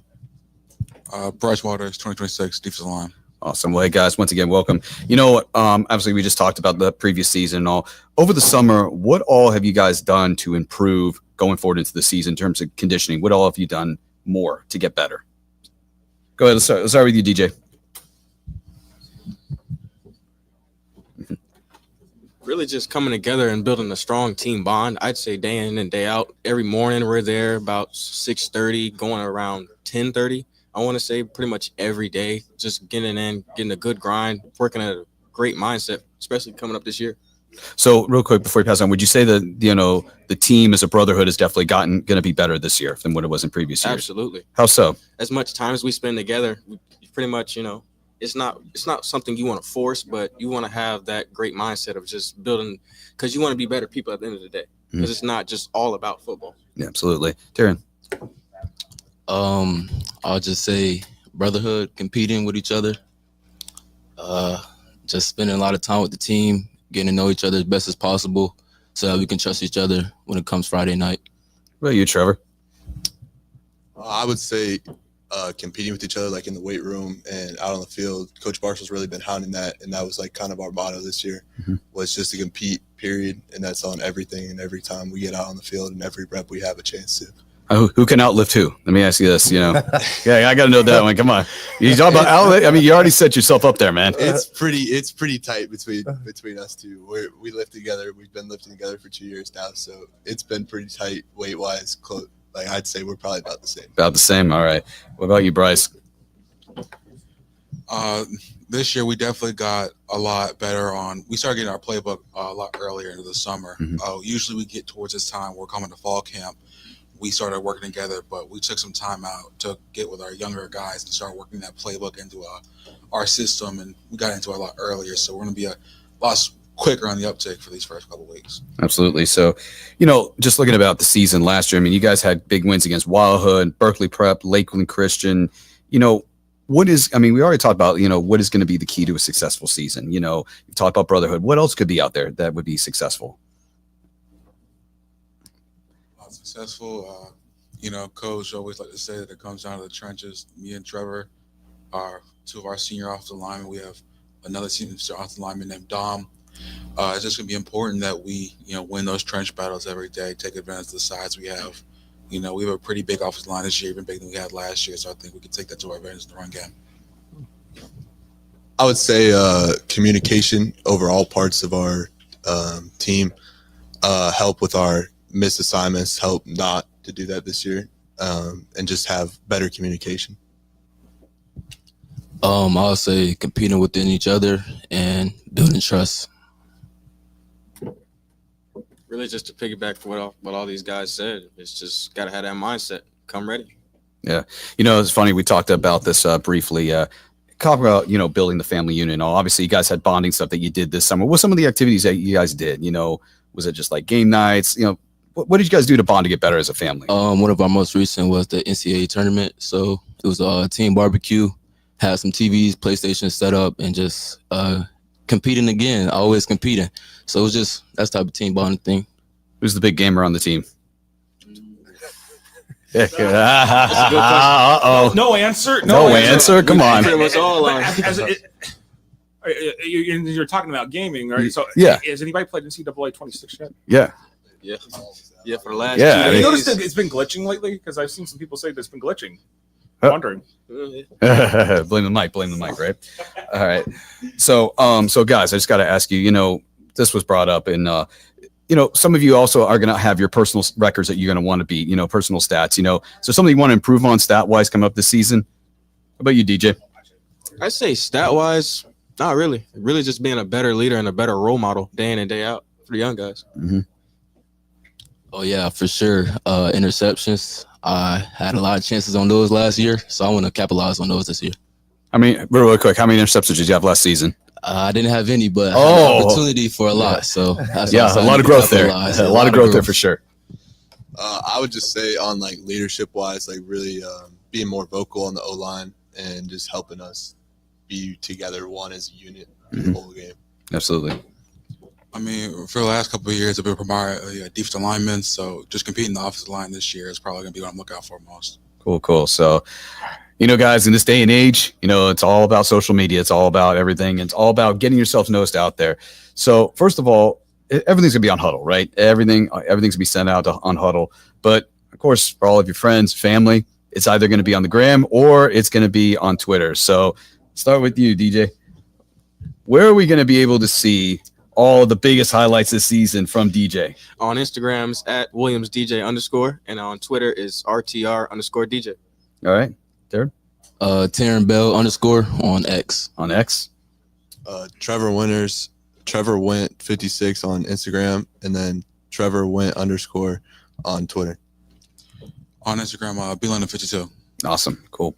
All right. So, Coach, a lot of teams I've talked to, they all have like a message, a saying, a Bible verse and all. What would you say would be the message for this team this season to make them successful? I think the players have said it the whole time up here is compete. Everything we do, we try to do it at a high volume, with high intensity, but competing with each other and making it matter. Absolutely. Now, I know we don't like to look ahead in the future. We don't like to do that, but there's got to be like a rivalry game that you guys can't wait for and all to play. Is there any one game you can't wait to play, or is it just going to be one game at a time? Come on. Right now, I'm just looking forward to these district games. This is our first time last year winning our district, so I hope we can repeat that for a second time and start a little record going. Yeah, I would say taking it game by game, but also with him on the 2 district games. Same thing, man. Just week by week, and looking forward to the district games. It's just pretty much day by day. I mean, it's not much else to say. I mean, we all want to hold that trophy at the end of the year. So. Yeah, exactly. You didn't make it to the big game and all that. Absolutely. So guys, obviously, big media day. You guys got to give a big thank you to anybody that you can think of. Come on, there's got to be some people you want to thank for where you are at today. Shout out my mom and dad. They've done pretty much everything for me, pretty much my entire life. So I can't be more grateful for them. First off, I would like to thank God, Coach Marshall for sure, a big help in my life, and then my mom, my sisters as well. I would like to thank God and then thank my family, my parents, my sister, and my coaches as well. I just want to thank my family. My pop came here with me today. My mom, who's watching the audience, just want to thank them. All our brothers are home. They're all rooting for me. Nice. So you guys can answer this a lot better than anybody. Obviously, you got to get hyped. You got to get ready for a game. Which guy on the team definitely gets everybody ready, gets everybody hyped, gets everyone in the zone ready to go? Who is that guy? They here today, or? He's not here today, but Leo, surprisingly, our kicker. Oh, really? He's the energy guy. What does he do? What does he do to get you guys hyped? A couple of us are a little more quiet, even when it comes to leadership. Leo is a talker. Leo hype you out, whether it's a speech. He's just loud. You can hear him from any corner of the weight room. Cracking joke every time he gets? You know it. 100%. Every single time. It's hard to get him to stop talking. But you'll always hear him, and he's always laughing and giggling and having a great time. Is that going to be him across the board? It's going to be Leo across the board for sure. Great teammate, great guy. Like Trevor said, we're kind of quieter, so he just brings it all out of us. Cool. All right. Well, hey, guys, thank you for being here today with us. That, of course, is the Carrollwood Day Patriots. Thank you for being here. We'll make a quick break, and we'll be right back. Thank you.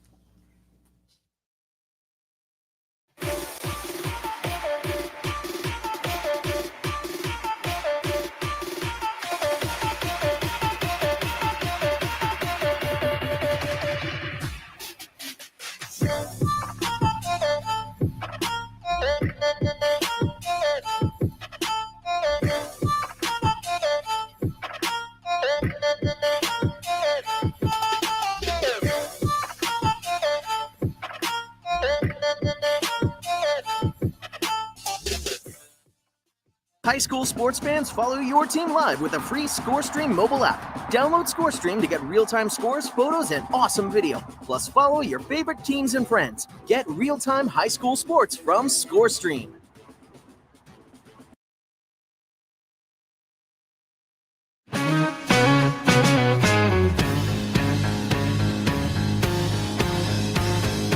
Under the sun, the fields are alive. Cheering crowds and the teams collide. In these moments, we stand tall and free. First pride runs deep in me. With every touchdown, we rise and we cheer. Unity in spirit, the heart leads. Raise your voices, let's make it loud. In Florida's high schools, we're so damn proud. From the bleachers to the end zone to go, Football and cheers make our spirits roll.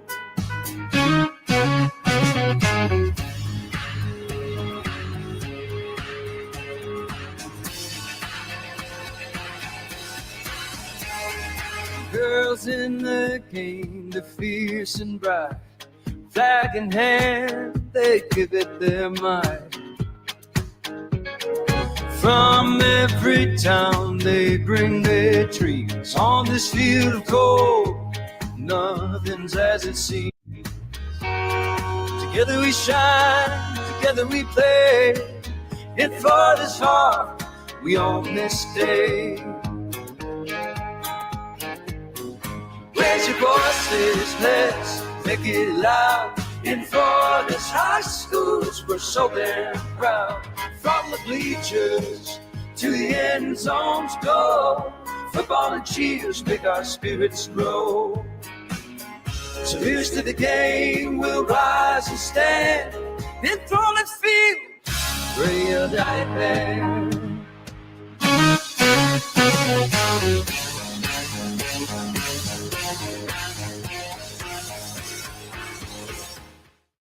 You are watching the 2025 Tampa Bay Buccaneers High School Football Media Day live on FloridaHSFootball.com. The 2025 Tampa Bay Buccaneers High School Football Media Day is brought to you by the Tampa Bay Buccaneers Foundation, Nike, and FloridaHSFootball.com. Let's return to the press conference center at the Advent Health Training Center in Tampa for more team interviews for the 2025 season. And welcome back to the 2025 High School Football Media Day. Mike Reno here with Florida HS Football, also sponsored by Nike and the Tampa Bay Bucks. On stage, we got Lakeside Christian Lions, headed by head coach Dennis Vela. How you doing, Coach? Doing great, sir. How are you? Doing well. Players, how are y'all doing? Good.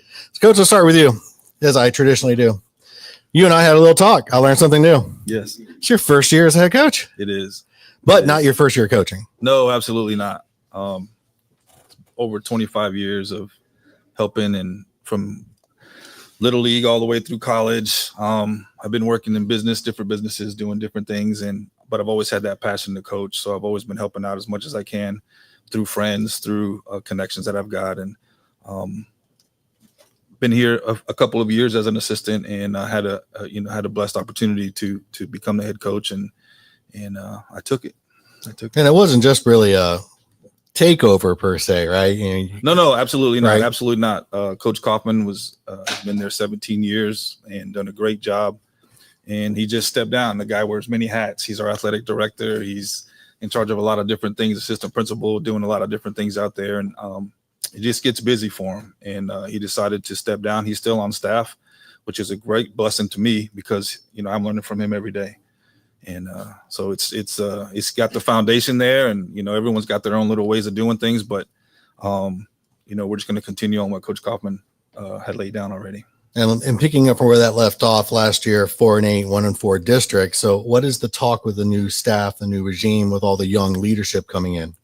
Well, the good news is that we've got the same staff. No one left, no one came. Actually, we did have an addition, another former head coach. Oh, good. Which is great. Yeah. And we had a young team last year, just a couple of seniors, and they really didn't even contribute that much. Our main contributors were sophomores and juniors last year, which this year we have 4 seniors and we have about 10 sophomores from last year that are going to be juniors. So we're just going to continue to build, continue to work hard. We've had a great spring. Guys worked hard. We've had a great summer, hitting the weight room, getting conditioning done.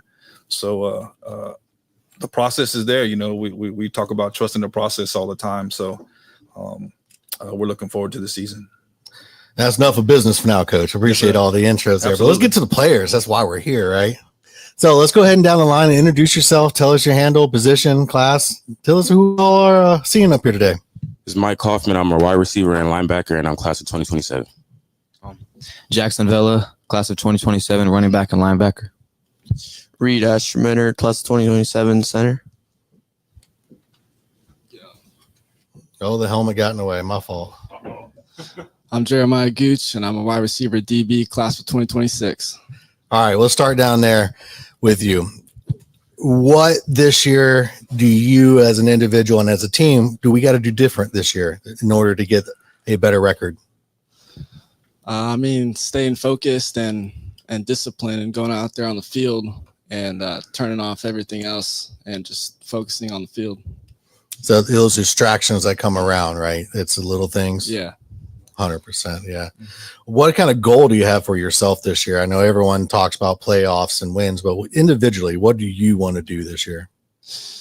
Yeah, I want to become a better leader for my team. I want to rise up the youngins and get them really working hard for when us seniors and us juniors graduate the next couple of years. I like how you're already referring them to youngins. I want to chime in here, Coach, with everything, because y'all are part of the SSA 8-man division with that, and it's a small niche league in terms of it's usually about 25 to 30 teams a year. So for Lakeside Christian, what is the advantage of y'all playing 8-man football versus 11-man? Because I know it's actually a more fast-paced game in 8-man versus 11-man. Right. It's mainly just the numbers. I mean, we're a small school, actually the smallest school in Pinellas County.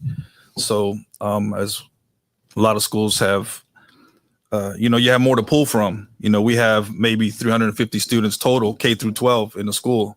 So our high school numbers are near 100. So, when you're trying to get football players, it's hard to get 20 to 25 guys out there.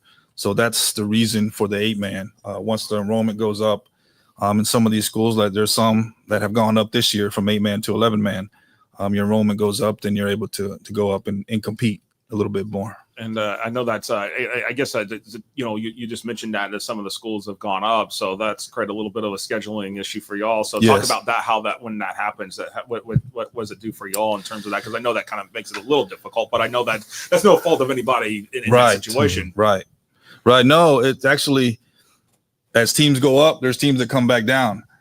So there's some 11-man teams that maybe they were 8-man, they tried 11-man and find out it didn't work, or maybe their numbers aren't going to be consistent enough, so they come back down to 8-man. So there's always someone out there that we can schedule. Currently, we have 9 on the schedule. We're looking for one more. And I know y'all lost one. We did. Correct. The program. And, Correct. And then Babcock went up.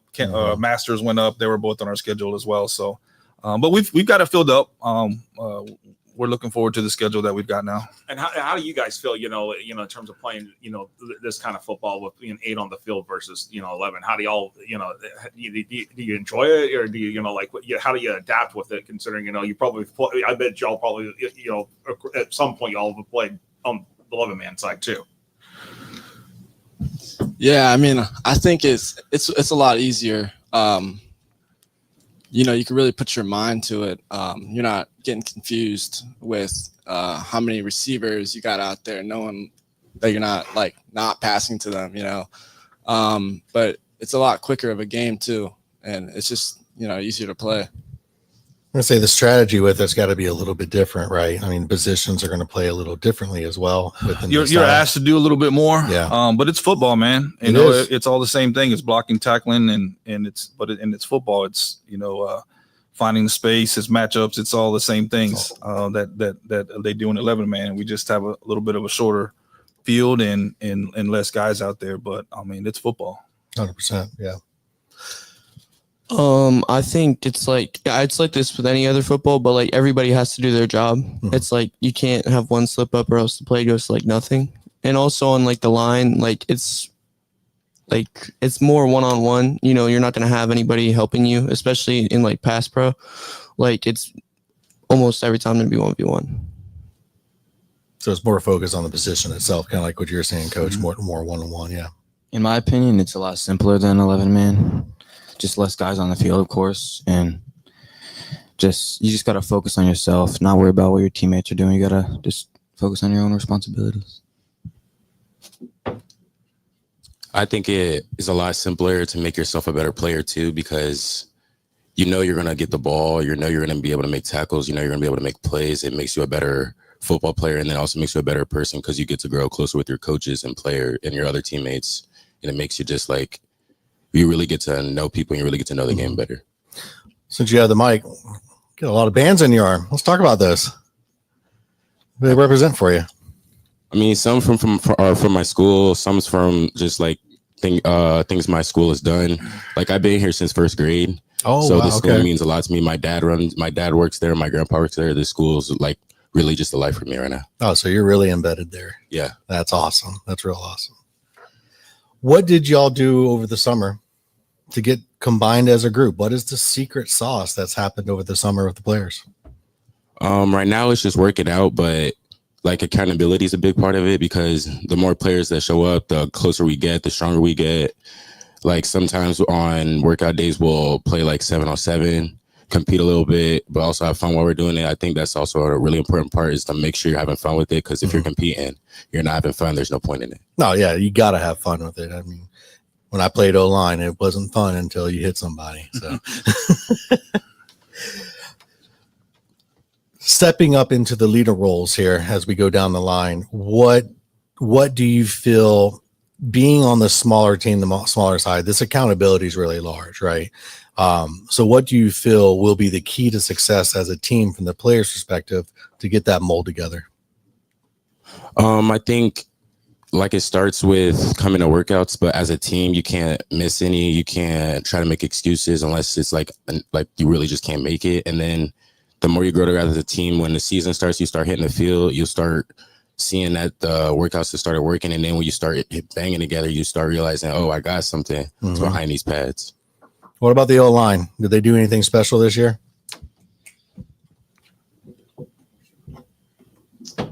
Yeah, we love working out together, and then also just getting together outside of like workouts and outside of stuff at school. It's like we can do whatever. Like, I don't know, we play like video games together, obviously, and then just getting outside with each other is important. That's the key there, making sure you bond outside of the field, outside of the locker room. So as we start wrapping up here, what kind of shout outs do we have, folks? Who are you giving a shout out to today? My family, all the coaches as well, and most importantly, God.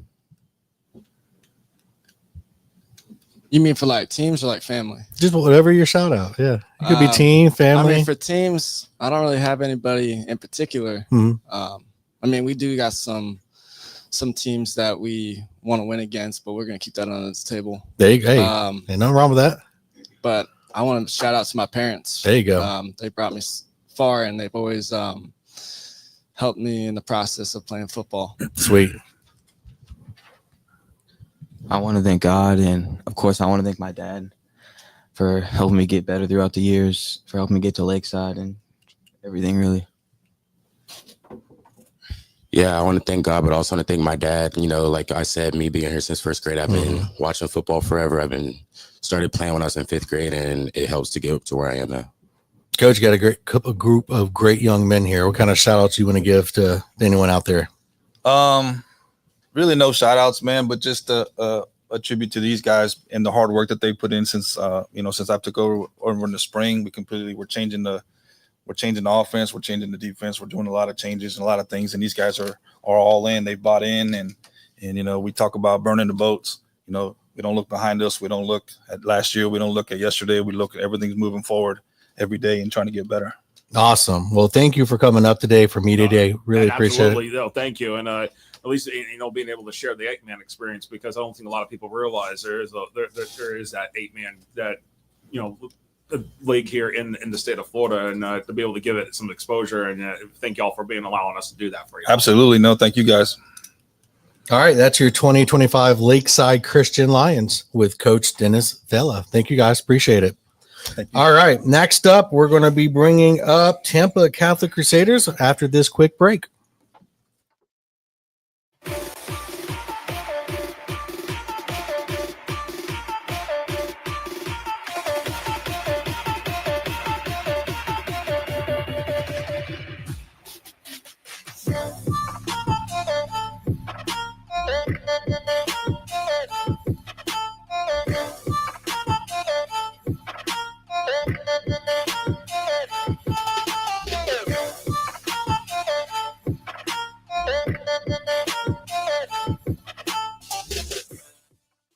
High school sports fans, follow your team live with a free ScoreStream mobile app. Download ScoreStream to get real-time scores, photos, and awesome video. Plus, follow your favorite teams and friends. Get real-time high school sports from ScoreStream.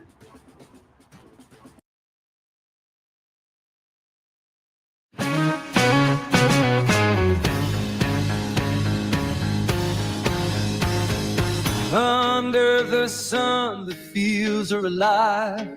Cheering crowds and the teams collide. In these moments, we stand tall and free. Flourish pride runs deep in me. With every touchdown, we rise and we cheer. Unity in spirit, the heart leads. Raise your voices, let's make it loud. In Florida's high schools, we're so damn proud. From the bleachers to the end zone to go, football and cheers make our spirits grow.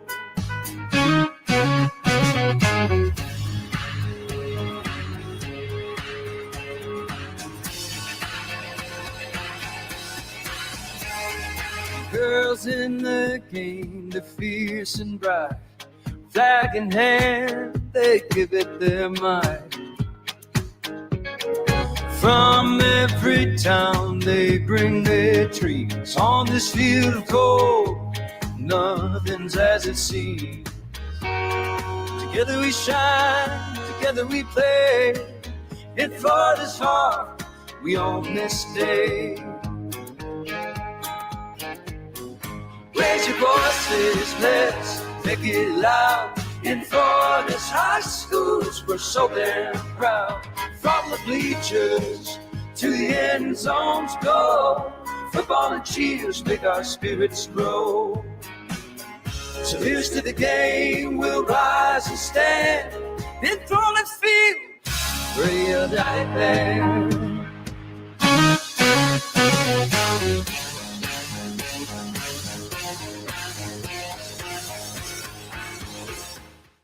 You are watching the 2025 Tampa Bay Buccaneers High School Football Media Day live on FloridaHSFootball.com. The 2025 Tampa Bay Buccaneers High School Football Media Day is brought to you by the Tampa Bay Buccaneers Foundation, Nike, and FloridaHSFootball.com. Let's return to the press conference center at the Advent Health Training Center in Tampa for more team interviews for the 2025 season. And welcome back. Welcome back to High School Football Media Day. I'm Brad Richardson, and of course, we're very thankful for the Tampa Bay Bucs to host us here. But now it's time for the next team to be on the stage, and that, of course, is the Tampa Catholic Crusaders with head coach Mike Gregory. Guys, thank you guys for being out here today. You guys excited? Yes, sir. Yeah. I mean, season's just around the corner. You guys should be excited. You guys been doing conditioning all summer. So anyway, so first of all, I just wanted to go back to something. Finished 2-7 last season. And you were in 2A District A. But, you know, Coach, I got to say this. You guys are in one tough district. I mean, I'm serious, one tough district. I mean, when you're facing off against Berkeley Prep and Calvary and all, I mean, those are the big dogs. How do you tell those your guys, hey, don't think about that. Don't think about those guys. Push during the game. Well, the biggest thing for us and, you know, program philosophy for me is we were very process oriented, right? Mm-hmm. Doesn't really matter who we're lining up against a faceless opponent on Friday night. We know our schedule last year was tough. We had one of the toughest schedules in the state throughout all 8 classes. We knew it was going to be a challenge, you know, and our guys went in and credit to them and credit to our seniors who graduated last year and provided a little bit of leadership, a little bit of guidance for our guys. But at the end of the day, you just got to put the work in, right? You've got to, you know, you got to trust the process. You got to trust your preparation. And like I said, it doesn't really matter who you're playing on Friday night. Go out there, play as hard as you can, do your job, be very detailed, have attention to detail on what you're doing. And the results take care of themselves. Yeah. You know, we struggled last year. You know, we had, like I said, obviously very tough schedule, but you know, we played Calvary pretty much right down the last play of the game. Exactly. Yeah. You know, and had them beat really with less than a minute on the clock. So there were encouraging things, you know, and with the Hurricanes and having move some things around. And, the last 3 games of the season, I thought our guys played extremely hard, and we battled and we did everything that we needed to do. So we just got to keep focusing on the process and stay process driven, and, the results take care of themselves at the end. Absolutely. And let's meet the leadership on here on this team and all that. You guys ready? Yes, sir. All right. Let's meet these guys. Let's meet them. Go for it, man. My name is Alden Burgett, class of 2028, and I play linebacker. My name is Deshaun Davis. I'm class of 2026, and I'm an O-lineman. My name is Jonathan Hall, class of 2026, receiver and DB. My name is Corey Stokes, class of 2026. I play corner. All righty. So we got 3 seniors here on this team. Guys have been on this team for all 4 years, I take it, right? No, Some haven't. Oh, okay. All right. It's always good to ask. So obviously the Crusaders have a great tradition and all that. And I'm going to start with you, man. What over your years, what has been one of the great things that coaches instilled in you guys to be successful?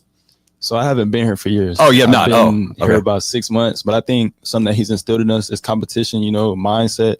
Something that definitely had to change when I got there was the mindset at the school, the mindset of the players. I think he's definitely changed that in us over the last couple of weeks, especially in spring, trying to shift it. I think he's done a great job of it. Absolutely. Absolutely. He's definitely taught us to get better every day and always have a purpose what you're doing and just trying to get better every day and compete, like Corey said, and just doing it day in, day out and taking it day by day and week by week. And that's about it. How about you, Deshaun? I'll say just compete. Like every Friday in workouts, we're always competing in something.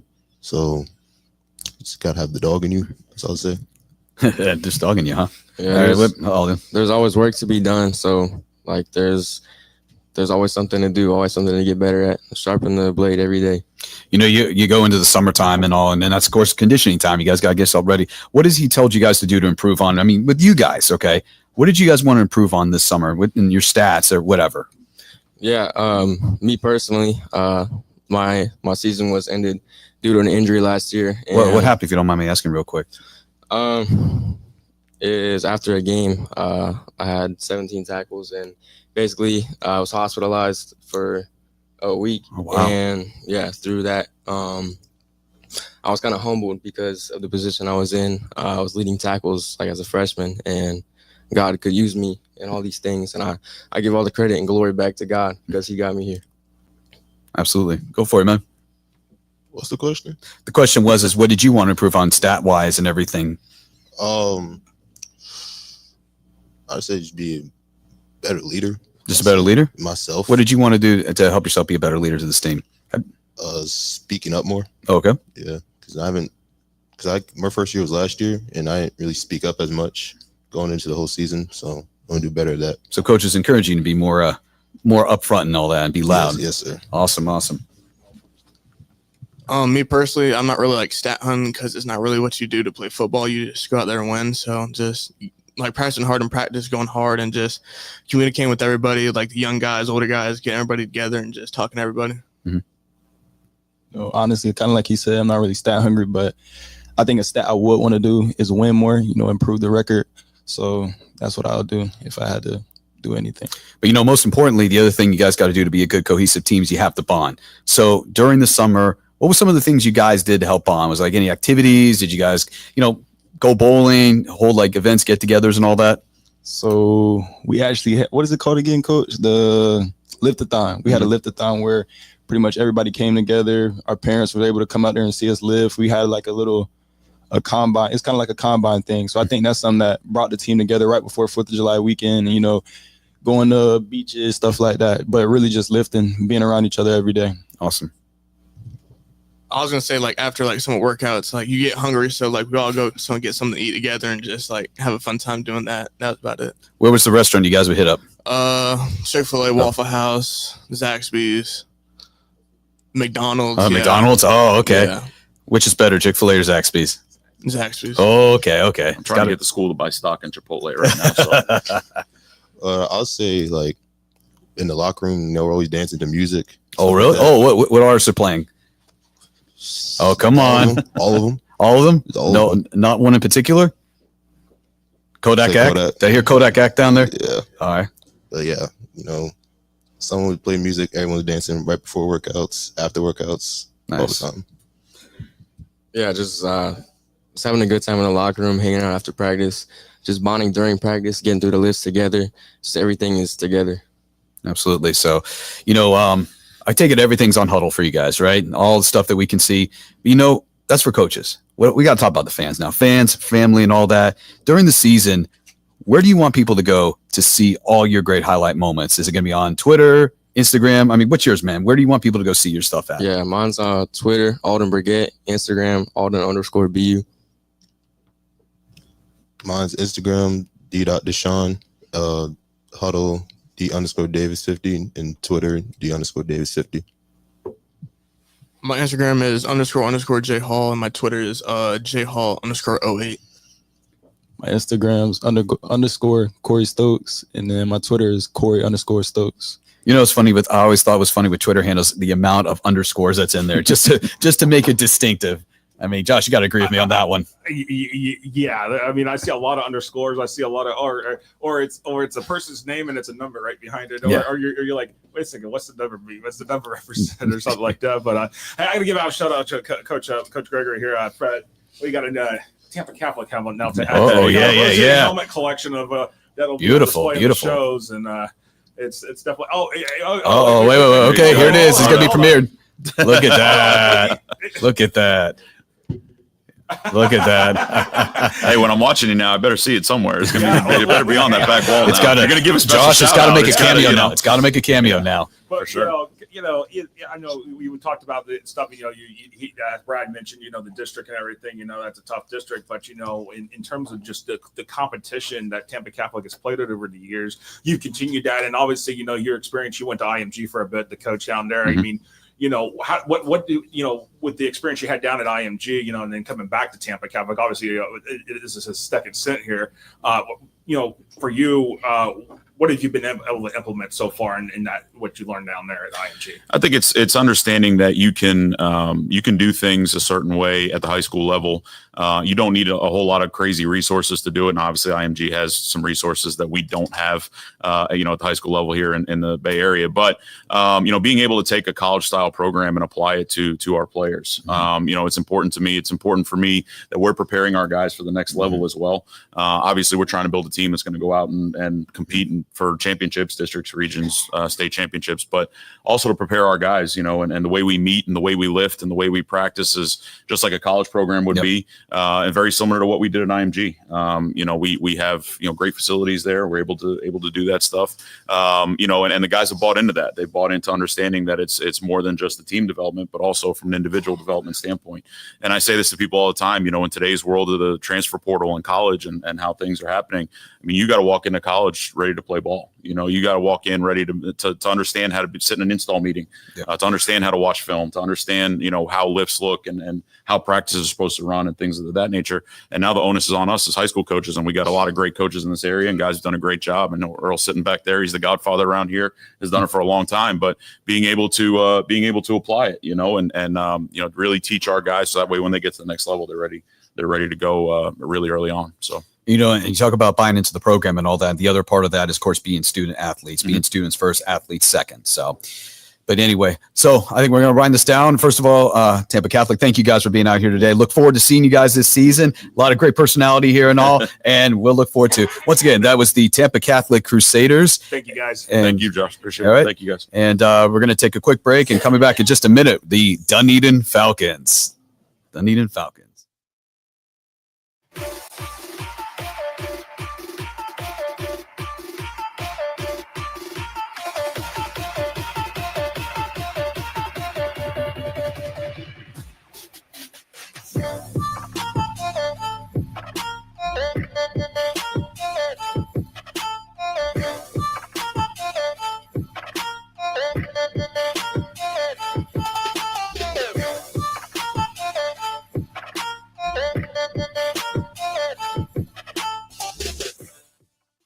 High school sports fans, follow your team live with a free ScoreStream mobile app. Download ScoreStream to get real-time scores, photos, and awesome video. Plus, follow your favorite teams and friends. Get real-time high school sports from ScoreStream.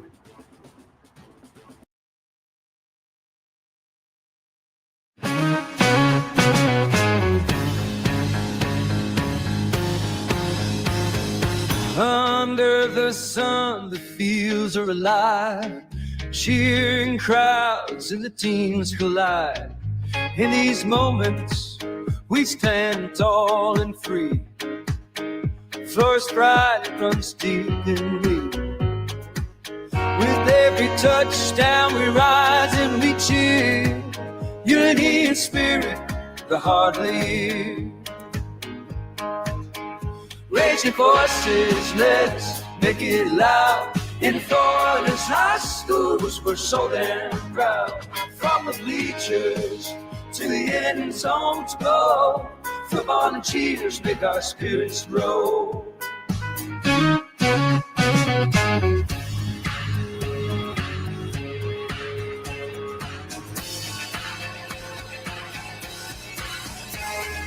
Girls in the game, they're fierce and bright.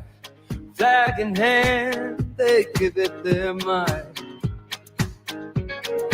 From every town, they bring their trees. On this field of gold, nothing's as it seems.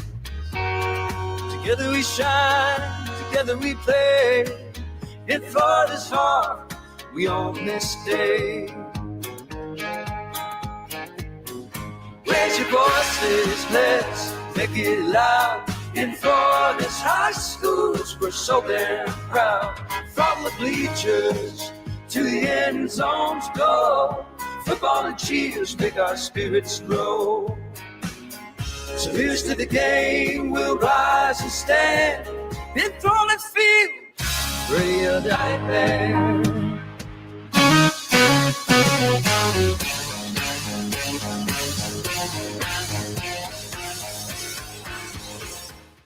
You are watching the 2025 Tampa Bay Buccaneers High School Football Media Day live on FloridaHSFootball.com. The 2025 Tampa Bay Buccaneers High School Football Media Day is brought to you by the Tampa Bay Buccaneers Foundation, Nike, and FloridaHSFootball.com. Let's return to the press conference center at the Advent Health Training Center in Tampa for more team interviews for the 2025 season. And welcome back to High School Football Media Day here at One Buck Place. I'm Brad Richardson, and right now we are joined by the Dunedin Falcons with their head coach, Doug Kleiman. What? Oh, is it Greg? Oh, I'm sorry. I don't know why it's anyway, Greg Kleiman. First of all, guys, thank you for joining here today. And we're going to start with Coach here.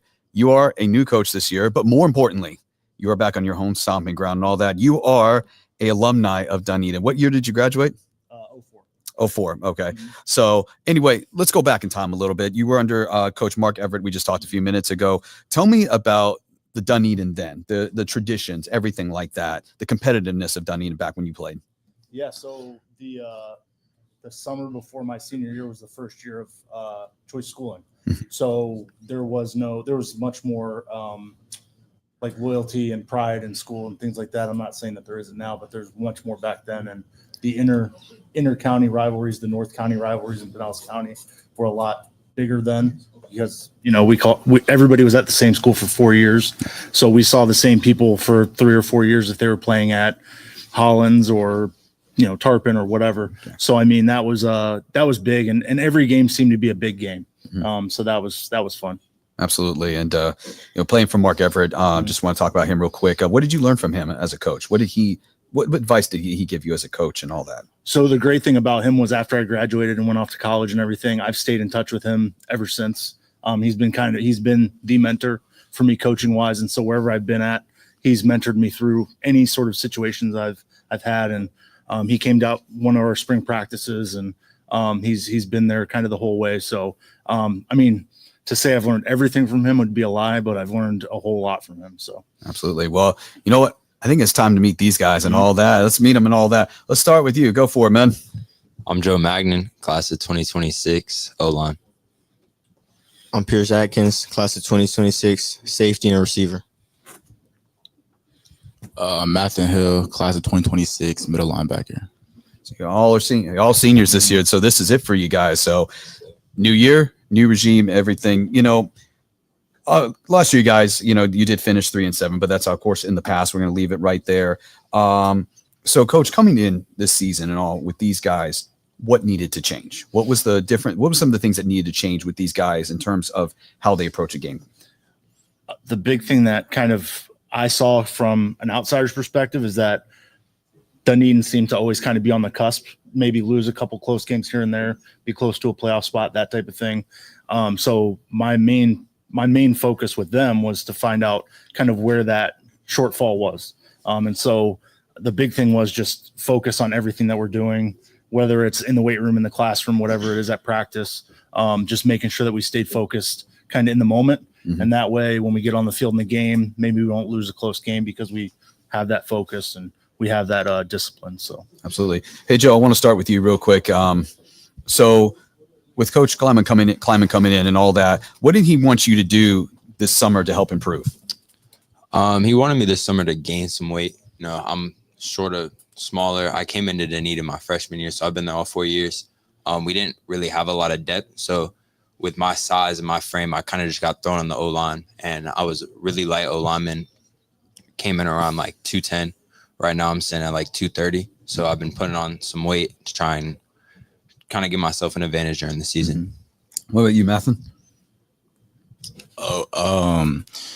Same thing. Kind of, I'm trying to get up to 225. I'm at 215 right now. And also just working on speed over at outside linebacker and middle linebacker. Pierce? Really just leadership. Got a really young group of guys, so he just wants us to be leaders, have everyone be disciplined, consistency, show up, and just leadership. So now, you talk about leadership and all that. Coach, what are you expecting for these guys to go in more into a leadership form to motivate the underclassmen to understand why Dunedin is such a good powerhouse team to play for? And also you as an alumni too. Yeah, I mean, the one big thing we talked about a lot during the spring was if you're going to be a leader all the time with everybody. So, it's tough for them. They've got some guys in their senior class that they've been friends with for 4 years or more that they may need to check every once in a while if they're late or not doing what they're supposed to be doing. And then that can hopefully kind of set the precedent for what the younger guys need when they become leaders and things like that. So being a good role model, setting a good example. Yeah. So guys, all summer, of course, you guys have gone together almost all 4 years of high school. You guys knew each other. You grew up together and all that. I've been here. Yeah. Okay. So he just knew. Transfer. Okay. So let me ask you this. During the summer, how did you guys do some bonding? How did you guys get together as a team, form a brotherhood better? What were some of the stuff you guys did?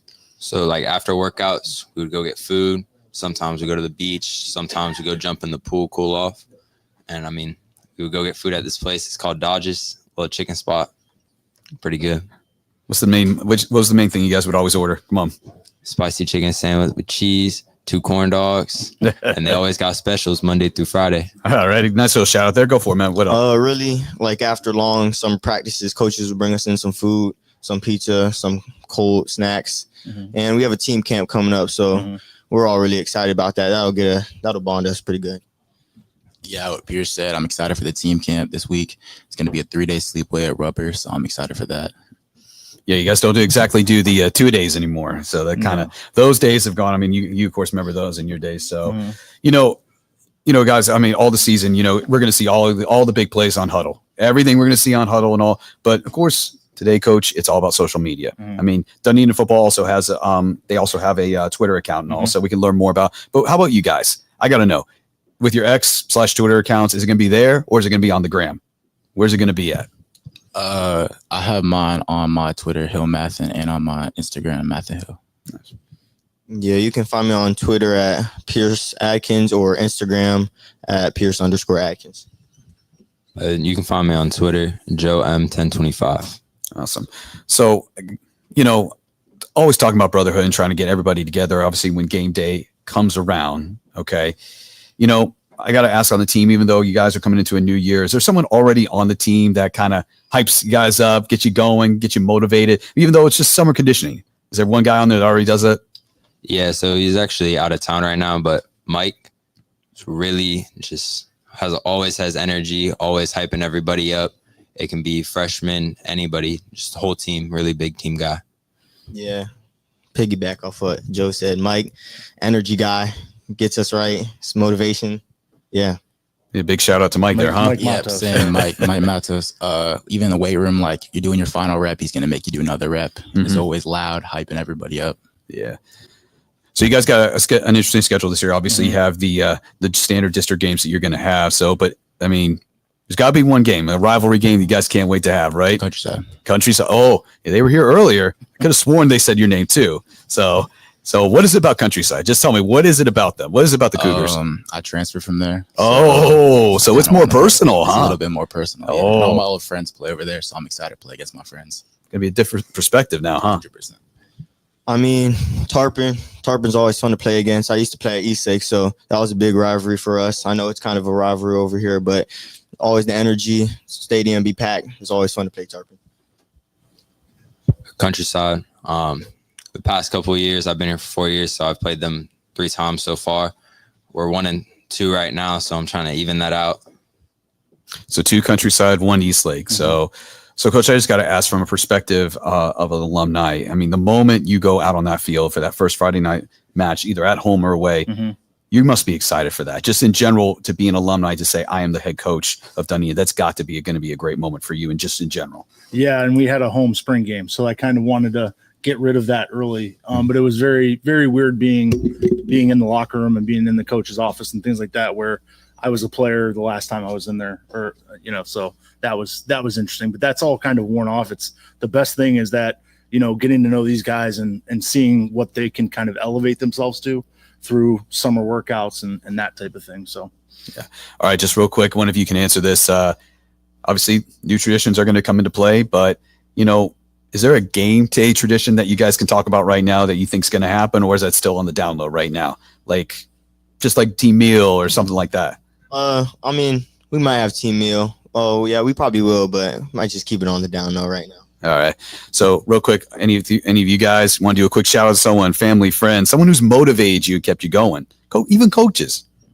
I would like to shout out my parents and all the coaches that I've had at Dunedin and all the ones that are currently there right now. Yeah, all glory to God, coaches at Dunedin, and my family. Yeah, my mom, my uncle, and my coaches all throughout my football career. Absolutely. So, guys, once again, I'd like to thank you guys for coming down here today. I appreciate it too. Appreciate y'all being there. They were one of our first teams to sign up, by the way. Oh, really? Yeah. Wow. I got to give the shout out there because I mean, Coach Conrad, he was real quick on it to get his team signed up, and I'm glad y'all made it here to Media Day. It's a great experience for the guys to get the season started, and boy, it's been fun so far today. Yeah, it absolutely is. Thank you guys, and thank guys like Andy Villamarzo and Bob Putnam, and you guys just helped to elevate the high school football programs in the state, and I really appreciate that. Yeah, you're welcome, Coach. All righty. We good?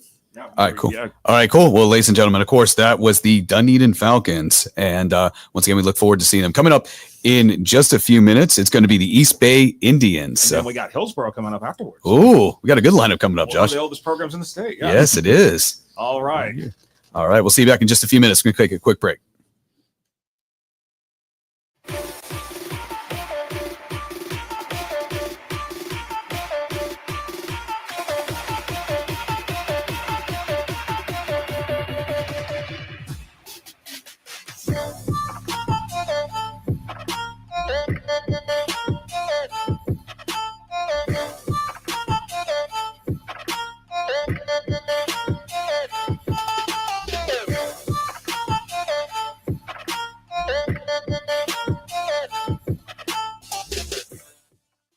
High school sports fans, follow your team live with a free ScoreStream mobile app. Download ScoreStream to get real-time scores, photos, and awesome video. Plus, follow your favorite teams and friends. Get real-time high school sports from ScoreStream.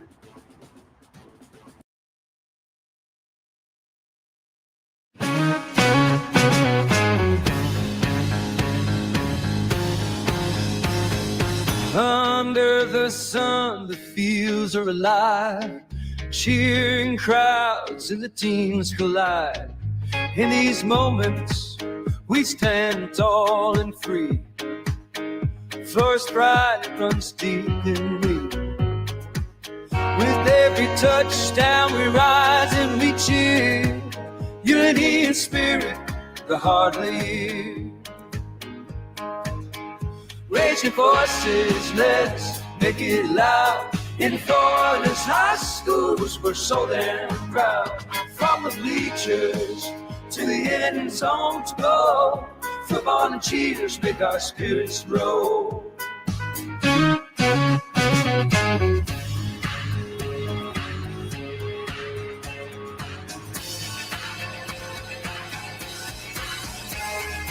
Girls in the game, they're fierce and bright. Flag in hand, they give it their might. From every town, they bring their trees. On this field of gold, nothing's as it seems. Together we shine, together we play. In Florida's heart, we own this day. Raise your voices, let's make it loud. In Florida's high schools, we're so damn proud. From the bleachers to the end zones go. Football and cheers make our spirits grow. So here's to the game, we'll rise and stand. In Florida's field, ready or die band.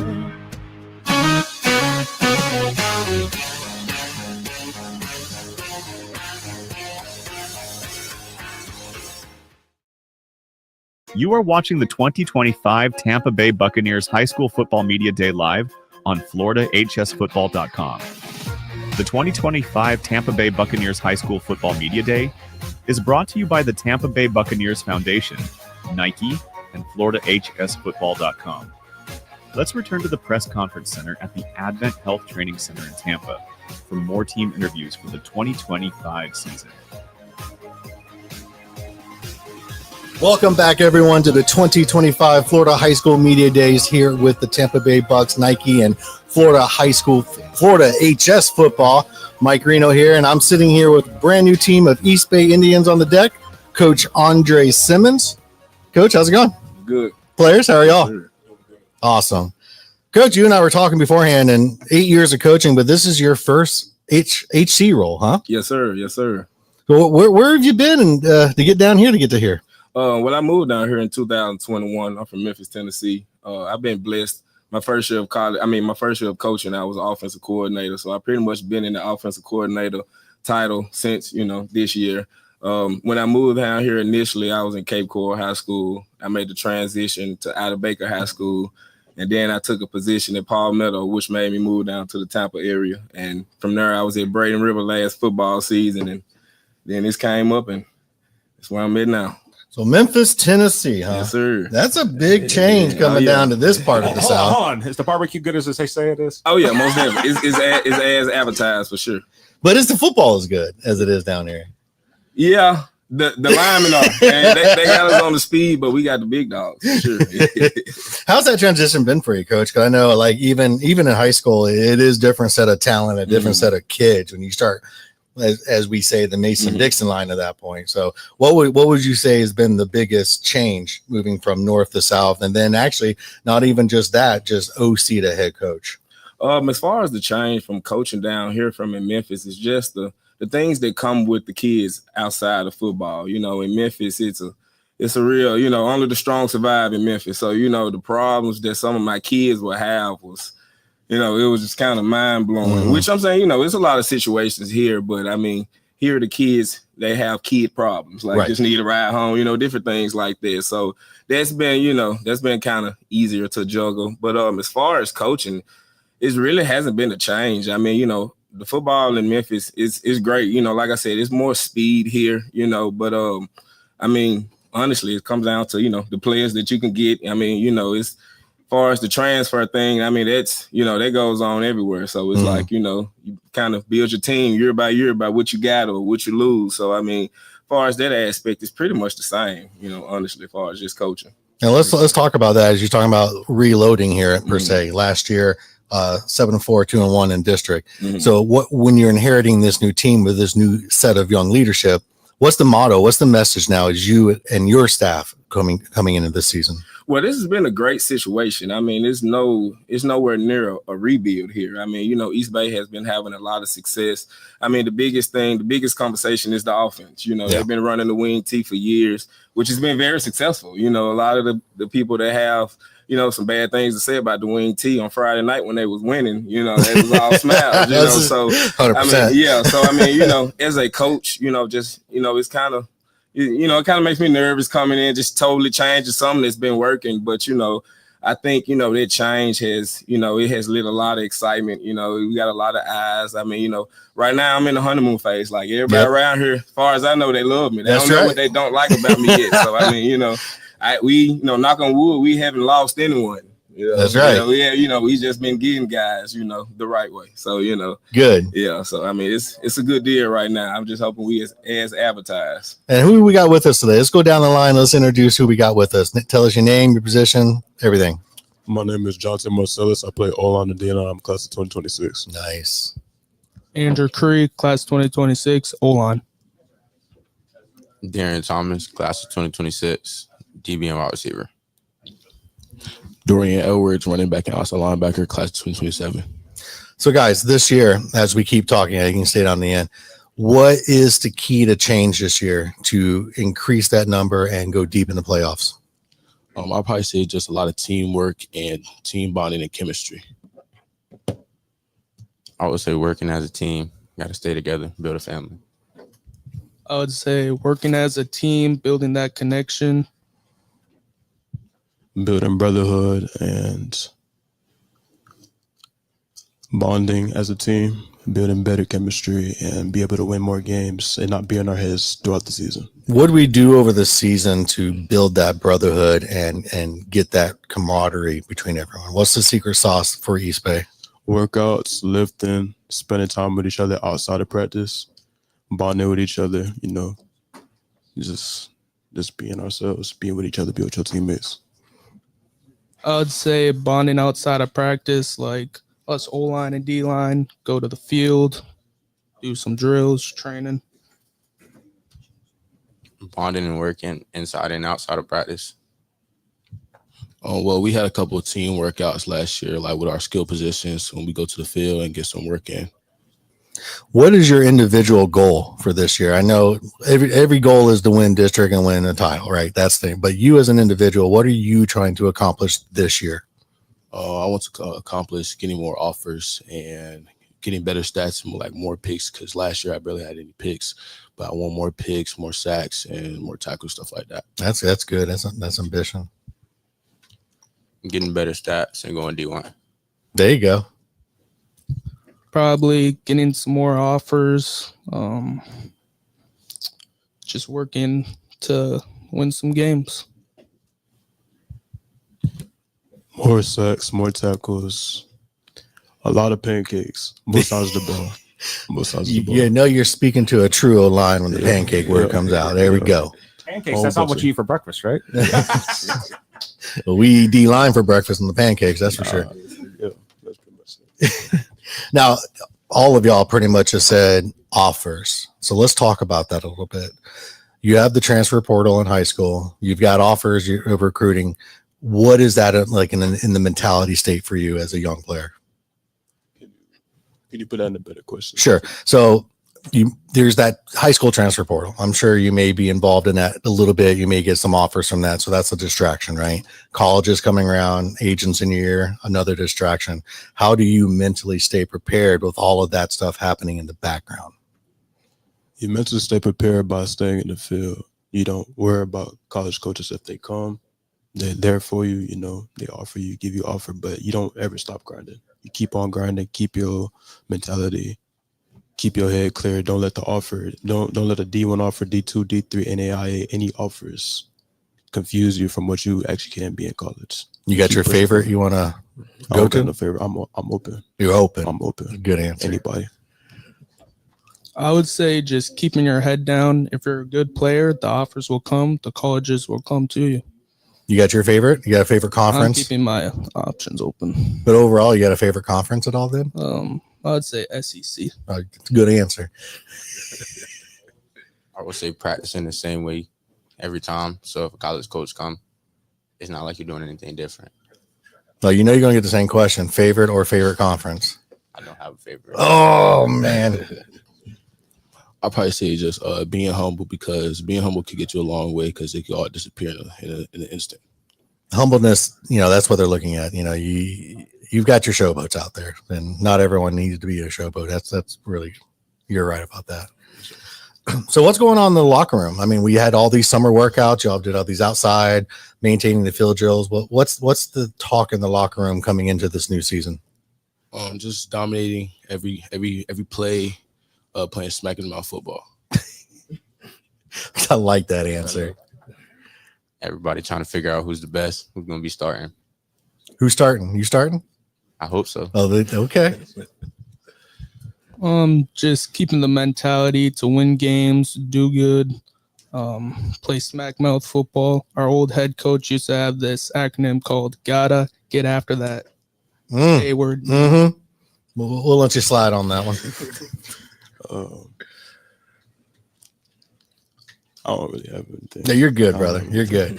So, Coach, looking at the schedule that you inherited here, what do you think about the strength and what went into the planning and preparation for what's going to come at you this year?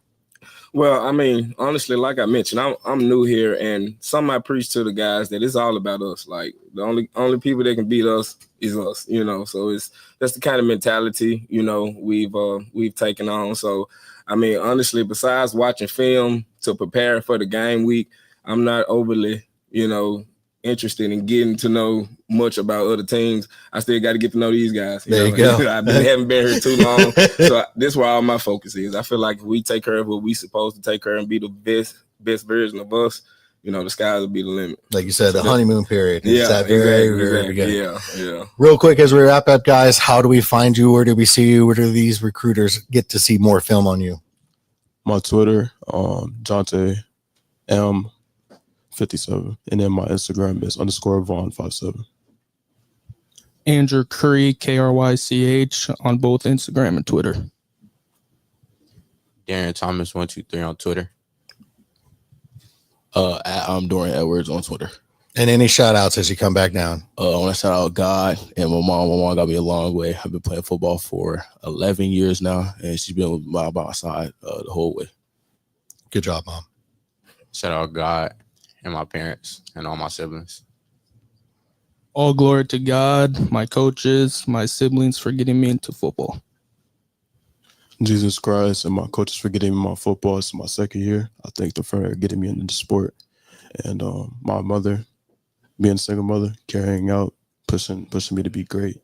And that's pretty much it. And the rest of my family. Awesome. Coach, any last minute shout outs, any last words? I shout out my family back in Memphis. The administration at East Bay, they've been great since I've been here. Coach Gottman, he's retired, but I talk to Coach Gottman about football every day, so he's really not retired. Don't tell him I told you that. There's no way he's retired. Yeah, he's not going anywhere. You can tell them all day they're never retired. Yeah, for sure. Not only what he did at East Bay, but what did before that.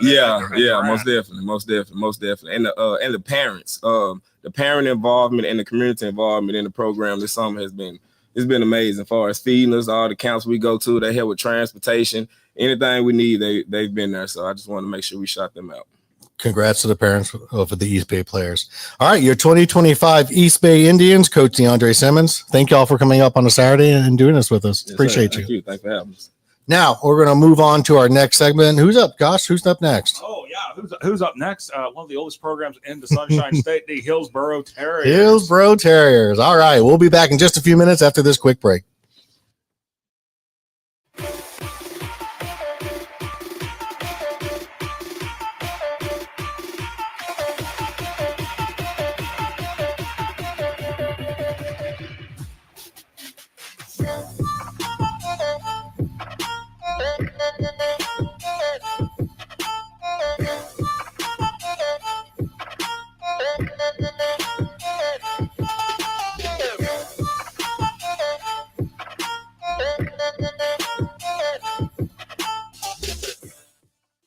High school sports fans, follow your team live with a free ScoreStream mobile app. Download ScoreStream to get real-time scores, photos, and awesome video. Plus, follow your favorite teams and friends. Get real-time high school sports from ScoreStream.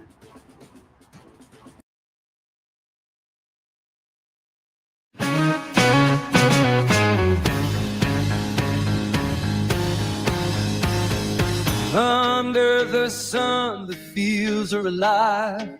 cheering crowds and the teams collide. In these moments, we stand tall and free.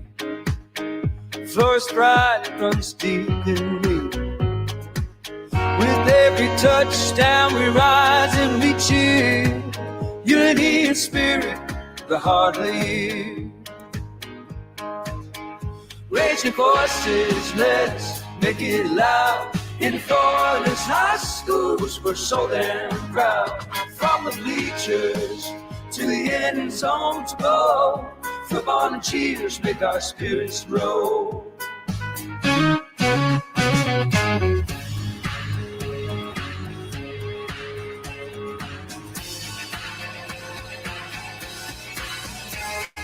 Girls in the game, they're fierce and bright. Flag in hand, they give it their might. From every town, they bring their dreams. On this field of gold, nothing's as it seems. Together we shine, together we play. In Florida's heart, we own this day. Raise your voices, let's make it loud. In Florida's high schools, we're so damn proud. From the bleachers to the end zones go, football and cheers make our spirits grow.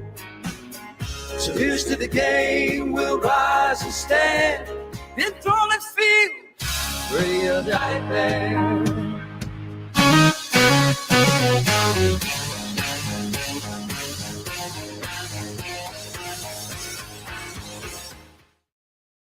You are watching the 2025 Tampa Bay Buccaneers High School Football Media Day live on FloridaHSFootball.com. The 2025 Tampa Bay Buccaneers High School Football Media Day is brought to you by the Tampa Bay Buccaneers Foundation, Nike, and FloridaHSFootball.com.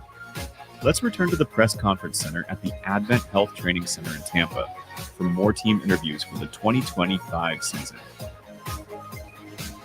And welcome back to the 2025 High School Football Media Day here at Tampa Bay Buccaneers facility in conjunction with Nike and FloridaHSFootball.com. I'm Mike Reno, and we got a special interview on the stage today. There's a lot to talk about, from the program to the coaching and to the players. So let me introduce to you Hillsborough Terriers, Coach Earl Garcia. How are y'all doing today? Doing great, Mike. Well, let's start with the big thing. 51 years, Coach. 51 years, 35 in one spot, right? 35 as the head coach in one spot. Woo! Yeah. I'm going to chime in here because longevity at one school is unheard of these days. And Coach, I got to ask you, how do you do it, and how do you what has made Hillsborough so special for you that you never wanted to leave this program in particular? Well, Josh, Billy Turner, I had as a elementary school instructor. He went on to become the head coach at Hillsborough and hired me in 1977. So Billy Turner was my hero. I fell in love with Hillsborough because Hillsborough was where my parents went to school, met at Hillsborough High School, graduated in 1947, and I just fell in love with the place. And if you're going to be a high school coach, it's you can't get any better than Hillsborough High School. I mean, it gets in your veins and you can't leave. And this is my 51st, 41 of them there, and I want to retire there. My wife used to say they're going to bury you on the 50.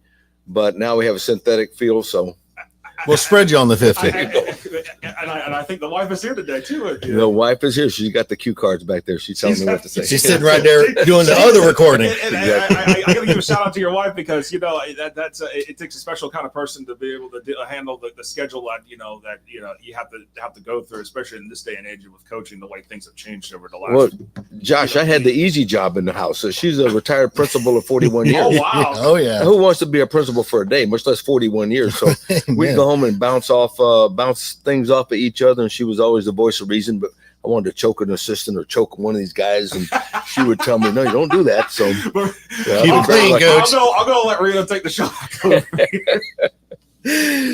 So, Coach, you and I talked about another big accomplishment that you're looking to aim this year. Your 300th win. 300 wins, Mike. That's more a testament to longevity and ignorance than coaching acumen. Ignorance, You know? huh?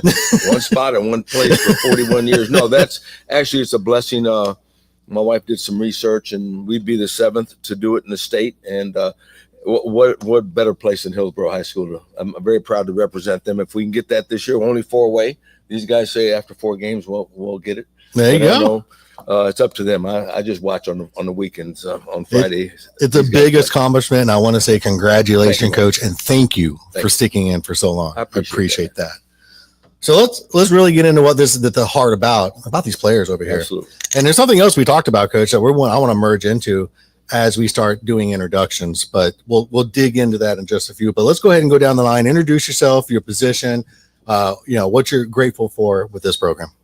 Tariq Johnson, running back, class of 2026. Grateful for the program. I like the energy, everything. It feels like a home. Coach G, just grateful for it all.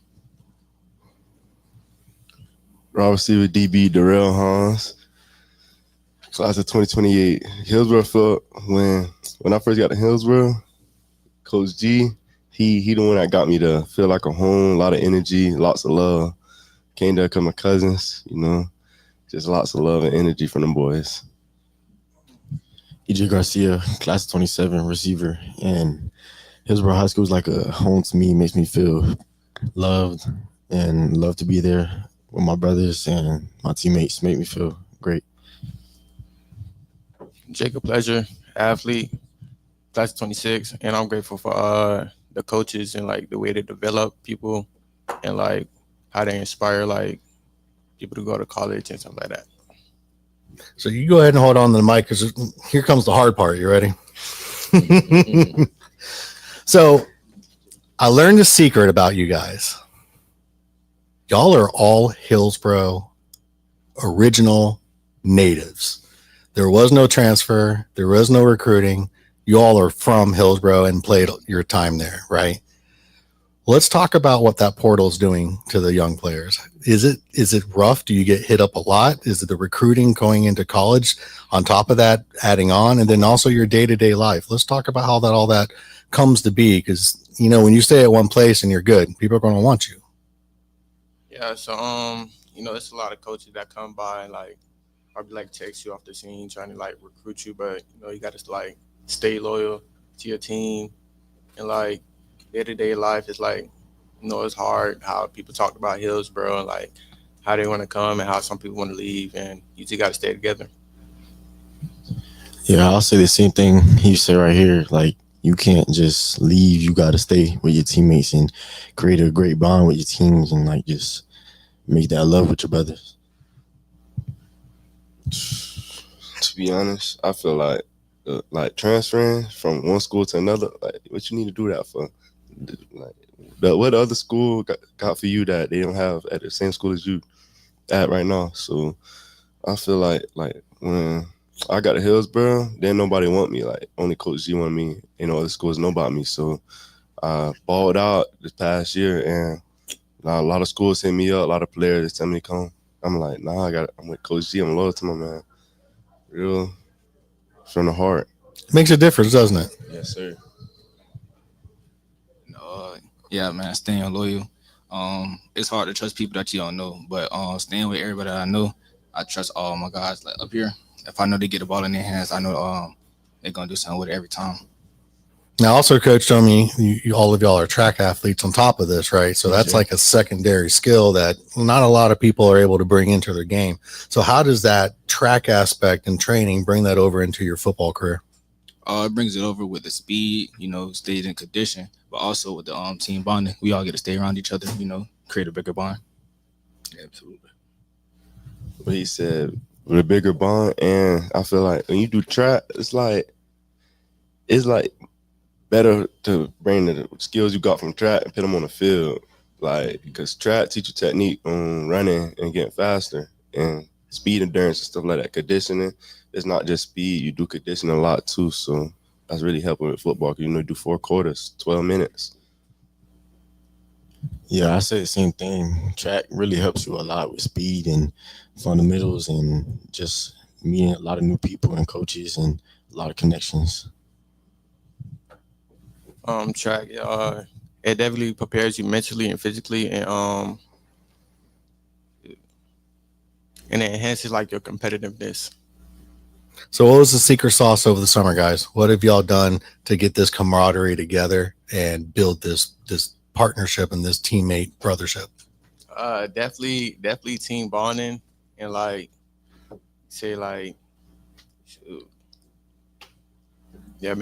mainly team bonding. Any activities to get to that bonding?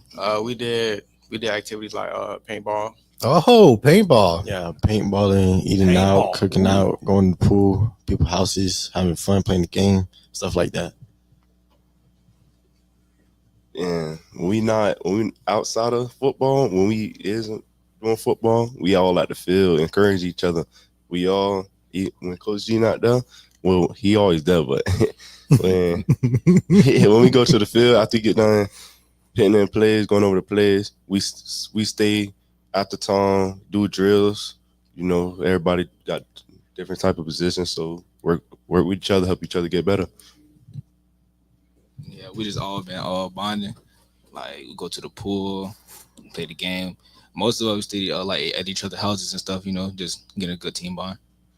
Awesome. Now, Coach, let's get into the business side of things. 3-2, 2-2. What we got to do this year? Well, last year, Mike, was a Apollo 13 season for us. It was a successful failure because I've never been a part of a 3-7. Okay. So a big change for you then. Oh yeah. So a 3-7, I think every coach should go through it because it teaches you a lot about how badly you want to coach, how badly the kids want to hang in there and play. And these guys are my heroes because they came to work every day. We didn't have one discipline issue in a 3-7 season. They played their guts out to the end of each football game. And they played for each other, and we learned. We lost 3 impactful seniors last year. So every one of these guys got a whole lot of reps last year. And we've got a great incoming 9th grade class. We have 82 on the roster right now. It's a very healthy program, and these guys pull for each other. Let me say one more thing about track. Go ahead, Coach. And you brought it up.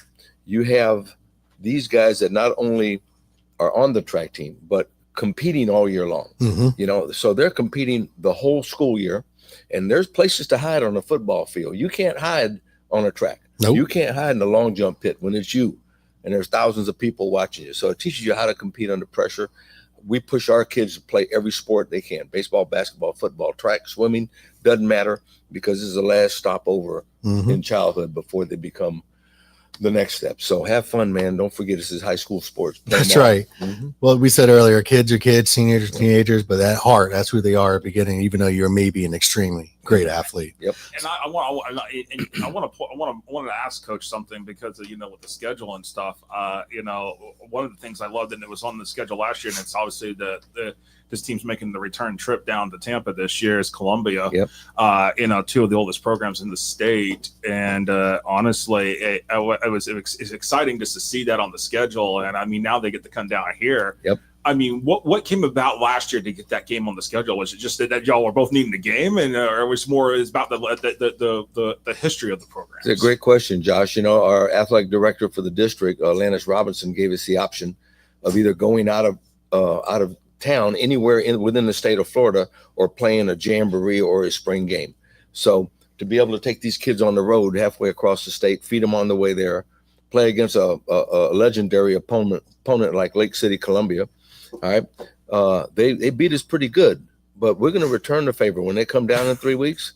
We're going to kick their butt and give them something to think about. Hey, you better, Coach, because you heard it here first from head coach Earl Garcia. That's my Jr. job, right? as we talk Code Newberry, so I'm all about beating Columbia. Let's go.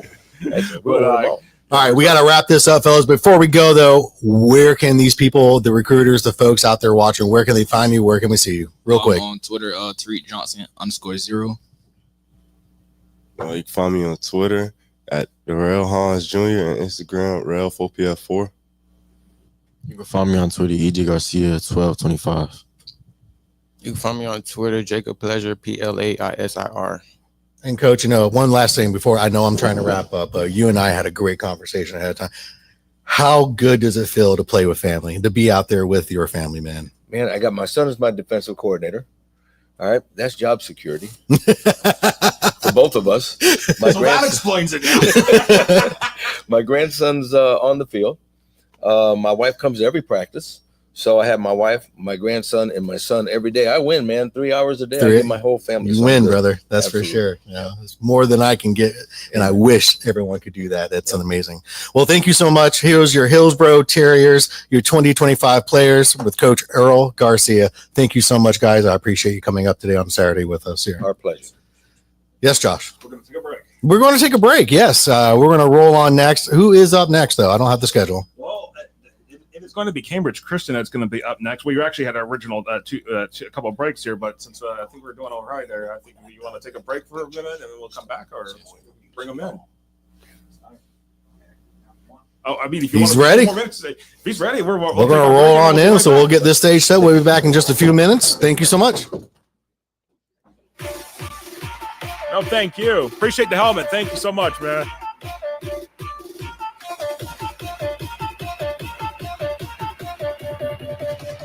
What's going on? Well, no, it's not because it's not playing the team. It's that speaking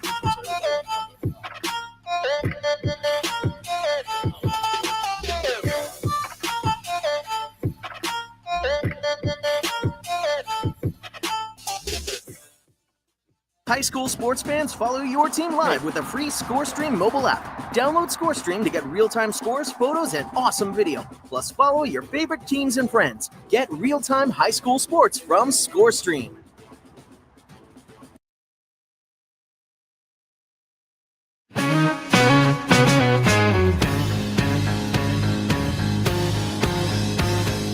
Under the sun, the fields are alive. Cheering crowds and the teams collide.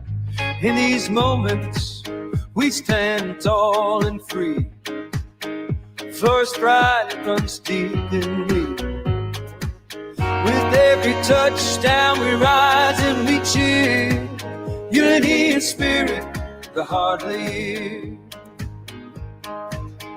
Raise your voices, let's make it loud. In Florida's high schools, we're so damn proud. From the bleachers to the end zone to go, football and cheers make our spirits grow.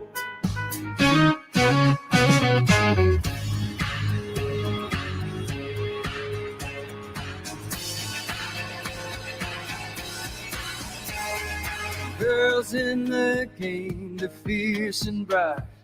Flag in hand, they give it their might. From every town they bring their dreams. On this field of gold, nothing's as it seems. Together we shine, together we play. In Florida's heart, we own this day. Raise your voices, let's make it loud. In Florida's high schools, we're so damn proud. From the bleachers to the end zones go, football and cheers make our spirits grow. So here's to the game, we'll rise and stand. In Florida's field, ready or die band.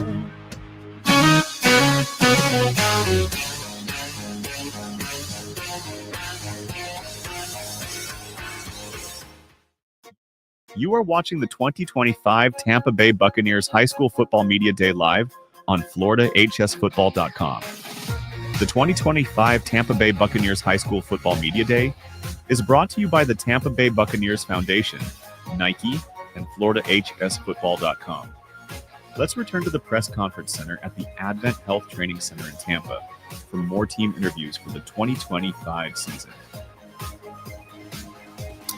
And welcome back to Media Day here at One Buck Place, High School Football Media Day.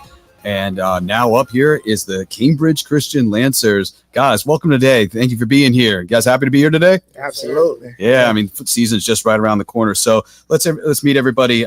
First of all, head coach Andre Walker. You know, this is your first year, isn't it? Yeah, it is. It is. Awesome. So give us a little background and tell us what brought you to Cambridge Christian. Well, I was currently at Foundation Academy in Winter Gardens, Florida.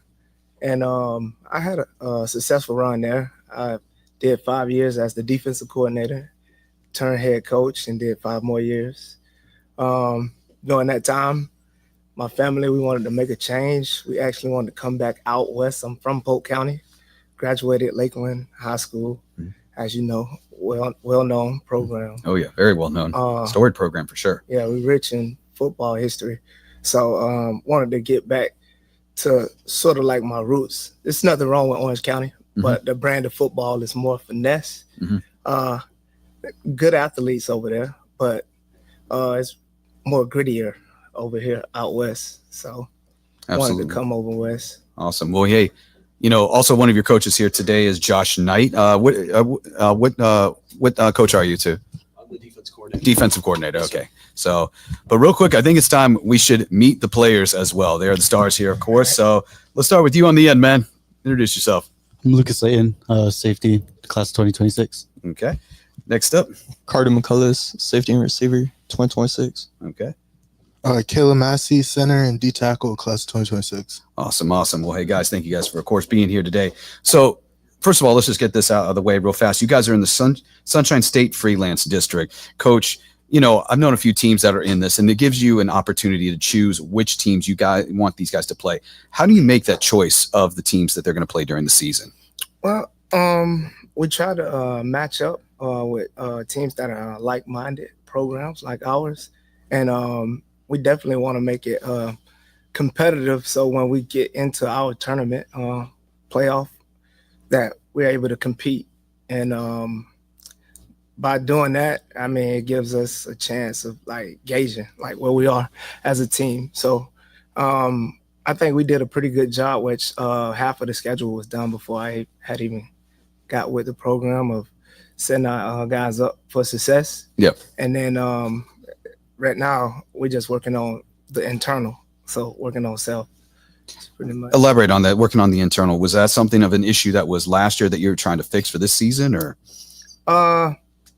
I'll say I really don't know too much in detail of what last year entailed, but coming from where I came from, Lakeland High School, we preface on like grinding together, building together, getting in the weight room, doing all the dirty stuff, which I heard in the last interview with the Hillsborough team, how they bonded together. I actually was able to compete against Coach Garcia as a player. Oh, wow. Yeah, so, I mean, I'm looking for that for this program, for us to build like that internally. And these guys, they'll tell you, all I preface and preach is about staying together, grinding together, working together, like building bonds, and the rest will take care of itself. Like, be the best version of yourself, and it'll take care of itself. Absolutely. So, hey, I think it's time to talk to these guys too. So we'll start with Caleb over here. What was some of the things that Coach told you to do this summer just to get better, not just as a player, but also as a leader on the team? You are a senior this year. Yes, sir. So we've been doing a lot of summer conditioning and training by ourselves as well as with the team, and been in the weight room a lot more than we have in the past. Absolutely. What about you, man? What about you, Caleb? Excuse me, Carter. Sorry, Carter. Showing up is step one. So just making sure you're on time to practice, and at every practice, it's the most important thing. Coach stresses it, if you're on time, you're late. If you're early, you're on time. Is that basically the philosophy? Yeah. Always. All right. Go for it. Something we've kind of talked a lot about is also making all the guys on the team feel important, like even the younger guys. We have really strong underclassmen. So like making sure they feel important, because they're really part of our team. Like I got my brother on the team with me right now too. So, that's it's really important to us, I feel like. Absolutely. So just real quick, I just got to ask this to you guys. Which coach is more motivational? Let's just say volume. Is it this coach guy here on the end, Coach Josh, or is it Coach Andre right here? Who's louder? Who would you say? I'd say probably Coach Walker. Coach Walker? Oh, safe answer. So if you're lagging behind, he's the one that gets in your face, huh? Yes, all right. So anyway, we talked about brotherhood, okay? And obviously during the summer, you guys are conditioning, working out, but this is a time for you all to get to know each other. What were some of the ways you guys bonded, like outside of practices? You guys have like barbecues, get-togethers, all that stuff? Yeah, so we'll do like pool parties sometimes, or we like stay a lot after practice. Like right now, we're planning to go train right after this too. So, train outside of practice and stuff. No day of rest, huh? No day, huh? Yeah, train outside practice is the most important thing. We got a new QB, so I'm really trying to work on getting chemistry with my QB. So I'll call him up every week and like, hey, let's go throw. And we do that. By the way, who's the QB on the team? QB Ben. I don't know how to say his last name. It's like Lajowski or something. Okay. That's right. It's a hard one. Good job. Yeah. Good job. Yeah. For sure, just staying after practice, like he said. Also, like hanging out after practice at each other's houses, playing a game together, stuff like that. Absolutely. So,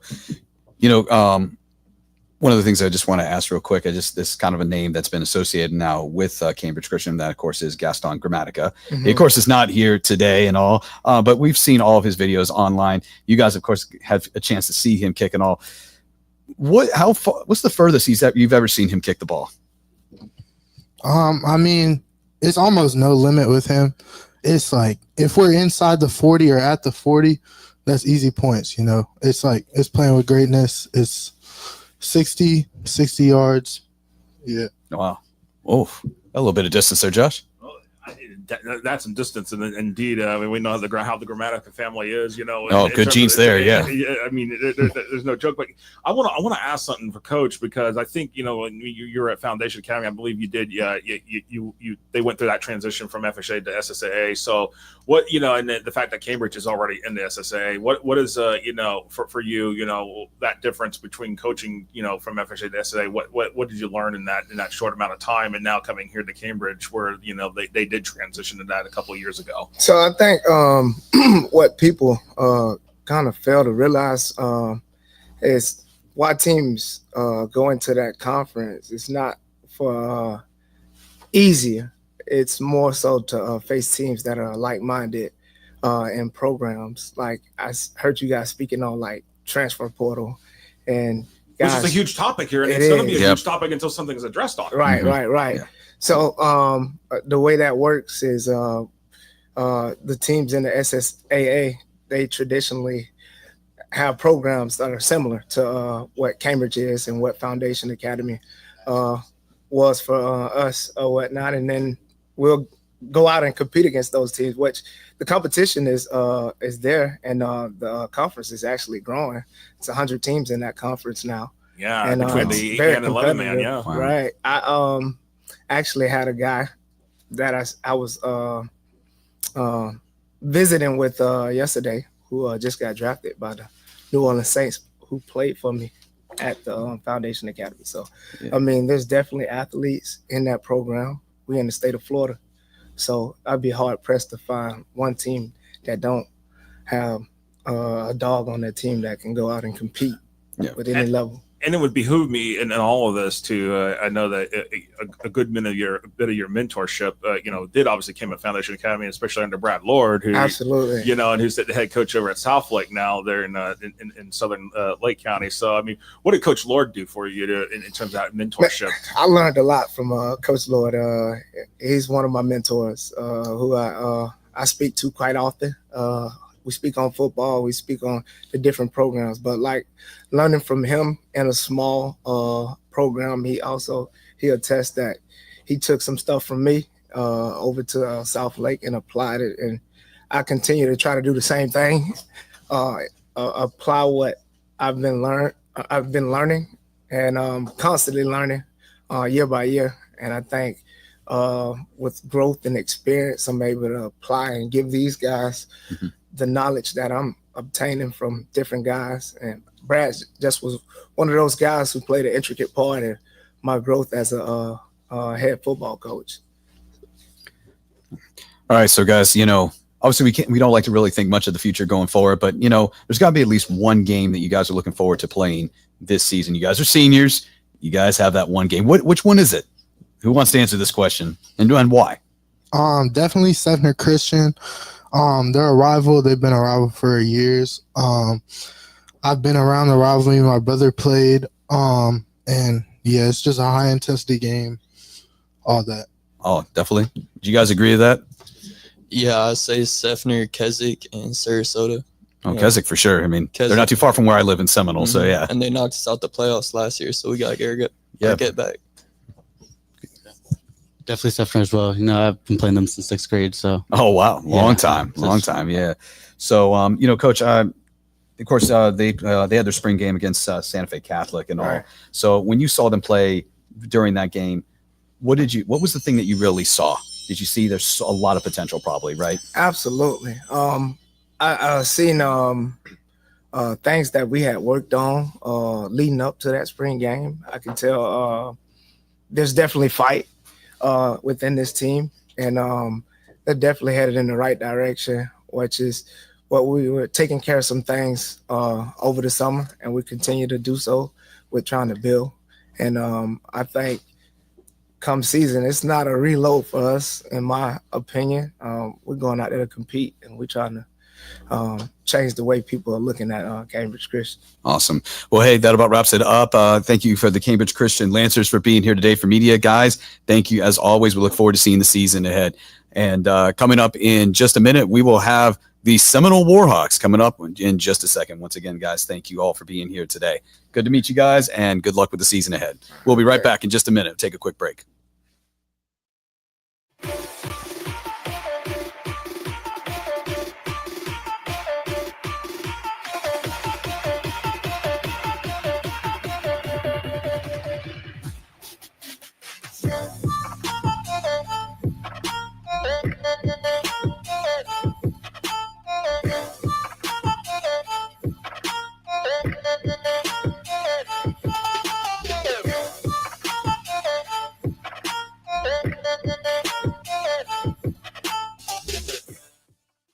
High school sports fans, follow your team live with a free ScoreStream mobile app. Download ScoreStream to get real-time scores, photos, and awesome video. Plus, follow your favorite teams and friends. Get real-time high school sports from ScoreStream.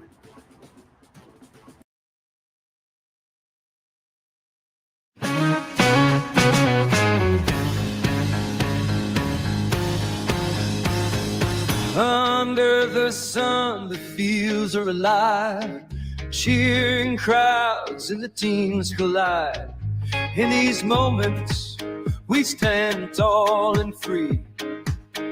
First pride runs deep in me. With every touchdown, we rise and we cheer. Unity and spirit, the heart lead. Raise your voices, let's make it loud. In Florida's high schools, we're so damn proud. From the bleachers to the end zone to go, football and cheers make our spirits grow.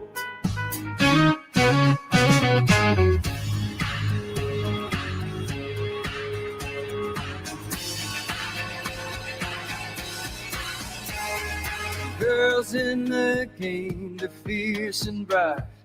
Flag in hand, they give it their might. From every town, they bring their trees. On this field of gold, nothing's as it seems. Together we shine, together we play. In Florida's heart, we own this day. Raise your voices, let's make it loud. In Florida's high schools, we're so damn proud. From the bleachers to the end zones go, football and cheers make our spirits grow. So here's to the game, we'll rise and stand. In Florida's field, real nightmare.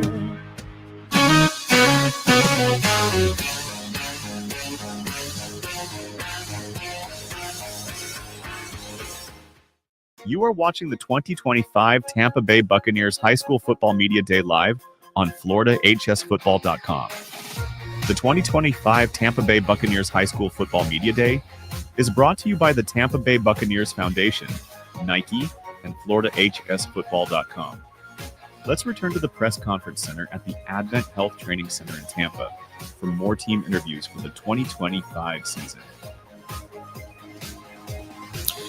And welcome back to High School Football Media Day here at One Buck Place. And right now we are here with the Seminole Warhawks. So it's a very special moment for me to be interviewing you guys. Thank you for being here today. You guys excited? You guys happy the season's right around the corner? Yes, sir. I hope so. Yeah. I mean, get a little louder here, guys. Be happy.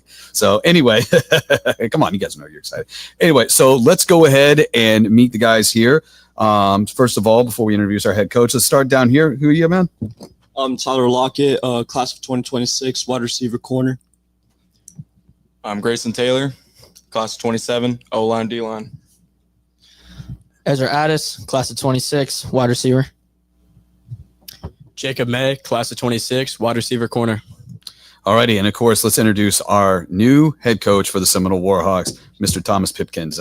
Thank you for being here today. I said the name right. Did I say the last name right? Yeah, Thomas Pipkins. Yes, sir. Pipkins. All right. So just give us a little bit of background to your history in Pinellas County as a coach. My history as a coach in Pinellas County. So I started out as a JV assistant at CCC. After that, I worked for head coach Max Smith for 3 years at Bogosiega High School. And then I worked for head coach Eric Schmitz for 2 years at Countryside High School. And then this last spring, I got the opportunity to take over as at Seminole High School. So it's my first year here, first opportunity to be a head coach. Yeah, definitely. It definitely takes on a lot more responsibility now. Yeah. Definitely different things. So, yeah, as you said, you're a former assistant coach over at Countryside High School. So now coming into the season and all, you've been doing a lot of conditioning with these guys this summer. What have you seen with them that, you've had to kind of improve on? What was some of the stuff that you've said, hey, you guys need to work on this, especially with your upperclassmen, your seniors and all that? I'll be honest with you. I took over a really good group. I had a head coach that used to tell me all the time, like, when you take over a program, you're never going to take over a good program. You're going to take over a program that needs to be rebuilt. And that's one thing that almost taking this program over kind of contradicted what he told me growing, always working with him, because these group of kids have a fight like no other group of kids I've seen. We were running on the track the other day, and it's after weightlifting and after, I don't know, however many 40-yard dashes we ran, I lost track. And the last one, they're still giving their all. They're still running as fast as they can. And you can tell, when kids are tired and they're exhausted and they're still putting their all into it like that, that's one less thing that you have to coach a kid on. Yeah, exactly. When they're still giving it their all. So as far as what I need to do with these kids, I'd say get their attention at practice, probably, because they all grew up with each other. A lot of them went to the same elementary and middle school with each other, so they're all friends with each other. A lot of them want to talk at practice. I'd say that's where we need to make our improvements on. But other than that, the physicals are all there. These kids have the fight and a strong attention to detail, and they're not going to quit. Absolutely. So, hey, Tyler, I'm going to start with you real quick. Tyler, there you go. Hand the mic on down, right? Yeah. So during the summer, what's some of the things that coach wanted you to improve on as a player? Mainly just strength, like getting bigger, gaining weight. So build up to the competition. All right. Go ahead, man. What about you, Grayson? I definitely say we do a lot of speed and agility out on the practice field and on the game field, on the track. And then we're definitely in the weight room a lot more. Absolutely. Ezra? I definitely say my strength. He's helping us get stronger every day, going out 4 days a week, just giving it all that we got. What about you, Jacob? We've been slamming the weights. He wants me to gain weight, and that's what I think I've. How much weight have you put on? How much weight since the beginning of summer? Yeah. About 7 pounds so far. Hey, on a good roll there. So, Coach, you talked about obviously these guys, coming together as a family and all. So, guys, I want to ask, what have you done outside of conditioning to grow together and bond more as a family? What's some of the stuff that you guys have done? Outside of weight training and conditioning, we practice with each other. Right after this, we're going to do something on the field. We're always working together, always practicing, always. We're friends. We're not just a team. So, something we do.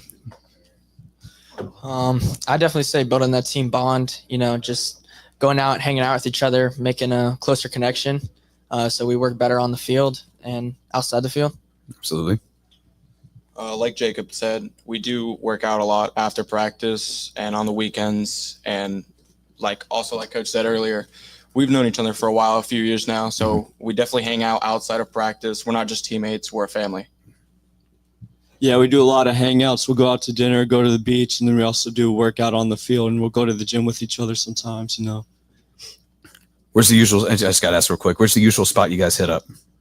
Yeah, to eat. Sorry. Oh, to eat Chili's. Chili's. Oh, Chili's, B-dubs, whatever. B-dubs. That's good eating right there. Yeah, that's good eating. Yeah. Get the $9 meal, something like that, Josh? Yeah, so I'm not exactly sure. Oh, okay. Yeah, they don't like my PB and J's after practice as much. PB and J's. PB and J's. That's what you have. Yeah. So, all right. So, obviously we can talk about the big rivalry game. We can talk about that all you want with Osceola and all. I saw that game last year. I see all those games, but the home games, that is. But anyway, is there any other game that you're excited for to be playing this year, other than that one, or is that just the number one? Yeah, Osceola, and then also getting our get back on Indian Rocks. So yeah, definitely working to get that. Yeah, Osceola is definitely a big game this year. Obviously, we've been rivals for years, and it'd be good to win against them. But just like Tyler said, we really want to get our get back against Indian Rocks. That spring game just wasn't it, so we got to get our get back. I definitely agree with what they both said. We got to get our get back on those teams and just give it our all. Indian Rocks, enough said. Enough said. 4 for 4 on Indian Rocks, basically. Yeah, so yeah. Yeah, definitely there. So obviously, guys, it's all going to be on Huddle. We're going to be able to see all you guys' highlights through Huddle this year, right? Okay. So the other place we're going to see them is none other than any Instagram or Twitter that you got. So we're starting with you down there, man. Where can we see the best highlights this season of Jacob May? Huddle, Instagram, May_athletics, MAYE. All right. Instagram. Twitter and Instagram, Ezra_Addis. On Instagram, Gray_son Taylor. On Twitter, Tyler_Lockett7, and Instagram, Tyler_Lockett08. All right. So, guys, one thing that we like to do here is that we like to use shout outs. There's always the fans, the family, and obviously the coaches that have motivated you. Obviously, this guy right here has motivated you. And also, but is there any other coaches or family out there that have motivated you and all different shout outs you want to do? I give a shout out to Coach Sanchez and the coaching staff. Last year, they really built me as a player, coming from baseball to football, getting me a starting spot right away, basically. And also Coach Pipkins coming, seeing all our potential and working with us. And also my parents, and all glory to God. Like Tyler said, I want to give glory to God first and foremost. Big shout out to my mom as well for always pushing me and encouraging me to play. And yeah, Coach Pipkins as well. I got to shout out my parents for giving me the motivation and telling me to play football and helping me through everything. I got to give a shout out to Coach Pipkins for helping me see my potential and just make me work my hardest. All glory to God, first and foremost. My mom, she's a single mom, works to death, love her to death, and my grandparents, they helped raise me. All right, and just finally, Coach, we're going to go back to you real quick. Every team in the county, usually they're going to have like a hashtag, word that'll be the goal for the season. They'll have a saying or a Bible verse. What would you say would be like the message for the season to describe their season for success? It's under construction. If you look at our school right now, the whole school is under construction, and you can't even access certain points of our school because of the construction that's going on there. So we're continuing to build. We're out here, we're working it. And if you think about a construction crew, I know I see them out there all hours. They're working. Sometimes they don't stop until the job's done. And that's kind of the motivation that we have as well as players. Like sometimes we go out there and I tell them, look, like this is what we have to do today. And this is what we're working for. And these kids, they show up Monday, Tuesday, Thursday. They're there putting in the work, 5 to 7:30 in the weight room and then on the track right afterwards. And I'm extremely lucky and I've been extremely blessed to be a part of this program and to take over this program. And, they said it best. We're working in God's glory. Yeah. And you're going to be having a preseason game, correct? Yeah, we are. I don't want to say too much because we play King. Oh, okay. I know King's here. So we have King, and then I see we have Northside Christian here too. We're going to finish the season with them. And Max Smith, my former head coach at Pinellas Park, is here. So Yeah, from a couple familiar faces here. Wow. So Wow. That's pretty impressive there, Coach. Trying to not give it all away. Yeah. What was it? Thought I heard something. I'm sorry. So, all right. Anyway, so yeah. All right. So anyway, once again, guys, just want to thank you all for being here today. It's going to be an interesting season. Obviously, you guys know I'll probably be up in that booth and all that. Yeah, you'll get to hear me a lot. So for record, I'm their public address announcer. But anyway, yeah, I look forward to seeing you guys this year and to see, the growth. He says, as you said, Coach, under construction. So, and we'll get a chance to see the Warhawks grow back and orange and green as always, right? Yeah, absolutely. Go Seminole Warhawks, and under construction, we're gonna get after it. And then thank you also to Mrs. Pipkins, because she allows me to do this every day and do what I love. So thank you also for having us, and thank you for putting this on for our kids. Awesome. You're welcome, Coach. All right. Thank you for coming. Thank you. Well, that is, of course, the Seminole Warhawks, and thank you. I'd like to thank you guys for being here today. Coming up in just a few minutes, it's going to be the Plant City Raiders. We're going to take a quick break. We'll be right back.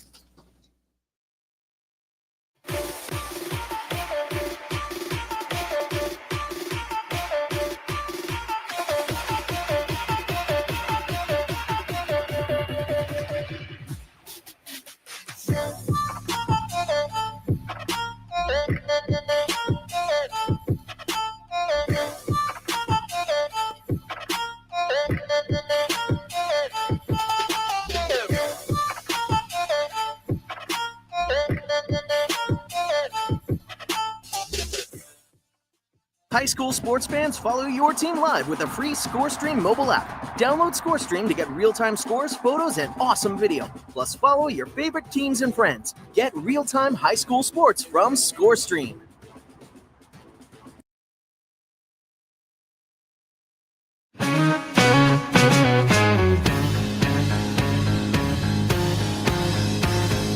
Under the sun, the fields are alive. Cheering crowds and the teams collide. In these moments, we stand tall and free. Flourish pride runs deep in me. With every touchdown, we rise and we cheer. Unity and spirit, the heart lead.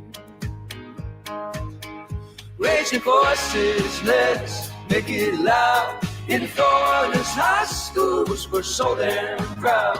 From the bleachers to the end zone to go, football and cheers make our spirits roll.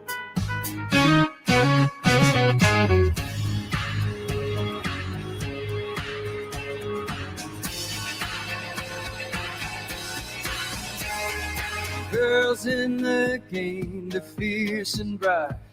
Flag in hand, they give it their might. From every town, they bring their trees. On this field of gold, nothing's as it seems. Together we shine, together we play. In Florida's heart, we own this day. Raise your voices, let's make it loud. In Florida's high schools, we're so damn proud. From the bleachers to the end zones go, football and cheers make our spirits grow. So here's to the game, we'll rise and stand. In Florida's field, ready or die there.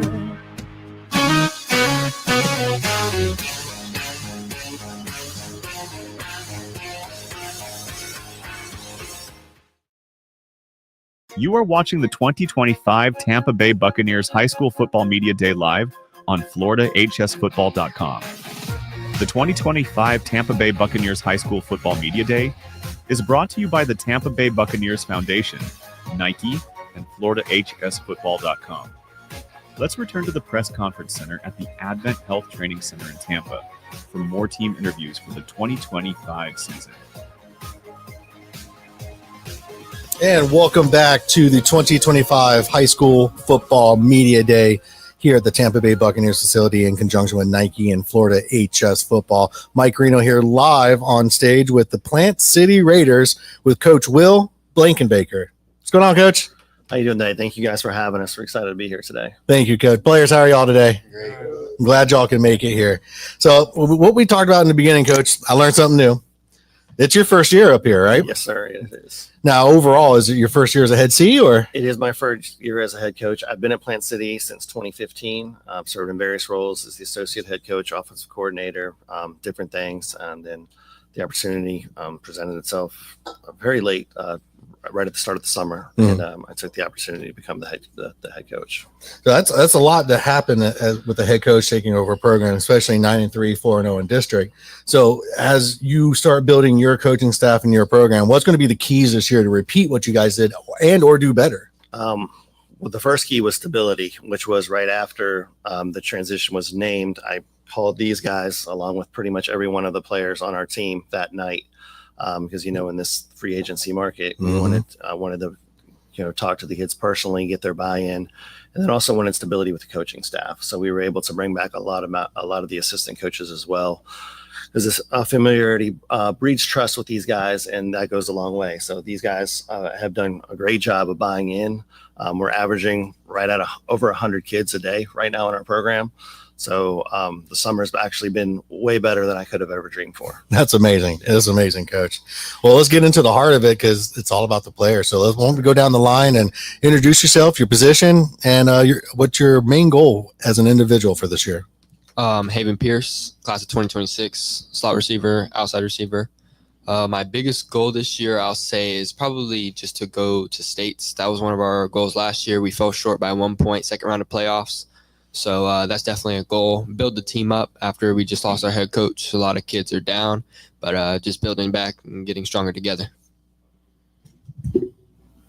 Julian Fonteme, D tackle, class of 2026. And some goals is like academics, make sure I have my stuff straight, and whatever it takes to get to the next level, and also the states. Isaac Francis, class of 2027, defensive end, tackle. My goals is to help lead the young offensive line core to trust the process that we might have lost a lot of guys, but we still the same offensive line core that led the district. Oscar Valdez, DN, tight end, class 2026, to be a better leader overall, on and off the field, and win states. Well, with that, let's stick with you on that question. I mean, we heard brand new head coach, right? And he said he called all of y'all the night he took over. So what impact did that make as a decision to stay? Because we all know with this transfer portal, it's pretty much open reign. You can roll around. So what impact did the new coach make on you at this point? And then what was your decision to stay? I just wanted to stay because loyalty is everything for me, at least. And Coach B's great coach, and he's been coaching for a while, and I trust him. Like he said, loyalty, and all the coaches that helped me from being on JV that made me a starting spot, that they all been with me and believed in me and wanted to. And Coach B, I believe in what he's going to do for a program. Like he said, loyalty, and Coach B is a great coach, and I definitely feel that we'll be great. Me and Coach B go back sophomore year. He was our offensive coordinator, and that was when I first started. So, I have some trust with him. I know he can do great things, especially for me, at least. That's whenever we kind of clicked. So, going in is when he called me, I was like, Coach, if you're my coach, I'm staying. I'm not going anywhere. So, I just trust him. He got all my trust, and I know what he can do. So.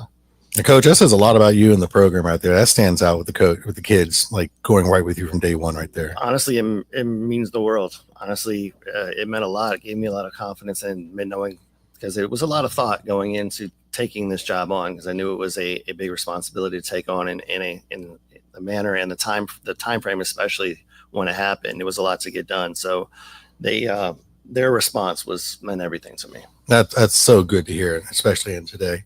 So players, let's talk about the schedule. I mean, 9-3, 4-0. That's hard to repeat. I mean, I know you're Plant City, but it's going to be hard to repeat. So let's talk about that schedule. And the goal is to get the playoffs. I understand, right? But what do we got to do on offense and defense? I know we got one step up as a leader. What else we got to do? I think we really have to focus more on our blocking We have to focus more on becoming like one, because like we have a good chemistry. Last year with Chris and Josh, like our receiving core was really strong. We had a really good connection on the field. So repeating that will be probably one of the biggest things to at least, we want to go undefeated. So that's probably what we want to do better. And I think communication and chemistry is what will get us to that point.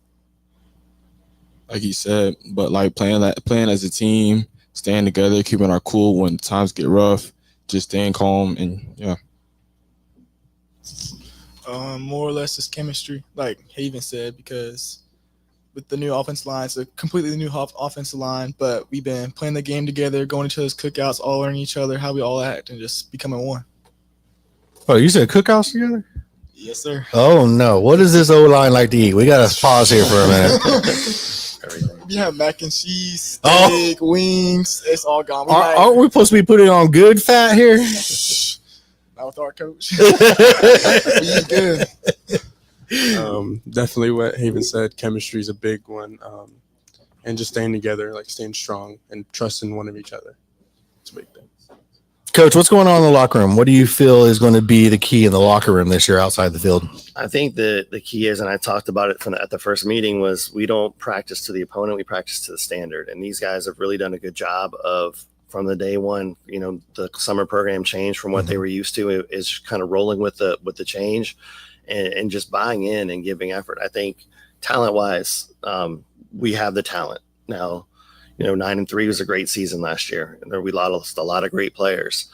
Defensively, we have 8 starters returning, and so early on in the season, we're going to rely on those guys. Offensively, we may have a lot of new holes to fill, but we have some talented guys.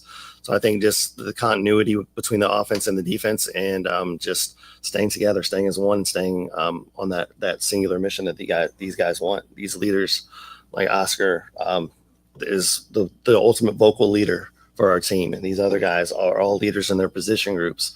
So these guys lead as long as they stay solid. I think good things are ahead for us this year. Now, I'm an offensive mind guy, Coach. So we changing the offense? We running?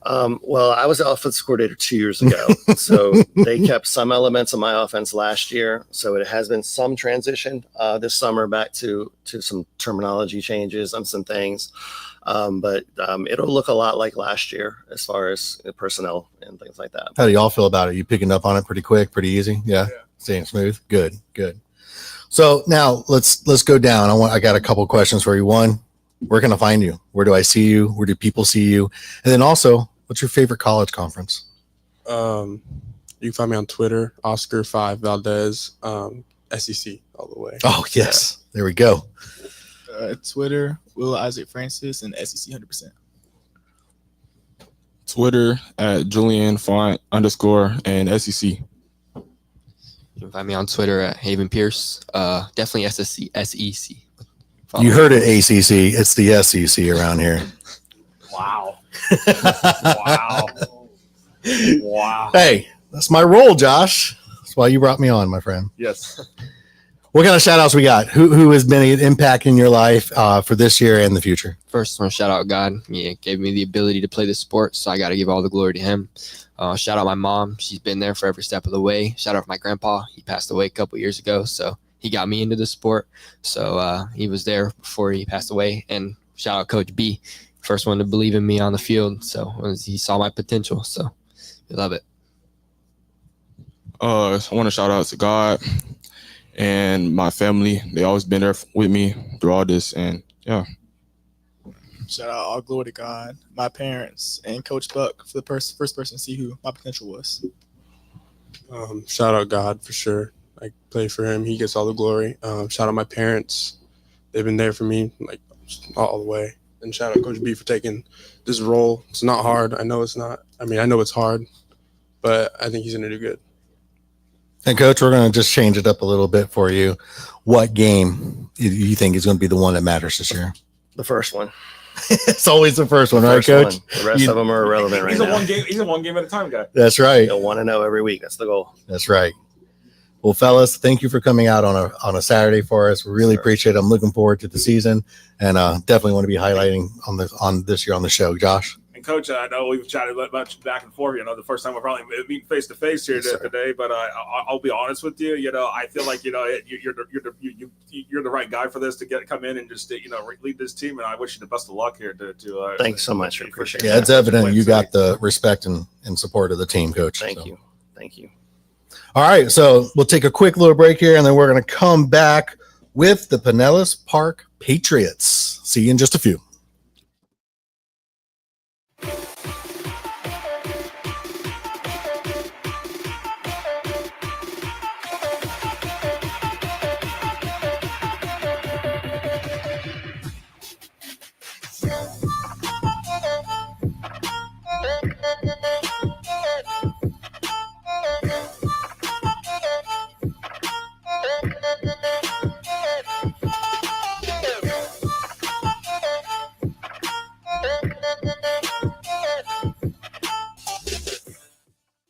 High school sports fans, follow your team live with a free ScoreStream mobile app. Download ScoreStream to get real-time scores, photos, and awesome video. Plus, follow your favorite teams and friends. Get real-time high school sports from ScoreStream.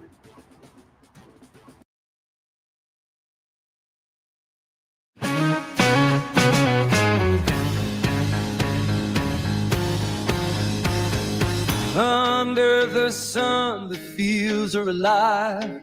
Cheering crowds and the teams collide. In these moments, we stand tall and free. Flourish pride that runs deep in me. With every touchdown, we rise and we cheer. Unity and spirit, the heart lead.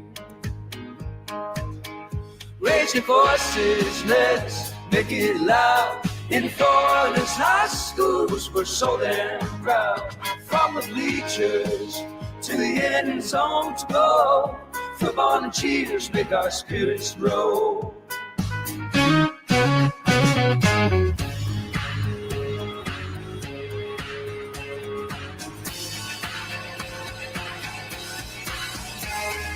Girls in the game, they're fierce and bright. Flag in hand, they give it their might. From every town, they bring their trees. On this field of gold, nothing's as it seems.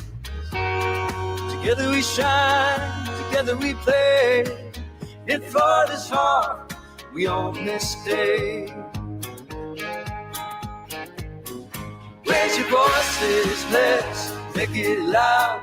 In Florida's high schools, we're so damn proud. From the bleachers to the end zones go, football and cheers make our spirits grow. So here's to the game, we'll rise and stand. Enthrall and feel, real nightmare.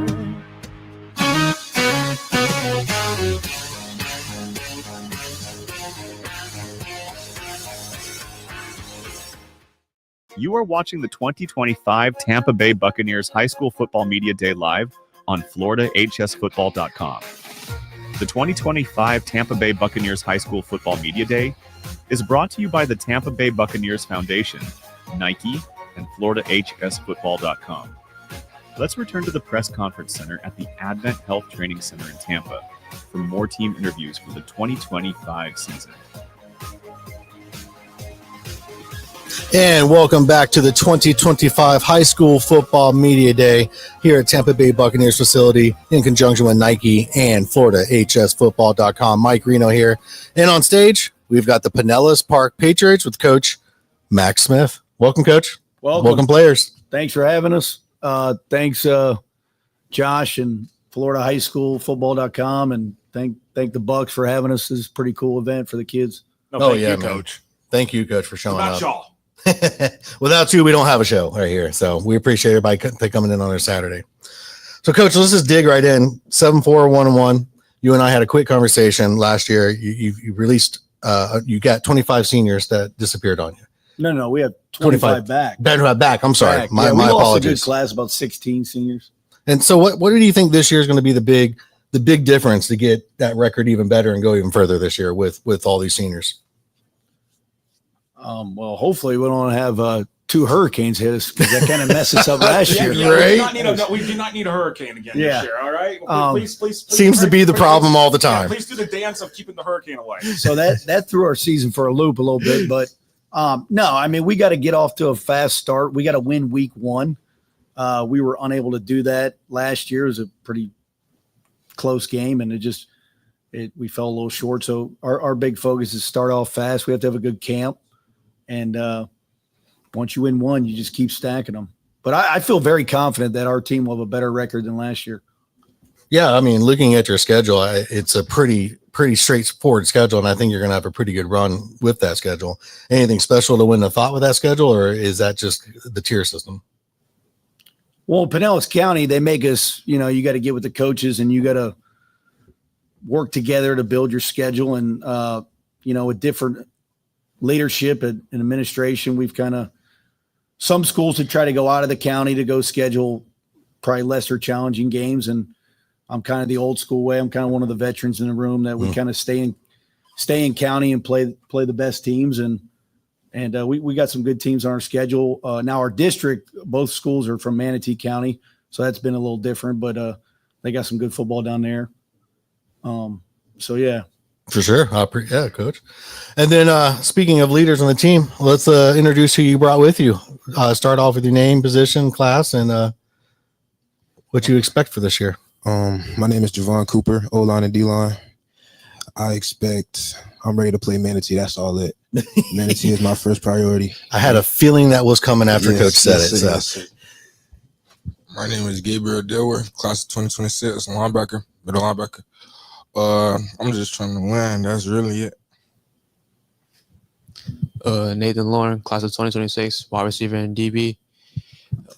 Coming out of the season, Manatee being the best team, that's what we're focused on. That's what we're going to be. Casey Savage, class of 26, outside linebacker, Sam. And I'm just going to give it my all. It's my senior year, last year to do it. So being on the defense, what do you want to accomplish this year to step it up and produce something different than what y'all did last year? Just do better, keep on grinding, keep on working, and just get closer as a team. I feel like this year, we got more chemistry and we can work together as a team better than last year. So I feel like we have a better chance. So was that due to summer workouts, summer groups? What y'all do? You can come down the line too, and you can. We've been working all summer, coming to DB. I've been working all summer, trying to get my craft better, and doing wrestling that will help me a lot with DB. So I'm really excited for the season with DB. So you're dual wrestler and yeah, that's good, man. And we just been working, practicing every day, and we've been bunning outside of practice, going places like water parks, the beach, and everything. A lot of conditioning. That's what we've been doing, and putting in that hard work together really make us bond together. Yeah, that conditioning's rough, ain't it? Yeah, it is. But it's needed, right? Yeah, definitely needed. Yeah, it's good for him. That's the coach's answer. Well, I get out there and run with them a little bit. There you go, Coach. Oh, yeah. There you go. That's what I like to hear. All right, players, fellas. Let's talk a little bit about your individual roles, individual positions, and what do you want to do this year as an individual differently? And we've talked about the team camaraderie and the chemistry, but you and your role as an O-line, D-line, eventually, what do you want to accomplish this year? So what I want to do, I want to stay on the field the whole game. I really got to condition more so I can stay on the field for O-line and D-line. So, yeah. I'm just trying to I'm trying to accomplish, trying to get more tackles than last year, and I'm trying to get some picks this year. There you go. Picks make it more fun. Playing both sides this year, got to condition way more. Being a receiver last year, definitely going to get way more catches this year. And for DB, way more interceptions too. Yeah, like he said, I'm trying to get some interceptions, get the ball, turnover, and just get more tackles. I had 84 last year. I'm trying to get 100. I'm trying to break that. There you go. That's 84 to 100. That's a good increase. I agree with that. And Coach, they wear me out down here. They talking about all this extra conditioning, man. I hated that part. That's a good mentality, and that's the first answer I've heard all day about. We're excited to do conditioning. Well, I was lucky enough. We had a staff change. Like you had a Seminole up here earlier, and we had some staff change last year. our OC got a head job down in Sarasota County. And then he was my 5th coach that I've had under me that's been a head coach.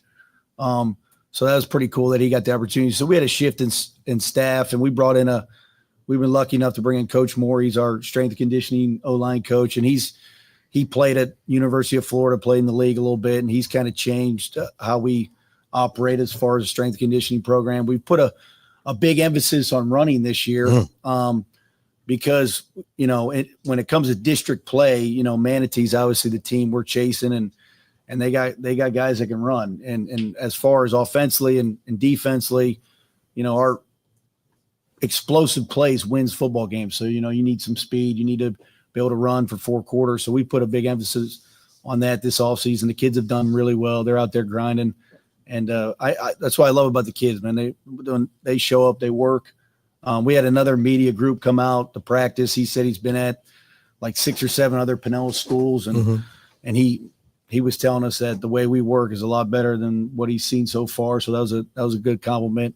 But, we have a plan in place, but they're the ones that got to execute it. And they've been working really hard. And I'm very proud of them.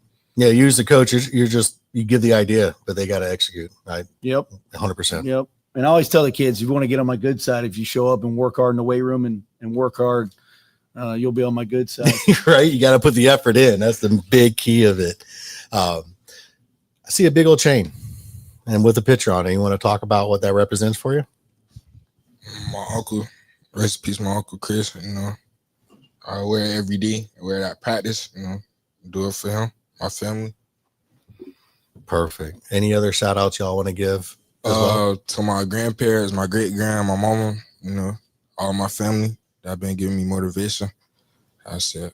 And God and Jesus. Shout out to God, gotta always talk about him first. And then my mom too, she's really the motivation and encouragement that helps me do this sport. Shout out God, all glory to him. And I want to thank my parents for bringing me to practice day in, day out, paying for the camps that I go to, just keep on working. And my grandpa too, because he's the one who be paying for it all. And definitely the coaches. I feel like we work harder than any other school. And that's thanks to them. They push us and lead us to it. Big shout out to parents. Shout out my parents. This coach that we used to have, Coach Tyreek, he taught me a lot of things I didn't know, things I couldn't do. So, it was good. And as we go through, there's going to be lots of highlights, lots of film. So where can we see and find your stuff? And also, what's your favorite conference in college? Twitter, J Coop, 5-0s, but the Big Ten. So Alabama. My Twitter, you could just look up Gabriel Dilworth. And the Big Ten, Alabama. My Twitter, Nathan Lauren, the Big Ten, Ohio State. The Ohio State. I'm on Twitter, Casey Savage 777, and Big Ten. Wow, we got all Big Ten up here this time. I had an all CC panel last time. Now we got an all Big Ten. Oh, that's good to hear. So, Coach, what's the big takeaways in the locker room? I know we've talked a lot about trust and everything, but what's the biggest takeaway for this year when it comes down to it? I just feel like every year is a challenge as far as building that team and the connection with the players. And, it's very hard nowadays with the movement of players, with social media. And there's so many things out there for these kids nowadays that are very, it's about you, it's individual. So it's really hard to challenge to bring 50 plus kids together, get them connected, and, trying to get them to fight for something that's bigger than themselves. And sometimes they got to take a back seat and fit their role in the team, and they don't get the ball every play because there's only one ball. So, I think that's always a challenge every year. Every team's a little different. You have different leaders. Whether coaches like it or not, I don't think you can always choose the leaders in the locker room. I think those kids, kind of rise up to the top, and you hope those guys that are the voices in the locker room are pushing the team in the right direction. So I think with camp coming up here soon, the old school, like we don't do them anymore, but the old school 2-a-days type style, I think that's when you really bond together. And the kids got to understand that's the great thing about football. Like you're out there sweating, going through it Mm-hmm. in the heat, in the rain, and all that, and you're working your tail off together, and that's a form of connection that will bond you together forever. Absolutely. I mean, anytime I get back with my college or high school teammates, we talk about the good old days, and those are the days we remember. I mean, the good days of 2 days and fighting through it. And absolutely, Coach. Yeah. I'm a Newberry High School alum, and me and Coach Johnson, we start talking because we played together too. So yeah, it so happens. they got to do that together and go through it together and strain and sweat together, and they got to connect, and when that happens, you can do something special. 100%. Absolutely. Well, Coach and players, I really thank you for your time. Appreciate you taking a Saturday and come up. We'll definitely look forward to watching you this Friday Night Lights this year. I appreciate it, Coach. Thanks for coming. Yep. Thanks. Go Thank Patriots. you guys for coming too. All right, your 2025 Patriots here with Coach Max Smith. And now we're going to roll over to, are we going to Northside or Tampa? We're going to Northside. We're going to Northside Christian, and then we'll have Tampa Bay Tech, and then King will wrap it up here for us today. All right, So- we'll be right back after a quick break.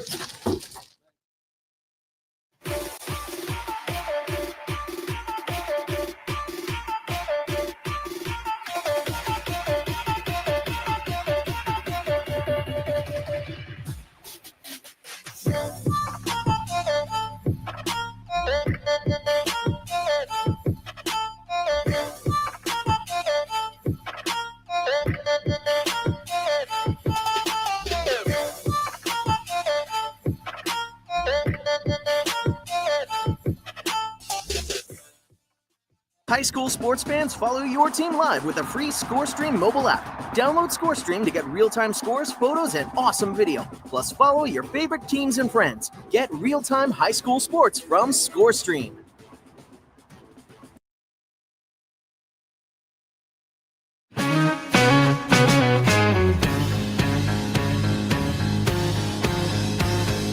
Under the sun, the fields are alive. Cheering crowds and the teams collide.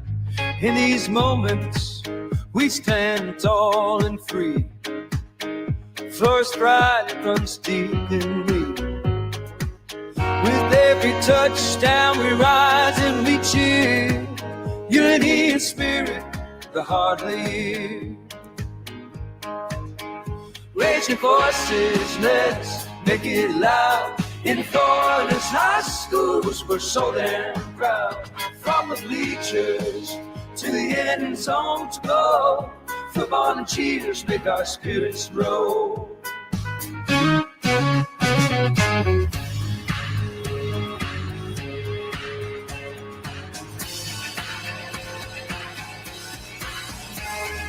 Girls in the game, they're fierce and bright. Flag in hand, they give it their might. From every town, they bring their trees. On this field of gold, nothing's as it seems.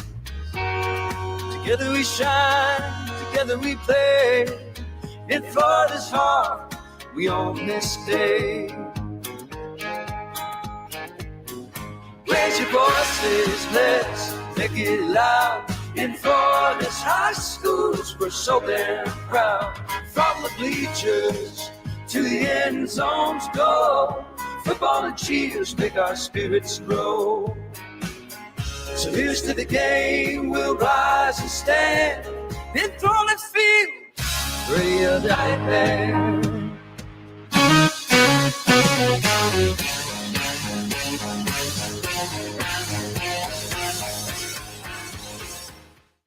You are watching the 2025 Tampa Bay Buccaneers High School Football Media Day live on FloridaHSFootball.com.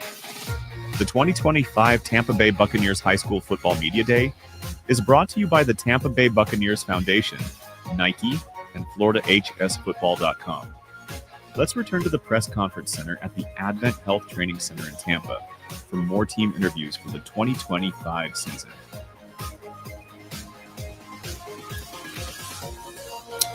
And welcome back to High School Football Media Day. I'm Brad Richardson, and we are joined right now by the Northside Christian Mustangs with head coach Darius Rayner. Coach, This is going to be your first year as the head coach of the Mustangs. Before we get into things, just give me a little bit of background of your coaching experience and what brought you to Northside. Yes, sir, man. I came back from Indiana 2016.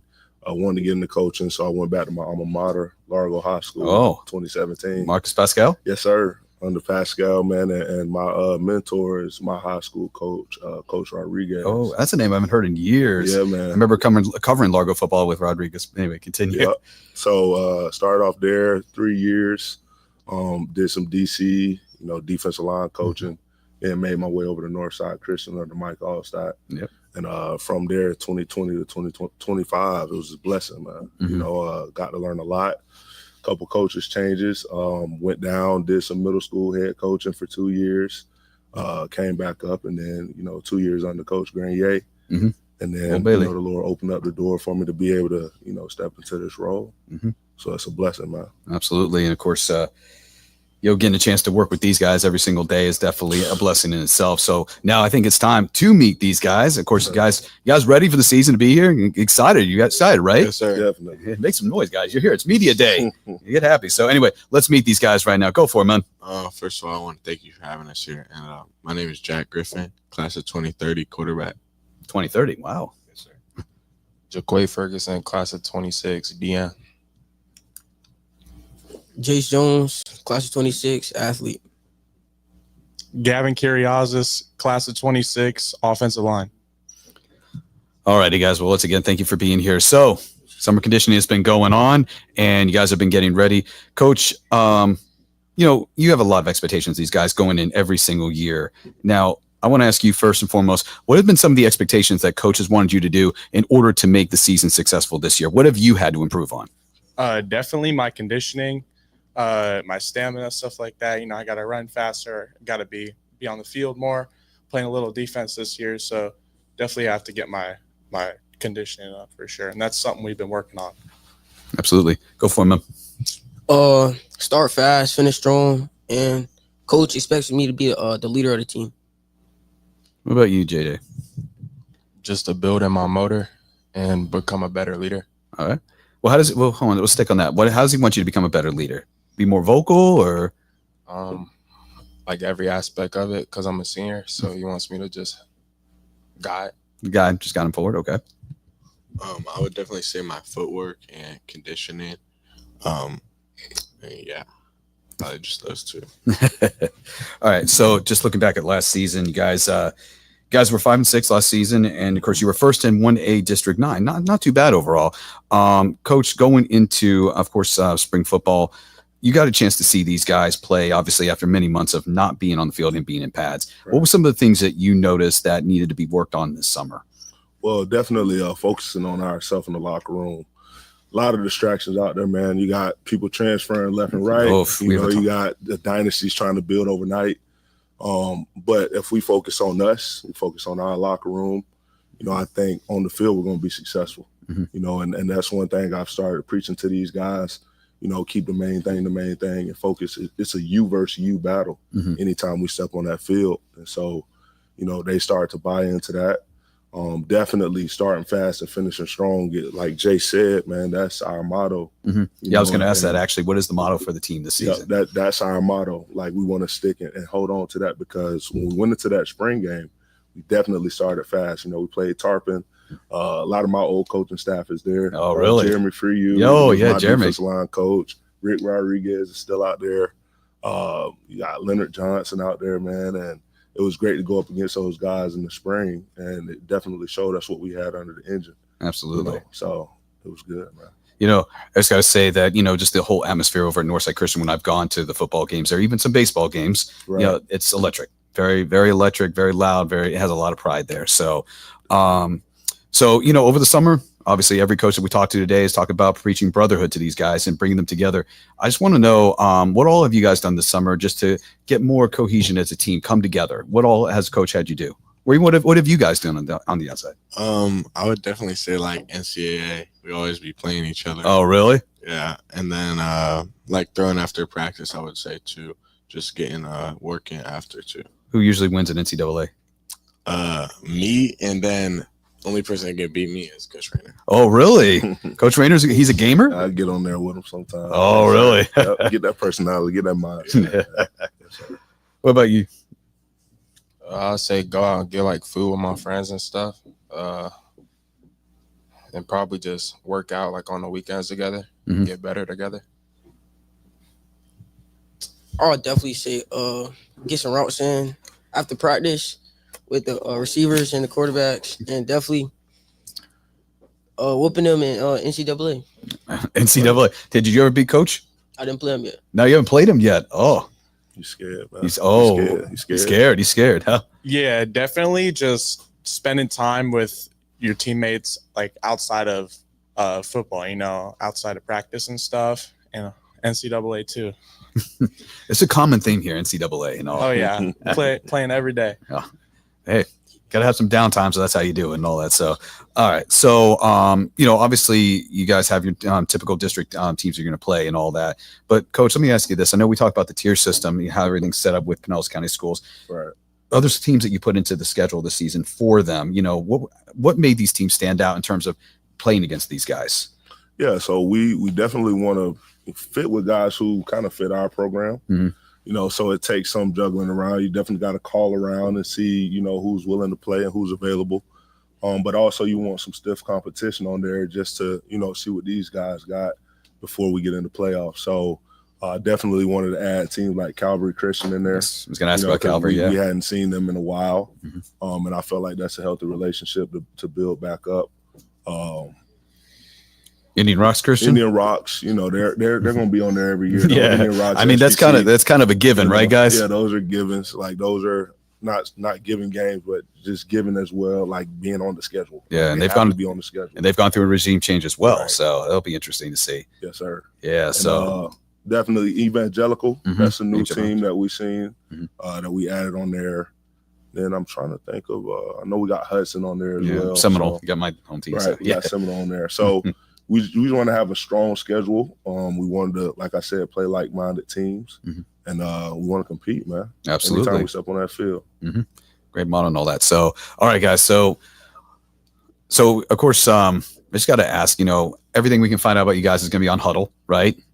All Huddle, okay. So now you all have family and friends. You guys are going to want to show off some of your best highlights during the season and all that. So where can we find you guys? Where can we find, let's start with you on the end.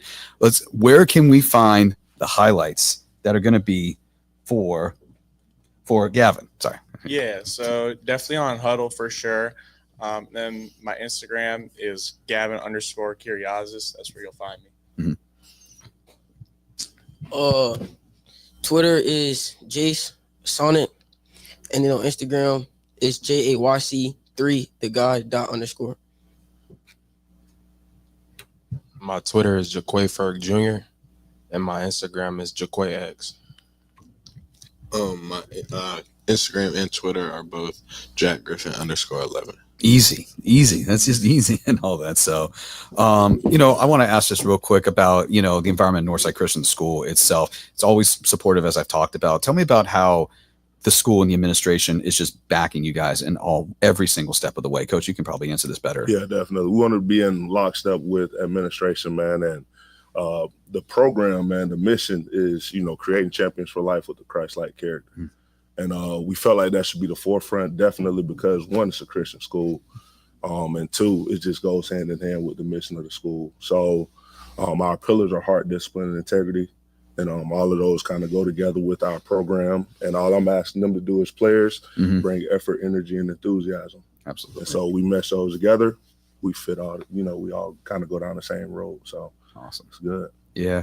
All right, guys. So one of the things we got to do here is Media Day. So we always have to give thanks to people. We already give thanks to the Lord, but there's obviously other people in your life you want to thank, coaches and all that. Dude, is there some people out there you want to give a shout out to? Definitely my family, my brother for helping me, and my dad. My mom, of course. Definitely all glory to God, Coach Rayner, all the other coaches for believing in me. And yeah, that's probably it. Mr. Ferguson? My coaches, my family, especially my mom, and my friends. My mom, my dad for making it all happen, and Coach Lambo, bringing the best out of me at training days, and to the Slimy boys for helping me. I want to especially thank Coach Max. Through the start of my football career, he's always been there for me, always motivating for me. I also want to thank my dad and my mom. So anyway, like I said, I'm looking forward to seeing Northside Christian this year. It's always been a tough team. I remember, actually, it's funny, you bring up Mike Allstott. I remember his first year when he was out there, and you had Griffin out there too. And just to see a father-son out there, father coaching his son on the field is just absolutely incredible to watch and all. So, I'm just going to ask you real quick about, obviously we talked a little bit about Rodriguez, and then you also talked about Allstott. What was some of the best advice you got from Rodriguez? Just real fast. Man, I gotta know. so many little gems, but definitely work your team. Like work them to the brink. Like you want to crush them off season and make sure that you have something, malleable and strong to go into the season with. Awesome. So that's all the right. main thing. Cool. Well, hey, I want to thank you guys for coming here today. And that was, of course, the Northside Christian Mustangs. And we look forward to seeing you guys in the season. Coming up in just a second, it is going to be the Tampa Bay Tech Titans.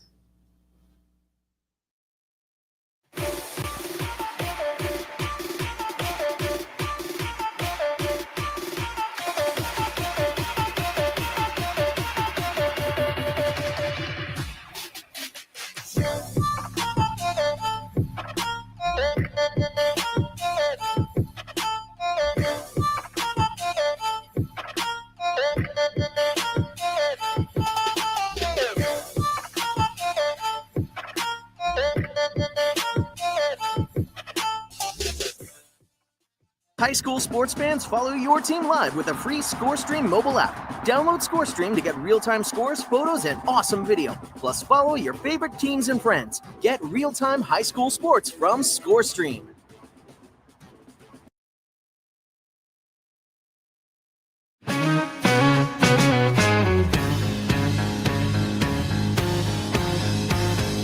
Under the sun, the fields are alive. Cheering crowds and the teams collide. In these moments, we stand tall and free. Flourish pride that runs deep in me. With every touchdown, we rise and we cheer. Unity and spirit, the heart lead. Raise your voices, let's make it loud. In Florida's high schools, we're so damn proud. From the bleachers to the end zone to go, football and cheers make our spirits roll.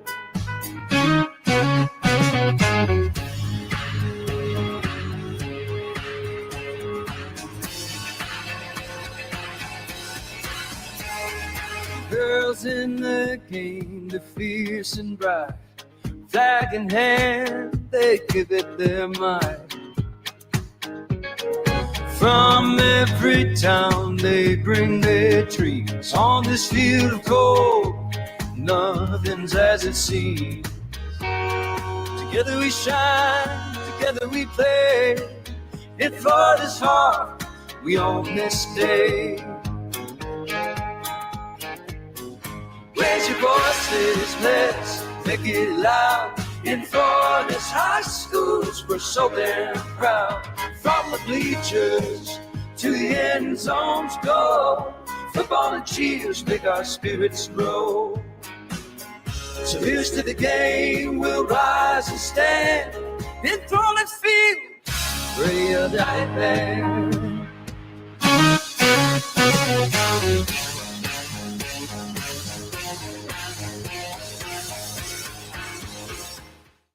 You are watching the 2025 Tampa Bay Buccaneers High School Football Media Day live on FloridaHSFootball.com. The 2025 Tampa Bay Buccaneers High School Football Media Day is brought to you by the Tampa Bay Buccaneers Foundation, Nike, and FloridaHSFootball.com. Let's return to the press conference center at the Advent Health Training Center in Tampa for more team interviews for the 2025 season.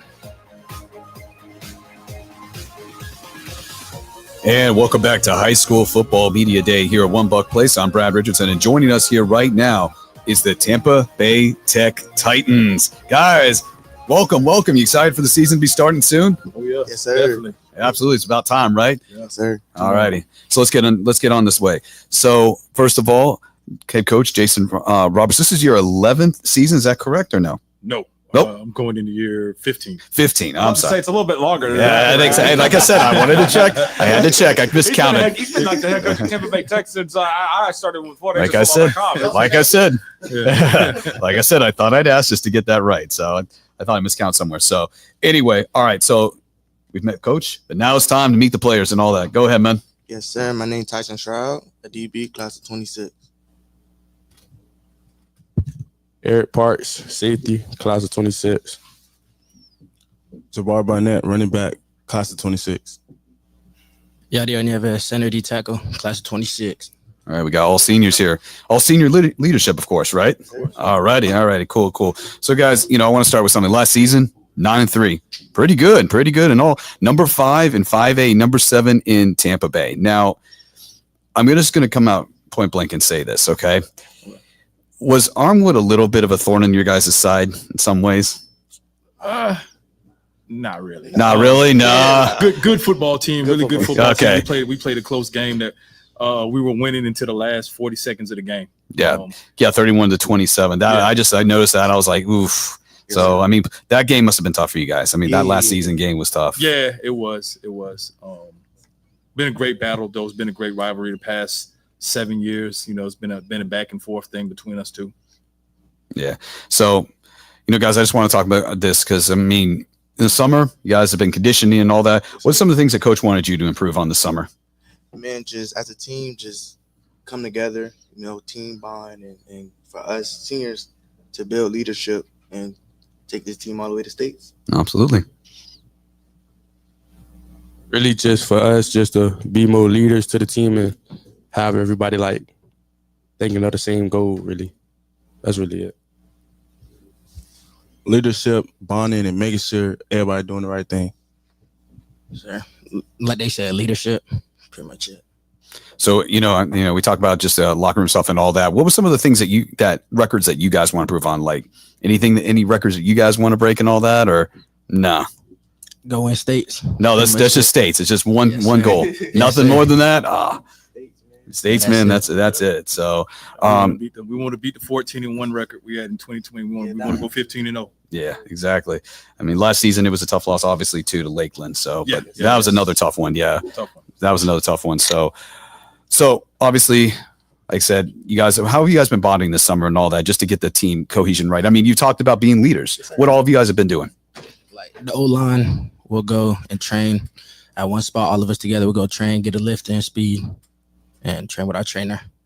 Just all summer, that's what we've been doing. Mm-hmm. After practice, me and some of the players will work out, and that's just a way we'll bond. Just spend more time with each other. That's it.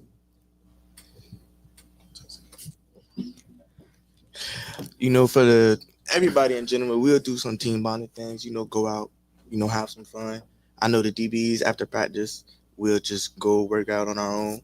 Me and Eric here, we'll go work out together. Mm-hmm. Just building that team bond that everybody needs. Yeah. That's really it. He said it, really just hanging out with each other and just building the bond for real. That's really it. Chemistry straight away, right? That's about it. Yes, sir. So, Coach, let me ask you this: with the senior class right here, you talk about leadership. What are some of the things that you expect from not just your seniors, but any of your upperclassmen and captains and all to bring the guys up? The expectation is we have a group of seniors. We got a group of older players that know how to win. They know what it takes to win. They've experienced winning, and we want them now. The expectation is for them to pass that knowledge on to the younger guys, and then also to build on the experience from last season. With the heartbreaking losses that we had versus Armwood, and the heartbreaker that the way we lost in the final seconds to Lakeland in the third round of the playoffs. We want to make sure we use those as tools, and really break down and analyze what went wrong. Everything that in every area where we could have improved and could have changed the outcome, and make sure that we emphasize those things this season. So it's really on those guys to really be the leaders. We want to be a player-led team. Absolutely. What you want? That's something that, man? You had something on your mind there that you're about ready to say. No, I was just listening. Just listening. Oh, okay. Like you're going to add something in there. So, obviously, every game is one step at a time. But, is there one game in particular? You talked about a rivalry with Armwood. Is that the one game you guys are waiting for? Or no? Nope. I know what they're going to say. What's the game? What's the game? Venice. Oh, good. Venice. Okay. I'm telling you, all right. Isn't that the first home? Is that the first game of the season? Very first game of the season. Yeah, we won. Yeah. Oh man. That's the game we're looking for. And it's first game, first day, and all that, right? Yes, sir. Yeah. It's at home too. Oh yeah. So it's definitely going to be packed there. Oh yes, sir.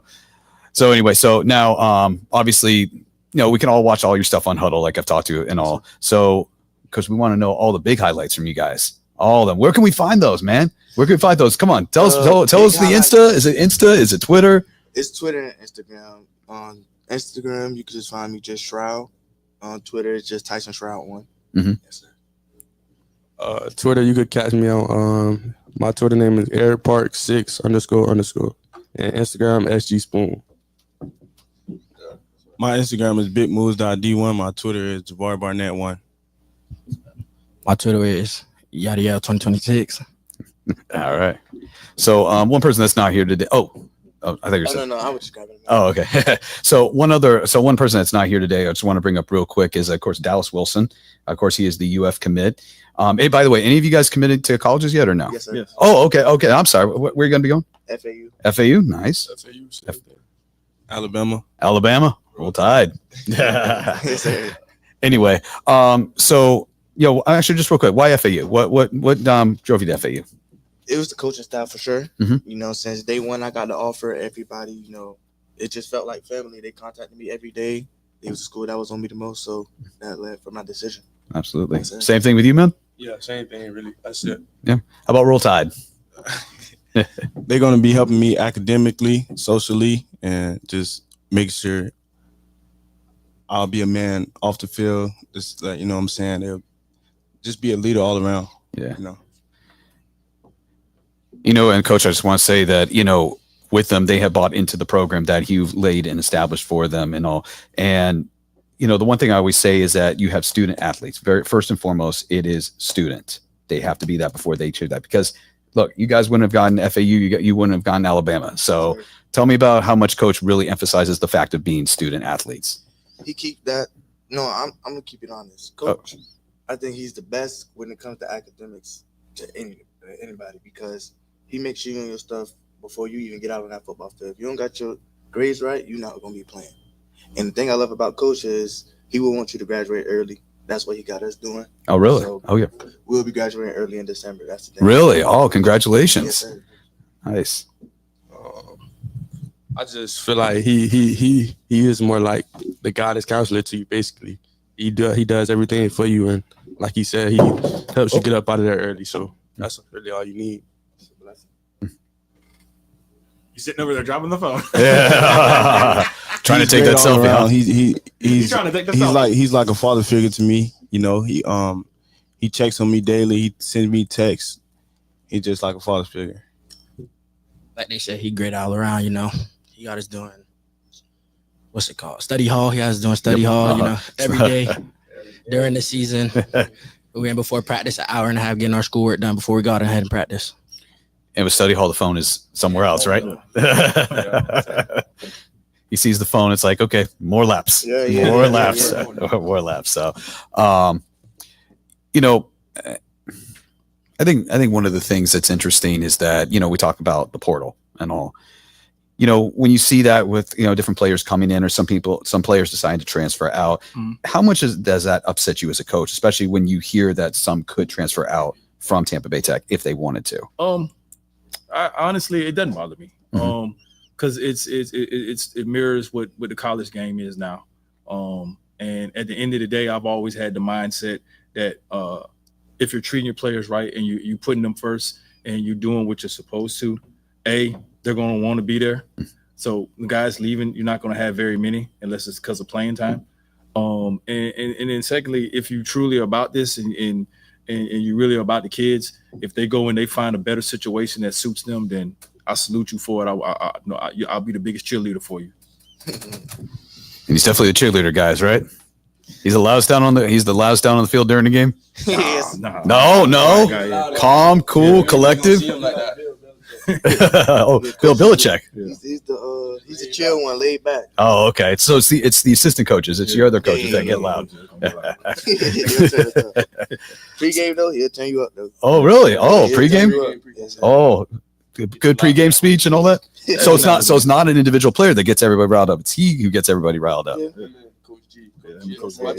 Oh, Coach G. Yes, sir. Coach G is your offensive cornerback coach. Oh, cornerback. Coach, yes, sir. Cornerback coach and all that. So yeah, because I was going to ask which player on the team gets everybody riled up and in the zone before a game. I would. That's you? I would. Oh, what do you do to get everybody riled up? Just give them a little pregame speech. Turn them up. Mm-hmm. So we got to go out here and win. Okay. All right. Well, hey. Oh, go ahead, Josh. What were you going to say? Coach, I got to say, I think I want to say, for a lot of the guys that you have come through your program, but over the years, but you think being able to be at one program when there's been opportunities for you to potentially go to your alma mater up in Tallahassee to coach there. There's been that opportunity, but you've stayed loyal to Tampa Bay Tech all this time. What does that say for you? Especially longevity when that longevity with coaching is at one school is more of a rare thing these days than not, but given the fact that a lot of coaching deflections have happened. I'll be honest, man. There's never been a luckier person. There hasn't been a luckier coach than me to be blessed with the administration that I've been blessed with. I've had 3 awesome principals that have all been pro football. My current principal is the biggest supporter of our players and our program on the campus. I've had awesome athletic directors that have worked hand in hand. I've talked to other coaches that have had nightmare stories about their admin and how they can get nothing done. And it's always been, what do you need first from my admin? So that's really what's kept me at TBT is, the people around doing this job, besides the players, the people who I work with, my admin make doing this job a pleasure. All right. Well, that about rounds it up. Thank you, guys. The Tampa Bay Tech Titans. And, guys, we look forward to seeing you in your season. So. Yes, sir. Appreciate it. Absolutely. Just go and say right there for a minute. All right. Coming up in just a minute, it'll be our final team of today, the King Lions. Once again, thank you all for being here on High School Football Media Day. We'll take a short break, and we'll be back in just a few minutes.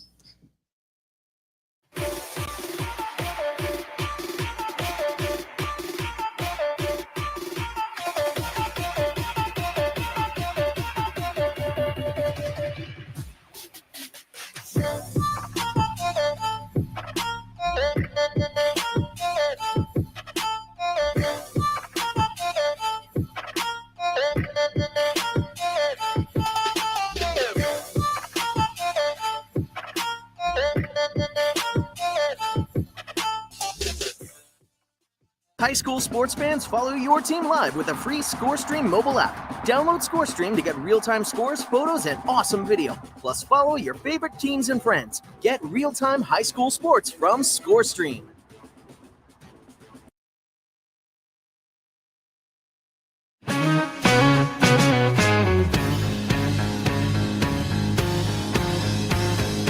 Under the sun, the fields are alive.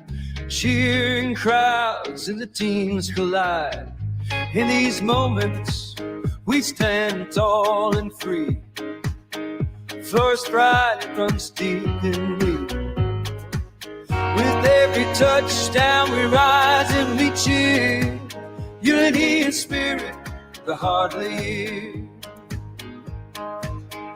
Raising voices, let's make it loud. In Florida's high schools, we're so damn proud. From the bleachers to the end zone to go, football and cheers make our spirits roll.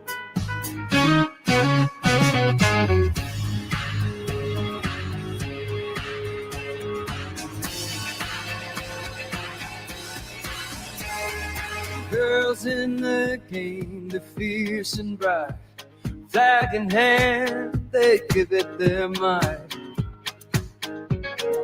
From every town they bring their trees. On this field of gold, nothing's as it seems. Together we shine, together we play. In Florida's heart, we own this day. Raise your voices, let's make it loud. In Florida's high schools, we're so damn proud. From the bleachers to the end zones go. Football and cheers make our spirits grow. So here's to the game, we'll rise and stand. In Florida's field, ready or die band.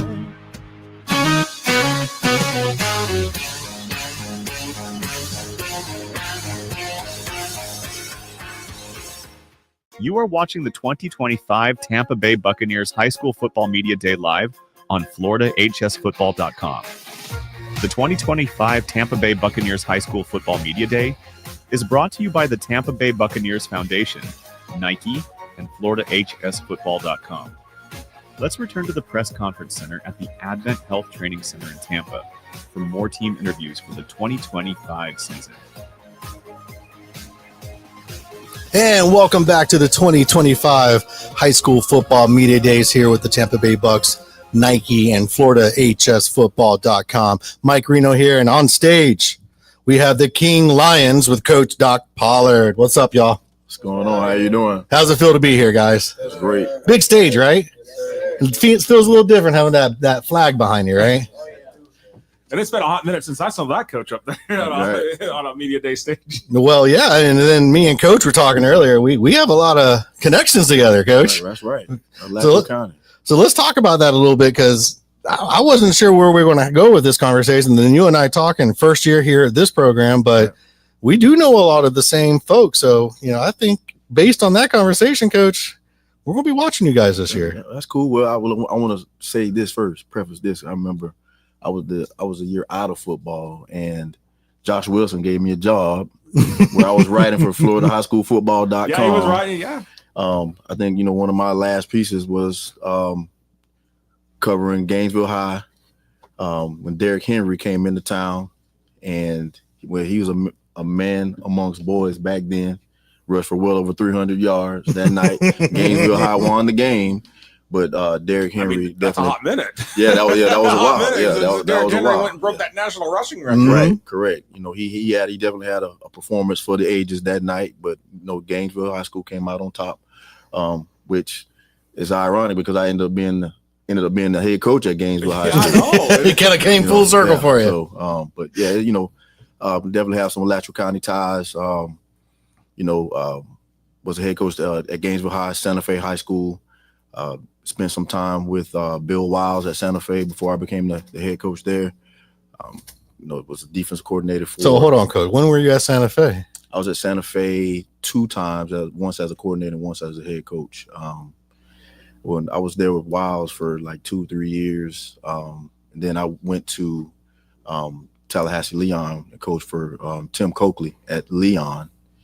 Then came back to Santa Fe, and was the head coach. That's a name there. I haven't heard in a hot minute. I was going to say, I hope I wasn't on that Newberry team that beat y'all. Yeah, well, that's the thing. So, I think that when on the Coach Wiles, like it was kind of like a back and forth. I don't know if we beat y'all that much, but I know as a head coach, I know I had we won a couple games against Newberry. And speaking on that, I had to reach out to Coach Ed Johnson at Newberry to say, hey, Doc is here with me. So Coach Johnson did say, what's up, Coach? So, hey, Coach Johnson, how you doing? He's out there watching, especially now.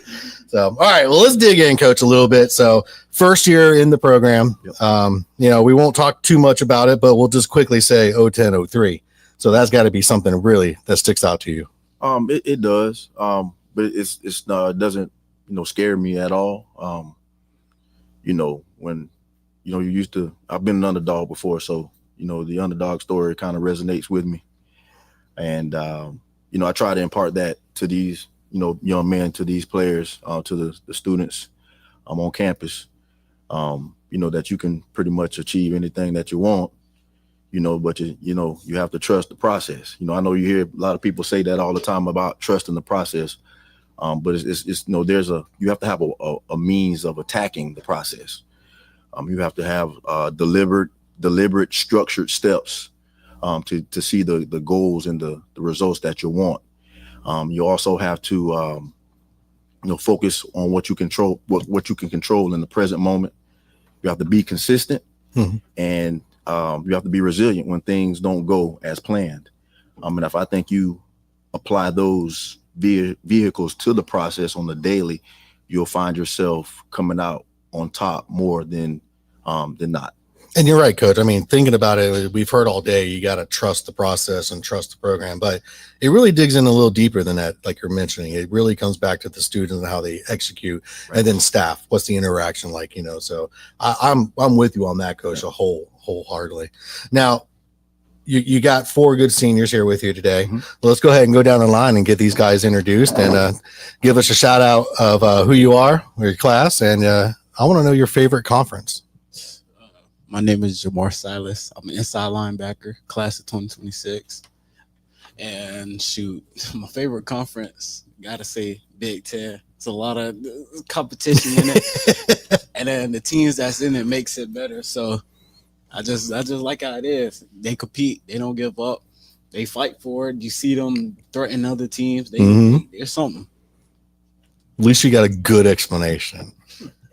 Armani Lopez, class of 26, linebacker at the end, and my favorite conference has to be SEC. I like that answer. Go Gators. Go Gators. Yes, we'll do it. Achilles Rosenberg, class of 2026. I'm gonna have to go with FCC as well. Love Alligators. A big Florida guy right here. My name is Kendrick Thompson, class of 26. Play offense, defense, O-line, D-line. SEC. Now we heard it. We got 3 SECs, 1 Big Ten. So coaches, recruiters out there, pay attention. This is what we are looking for here. Now, guys, you got a brand new coach. How do you think that impacts your season coming up? What was your thought when you heard that Coach Pollard was taking over?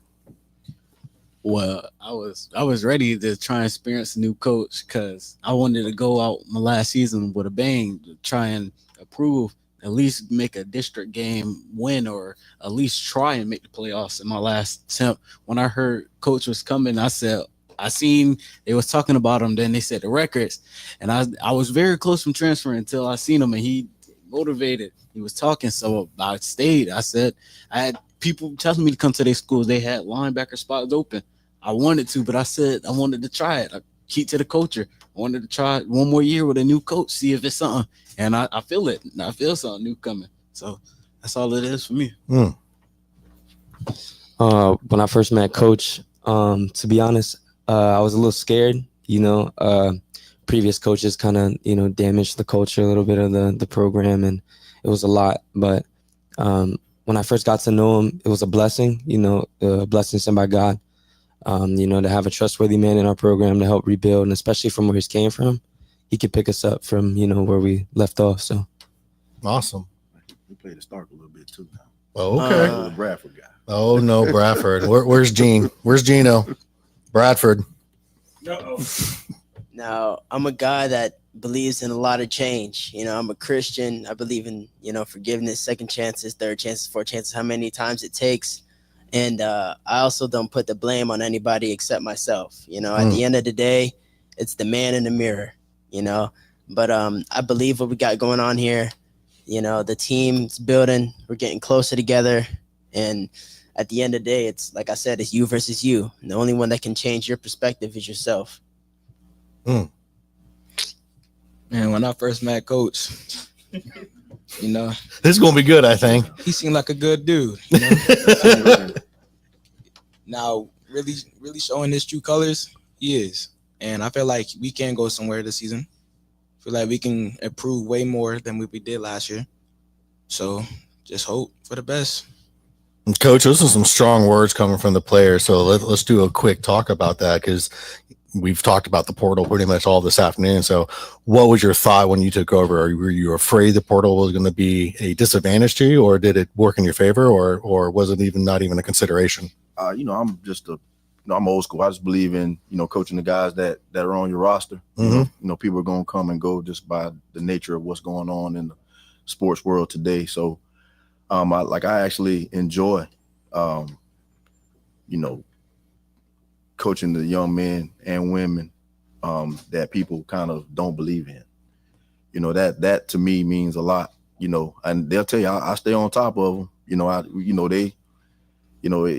It gets uncomfortable sometimes, but it's for the good. And I just at the end of the day, I want them to be able to leave King High School, not only in a better place than they found it, but I want them to leave as better men as they enter into the world. So, and that sometimes that requires tough love. That's not always comfortable to communicate, but it's a necessary thing that has to be done. And I tell them all the time, they can hate me. You can say whatever you want to say about me in your head. You cuss me out, fuss me out, whatever the case may be.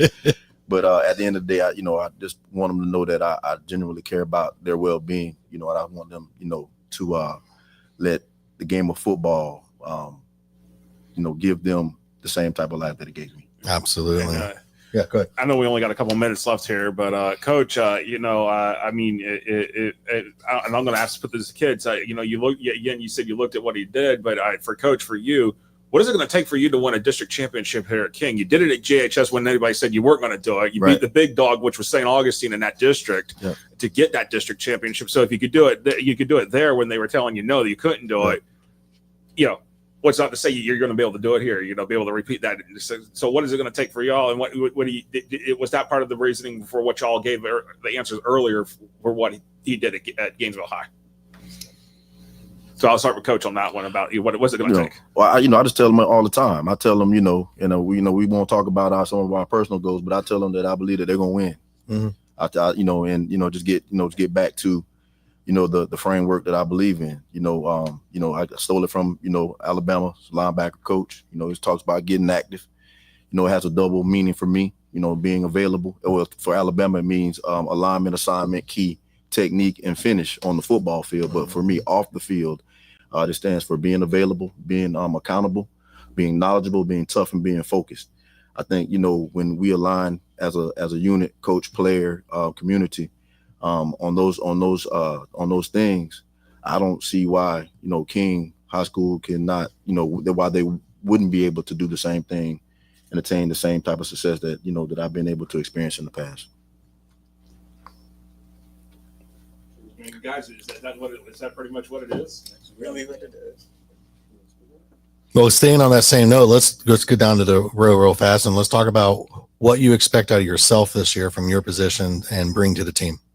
Well, I expect to improve and ended up leading the defense. I was leading last year. I was leading solo tackles. I was right there. It was a jump for me because I wasn't used to being the top dependent person. But going to this year, I can tell I gotta picking up what I did last year.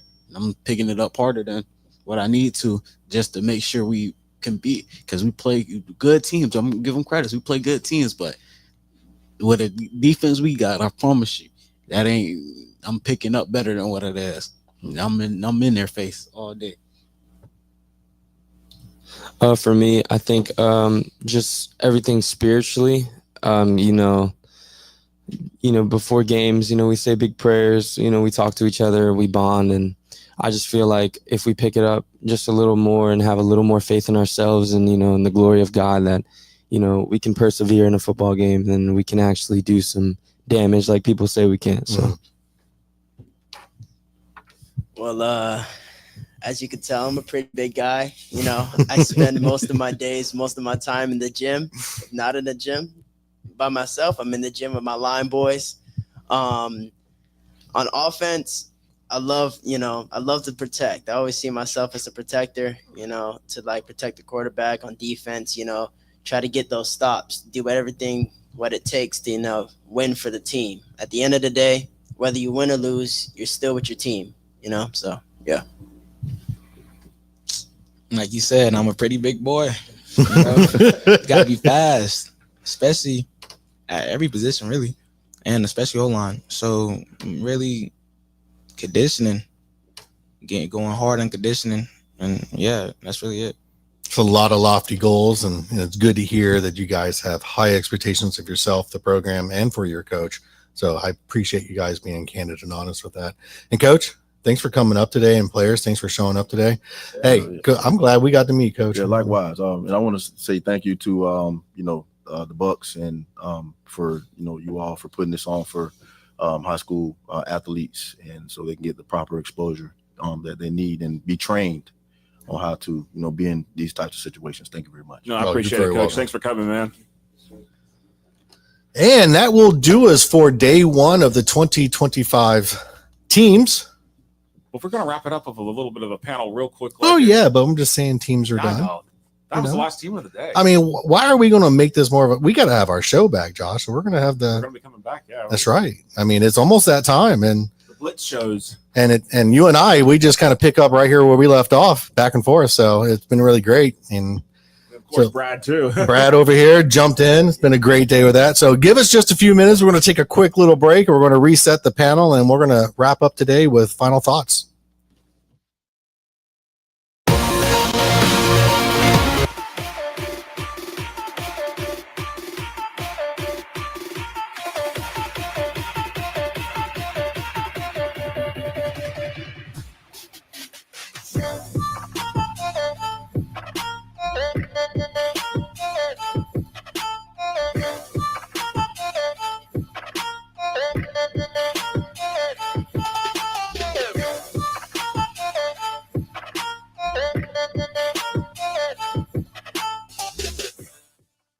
High school sports fans, follow your team live with a free ScoreStream mobile app. Download ScoreStream to get real-time scores, photos, and awesome video. Plus, follow your favorite teams and friends. Get real-time high school sports from ScoreStream.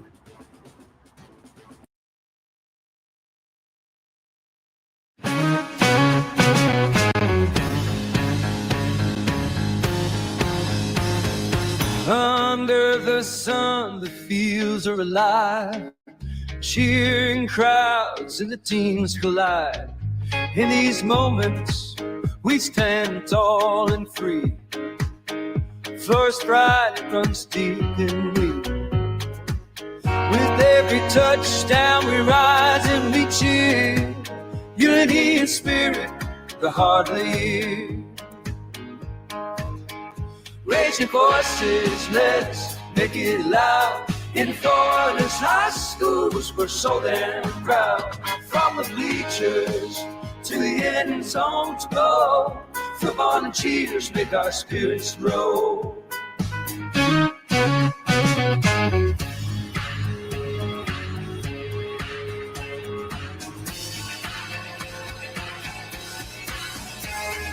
Girls in the game, they're fierce and bright. Flag in hand, they give it their might. From every town, they bring their trees. On this field of gold, nothing's as it seems. Together we shine, together we play. In Florida's heart, we own this day. Raise your voices, let's make it loud. In Florida's high schools, we're so damn proud. From the bleachers to the end zones go, football and cheers make our spirits grow. So here's to the game, we'll rise and stand. In Florida's field, real diamond.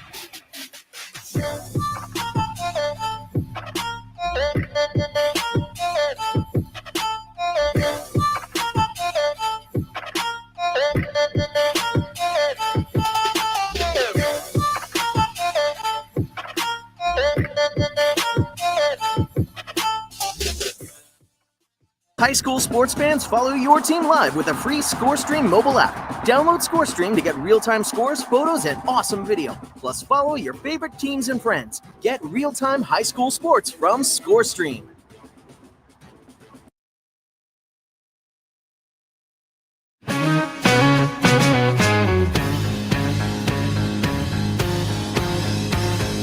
Under the sun, the fields are alive.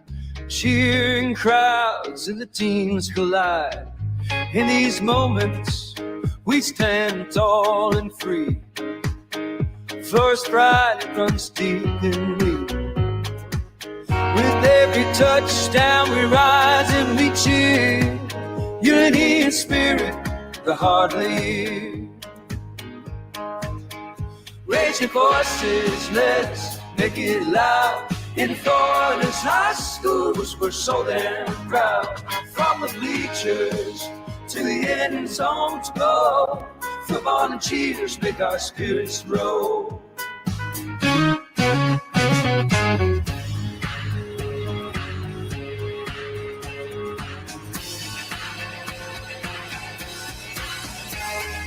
Girls in the game, they're fierce and bright. Flag in hand, they give it their might. From every town, they bring their dreams. On this field of gold, nothing's as it seems. Together we shine, together we play. In Florida's heart, we own this day. Raise your voices, let's make it loud. In Florida's high schools, we're so damn proud. From the bleachers to the end zones go, football and cheers make our spirits grow. So here's to the game, we'll rise and stand. In Florida's field, we're the night band.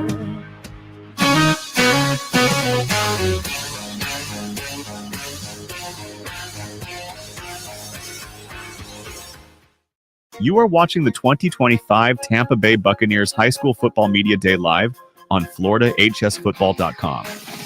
The 2025 Tampa Bay Buccaneers High School Football Media Day is brought to you by the Tampa Bay Buccaneers Foundation, Nike, and FloridaHSFootball.com. Let's return to the press conference center at the Advent Health Training Center in Tampa for more team interviews for the 2025 season.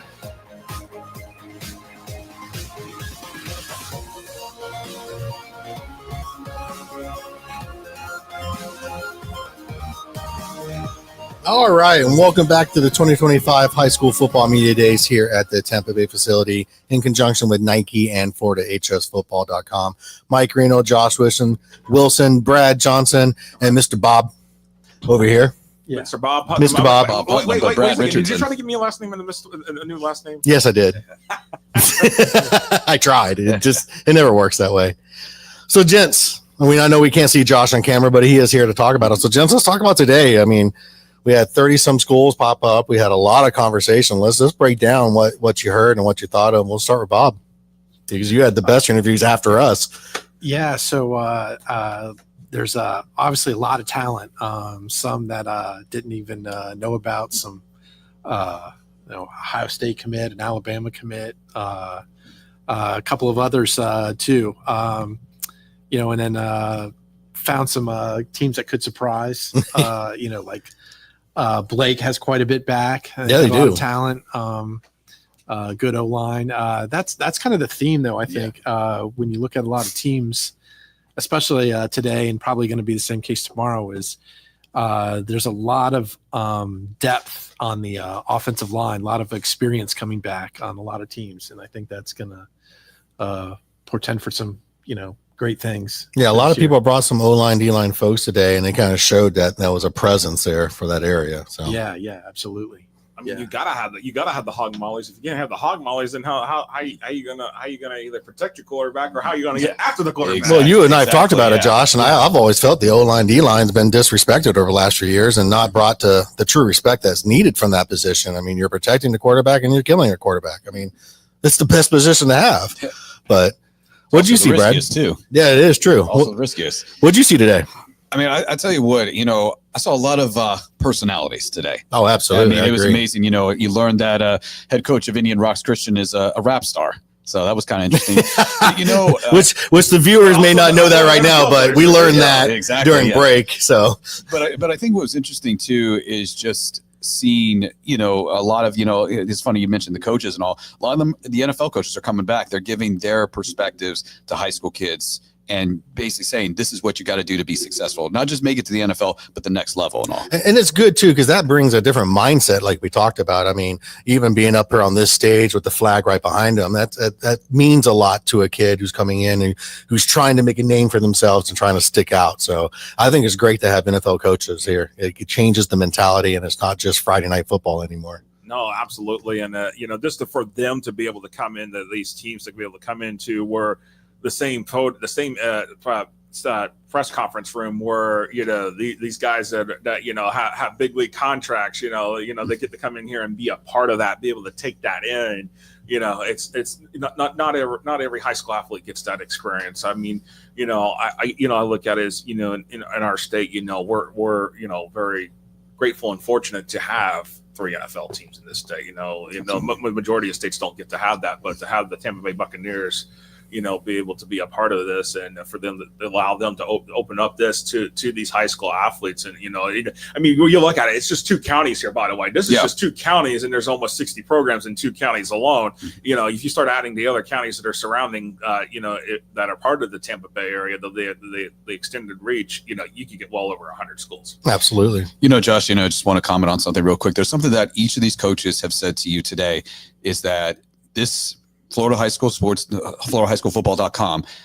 This is a unique thing to do, to reach out and do a media day like this. A lot of them said you just don't see that anymore. Most of them, they do it, through social media, but we're putting this together today for a media day. This is something different. This is something that most players, as you said, they don't get the chance to have this. No, absolutely. And, and it's, at the end of the day, it's about the kids here and the teams, and it's about to get some hype up for these kids because, hey, everybody's going to come into the 2025 season 0-0. Mm-hmm. All right. You have a chance to go 1-0 every week. Every week you have a chance to go 1-0. You have every week you have a chance to win either a district title or a play or get to edge closer to that playoff berth. And it really is interesting. Looking at things here, I feel like there's going to be a few teams that are just going to shock some people. And I think, one of the ones I feel like that, in this whole process, St. Pete Catholic, they could probably, they might wake up some people this year. Yeah. I mean, it's a new regime change. Absolutely. I mean, anytime you get like a new coach in there, it's going to be interesting to see what they bring to the table and how to change the mindset of the current players on the team to say, okay, buy into the program. Bottom line. You don't like it, it is what it is. And bouncing off of that, I mean, listening to the student athletes, I mean, some of those words, trust, respect, and they said the loyalty. And those were key words for me, especially in this new transfer portal world, because Hillsborough County, all of their kids have been there for the entire time with that coach. Yeah, I mean, that was just... I mean, it's not only impressive, but you also think about it. It's not only impressive that, those kids have gone to Hillsborough all this time, they have not left the program, but also I think it's, you look at who is leading that program. Earl Garcia Jr., 35 years as the head coach. All right, you don't find that kind of longevity. I mean, he is the dean of coaches in Tampa Bay. I mean, you cannot argue that. But when you start looking at the list of all the other coaches that have come through, okay, I mean, Matt Thompson's been obviously a Jesuit for a long while now. I think it's been at least a decade almost now, if not a decade. But then you also look, hey, Tampa Bay Tech, Jason Roberts, he's been there 15, 16 years now. 15 years. Sorry about that. It's really, you look at you start to look at that, it's very few and far in between where these schools have had, a coach that has stayed more than 5 years. And it helps the kids because now when they get up here on this stage, they can have that exposure, and we know we get it out there. We can see where they're going, where they're posting highlights. And I honestly feel with our viewership, we actually help them out. We really do. Sure. I think they get more exposure than they would just off the Twitters and the what is it? The new one today? I forgot. Twitter, X, and then you have Huddle. Huddle. That was the new one. Huddle all day. There's another one. Huddle's where the highlights go for a lot of teams, or the other one that you've heard mentioned was Quick Cut. Quick Cut, yeah. So it's Huddle or Quick Cut with the highlights, depending on what the school has, if they're using Huddle or Quick Cut. So you see that, but I think also you look at this. We got to introduce a new program today. Yeah. Talk about that. How many times are you going to get to do that? The JV schedule this year, they're going to be, next year they're going to be varsity. But for those kids that are going to be the foundation, they're the stepping stone. So I believe some of them are actually juniors that they're going to be part of a JV program. But they're going to lay that building block, that foundation for the Mustangs to be able to become that program and build up out there. I mean, what's the area that I think they call it? Waimama. Waimama.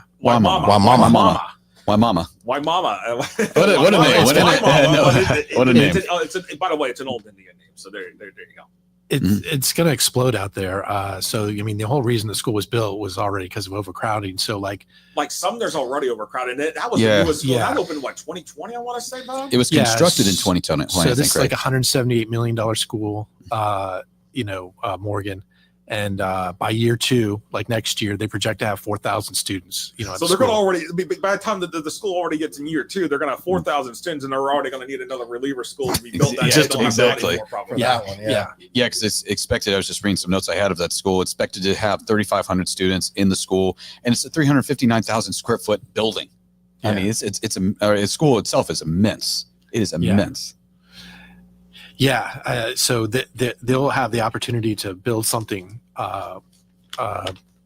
pretty solid, very quickly too. So, Bob, the viewers, they've had the privilege of listening to us all day, but you've been in that last media room. What kind of comments from the student athletes and coaches that you're getting in there after they go through the entire media day process? Well, I know, one of the things was there's a lot of new coaches out there. So a lot of first year coaches. I know, when Max Smith from Pinellas Park was coming, he's like, man, there was like 4 new coaches ahead of me, or that I followed, so, you look at that, as far as like new coaches, there's so many, but then you look at someone like, Earl Garcia, who's, he said 35 years at Hillsborough, but 51 years total, coaching in the Tampa Bay area. So, there's a lot of new blood, as far as coaching, but, there's still some mainstays too. Yeah. Good to know. Yeah. Good to know. And absolutely. And of course, with everything that's coming about, we just wrapped up day 1. We got a second day coming tomorrow. I mean, a whole fun second day coming up, Josh. That's that second day coming up. I mean, just to kind of give y'all insight of who's coming tomorrow.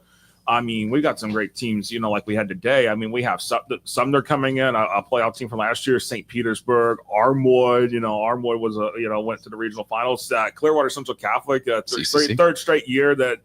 They're coming off a state runner-up finish. I mean, you start to look at it, go down the list. I mean, you got Gaither sitting in there. You got Durant. I mean, Eastlake, usually a team that's usually been up there, kind of had a down year last year, but they'll be here tomorrow. I mean, you just could go on. Clearwater, Newsom. This is just a preview of what some of the teams are in Tarpon Springs. With Jeremy Freud. By the way, who made his professional wrestling debut. Yeah, we're gonna talk about that tomorrow. We're gonna have to talk about that, and then you gotta talk about the call out too. Yeah, we've added one more team tomorrow, Especially Fit Academy. So they'll kind of actually wrap up this media day for tomorrow. But it's going to be another long day. But we at this particular point, by the time we're done, we have done almost 60 programs in 2 days. I mean, it's huge, especially for 2 counties alone. It's a lot of talent that you're going through up here, and just I think it's very special just listening to these student athletes and about what they want to accomplish, where they want to go. And again, it's not about the trust, but the respect that they have for their program, their coach, and what they're doing in the world of football itself. So, I mean, like I said, we'll get to see more personalities tomorrow. We'll get to see more goals. And also we're going to get a chance to meet other coaches to see what they're going to bring to the program. We got a lot more new coaches coming in tomorrow as well. So we saw, I think, 4 or 5 of them today, as you said, Bob. So, like even more than that. That was just a string of them in just one little run. Yeah. Well. I mean, we have hit the time limit here today for everything. It's been a long day, everyone. Final thoughts, gentlemen. Any final thoughts? Just another fun day tomorrow. Another fun day tomorrow, and a lot of more personalities to meet. And yeah. I think, last year there was only, I think, one team that made it to the state final in the area, CCC. But I think this year there's potential for many more, just, based on the amount of returners and the amount of talent, that's there. There's definitely a bigger chance.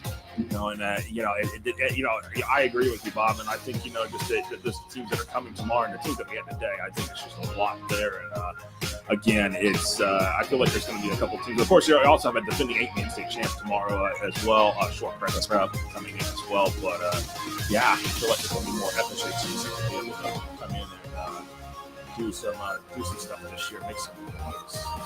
Make it happen in the state of Florida.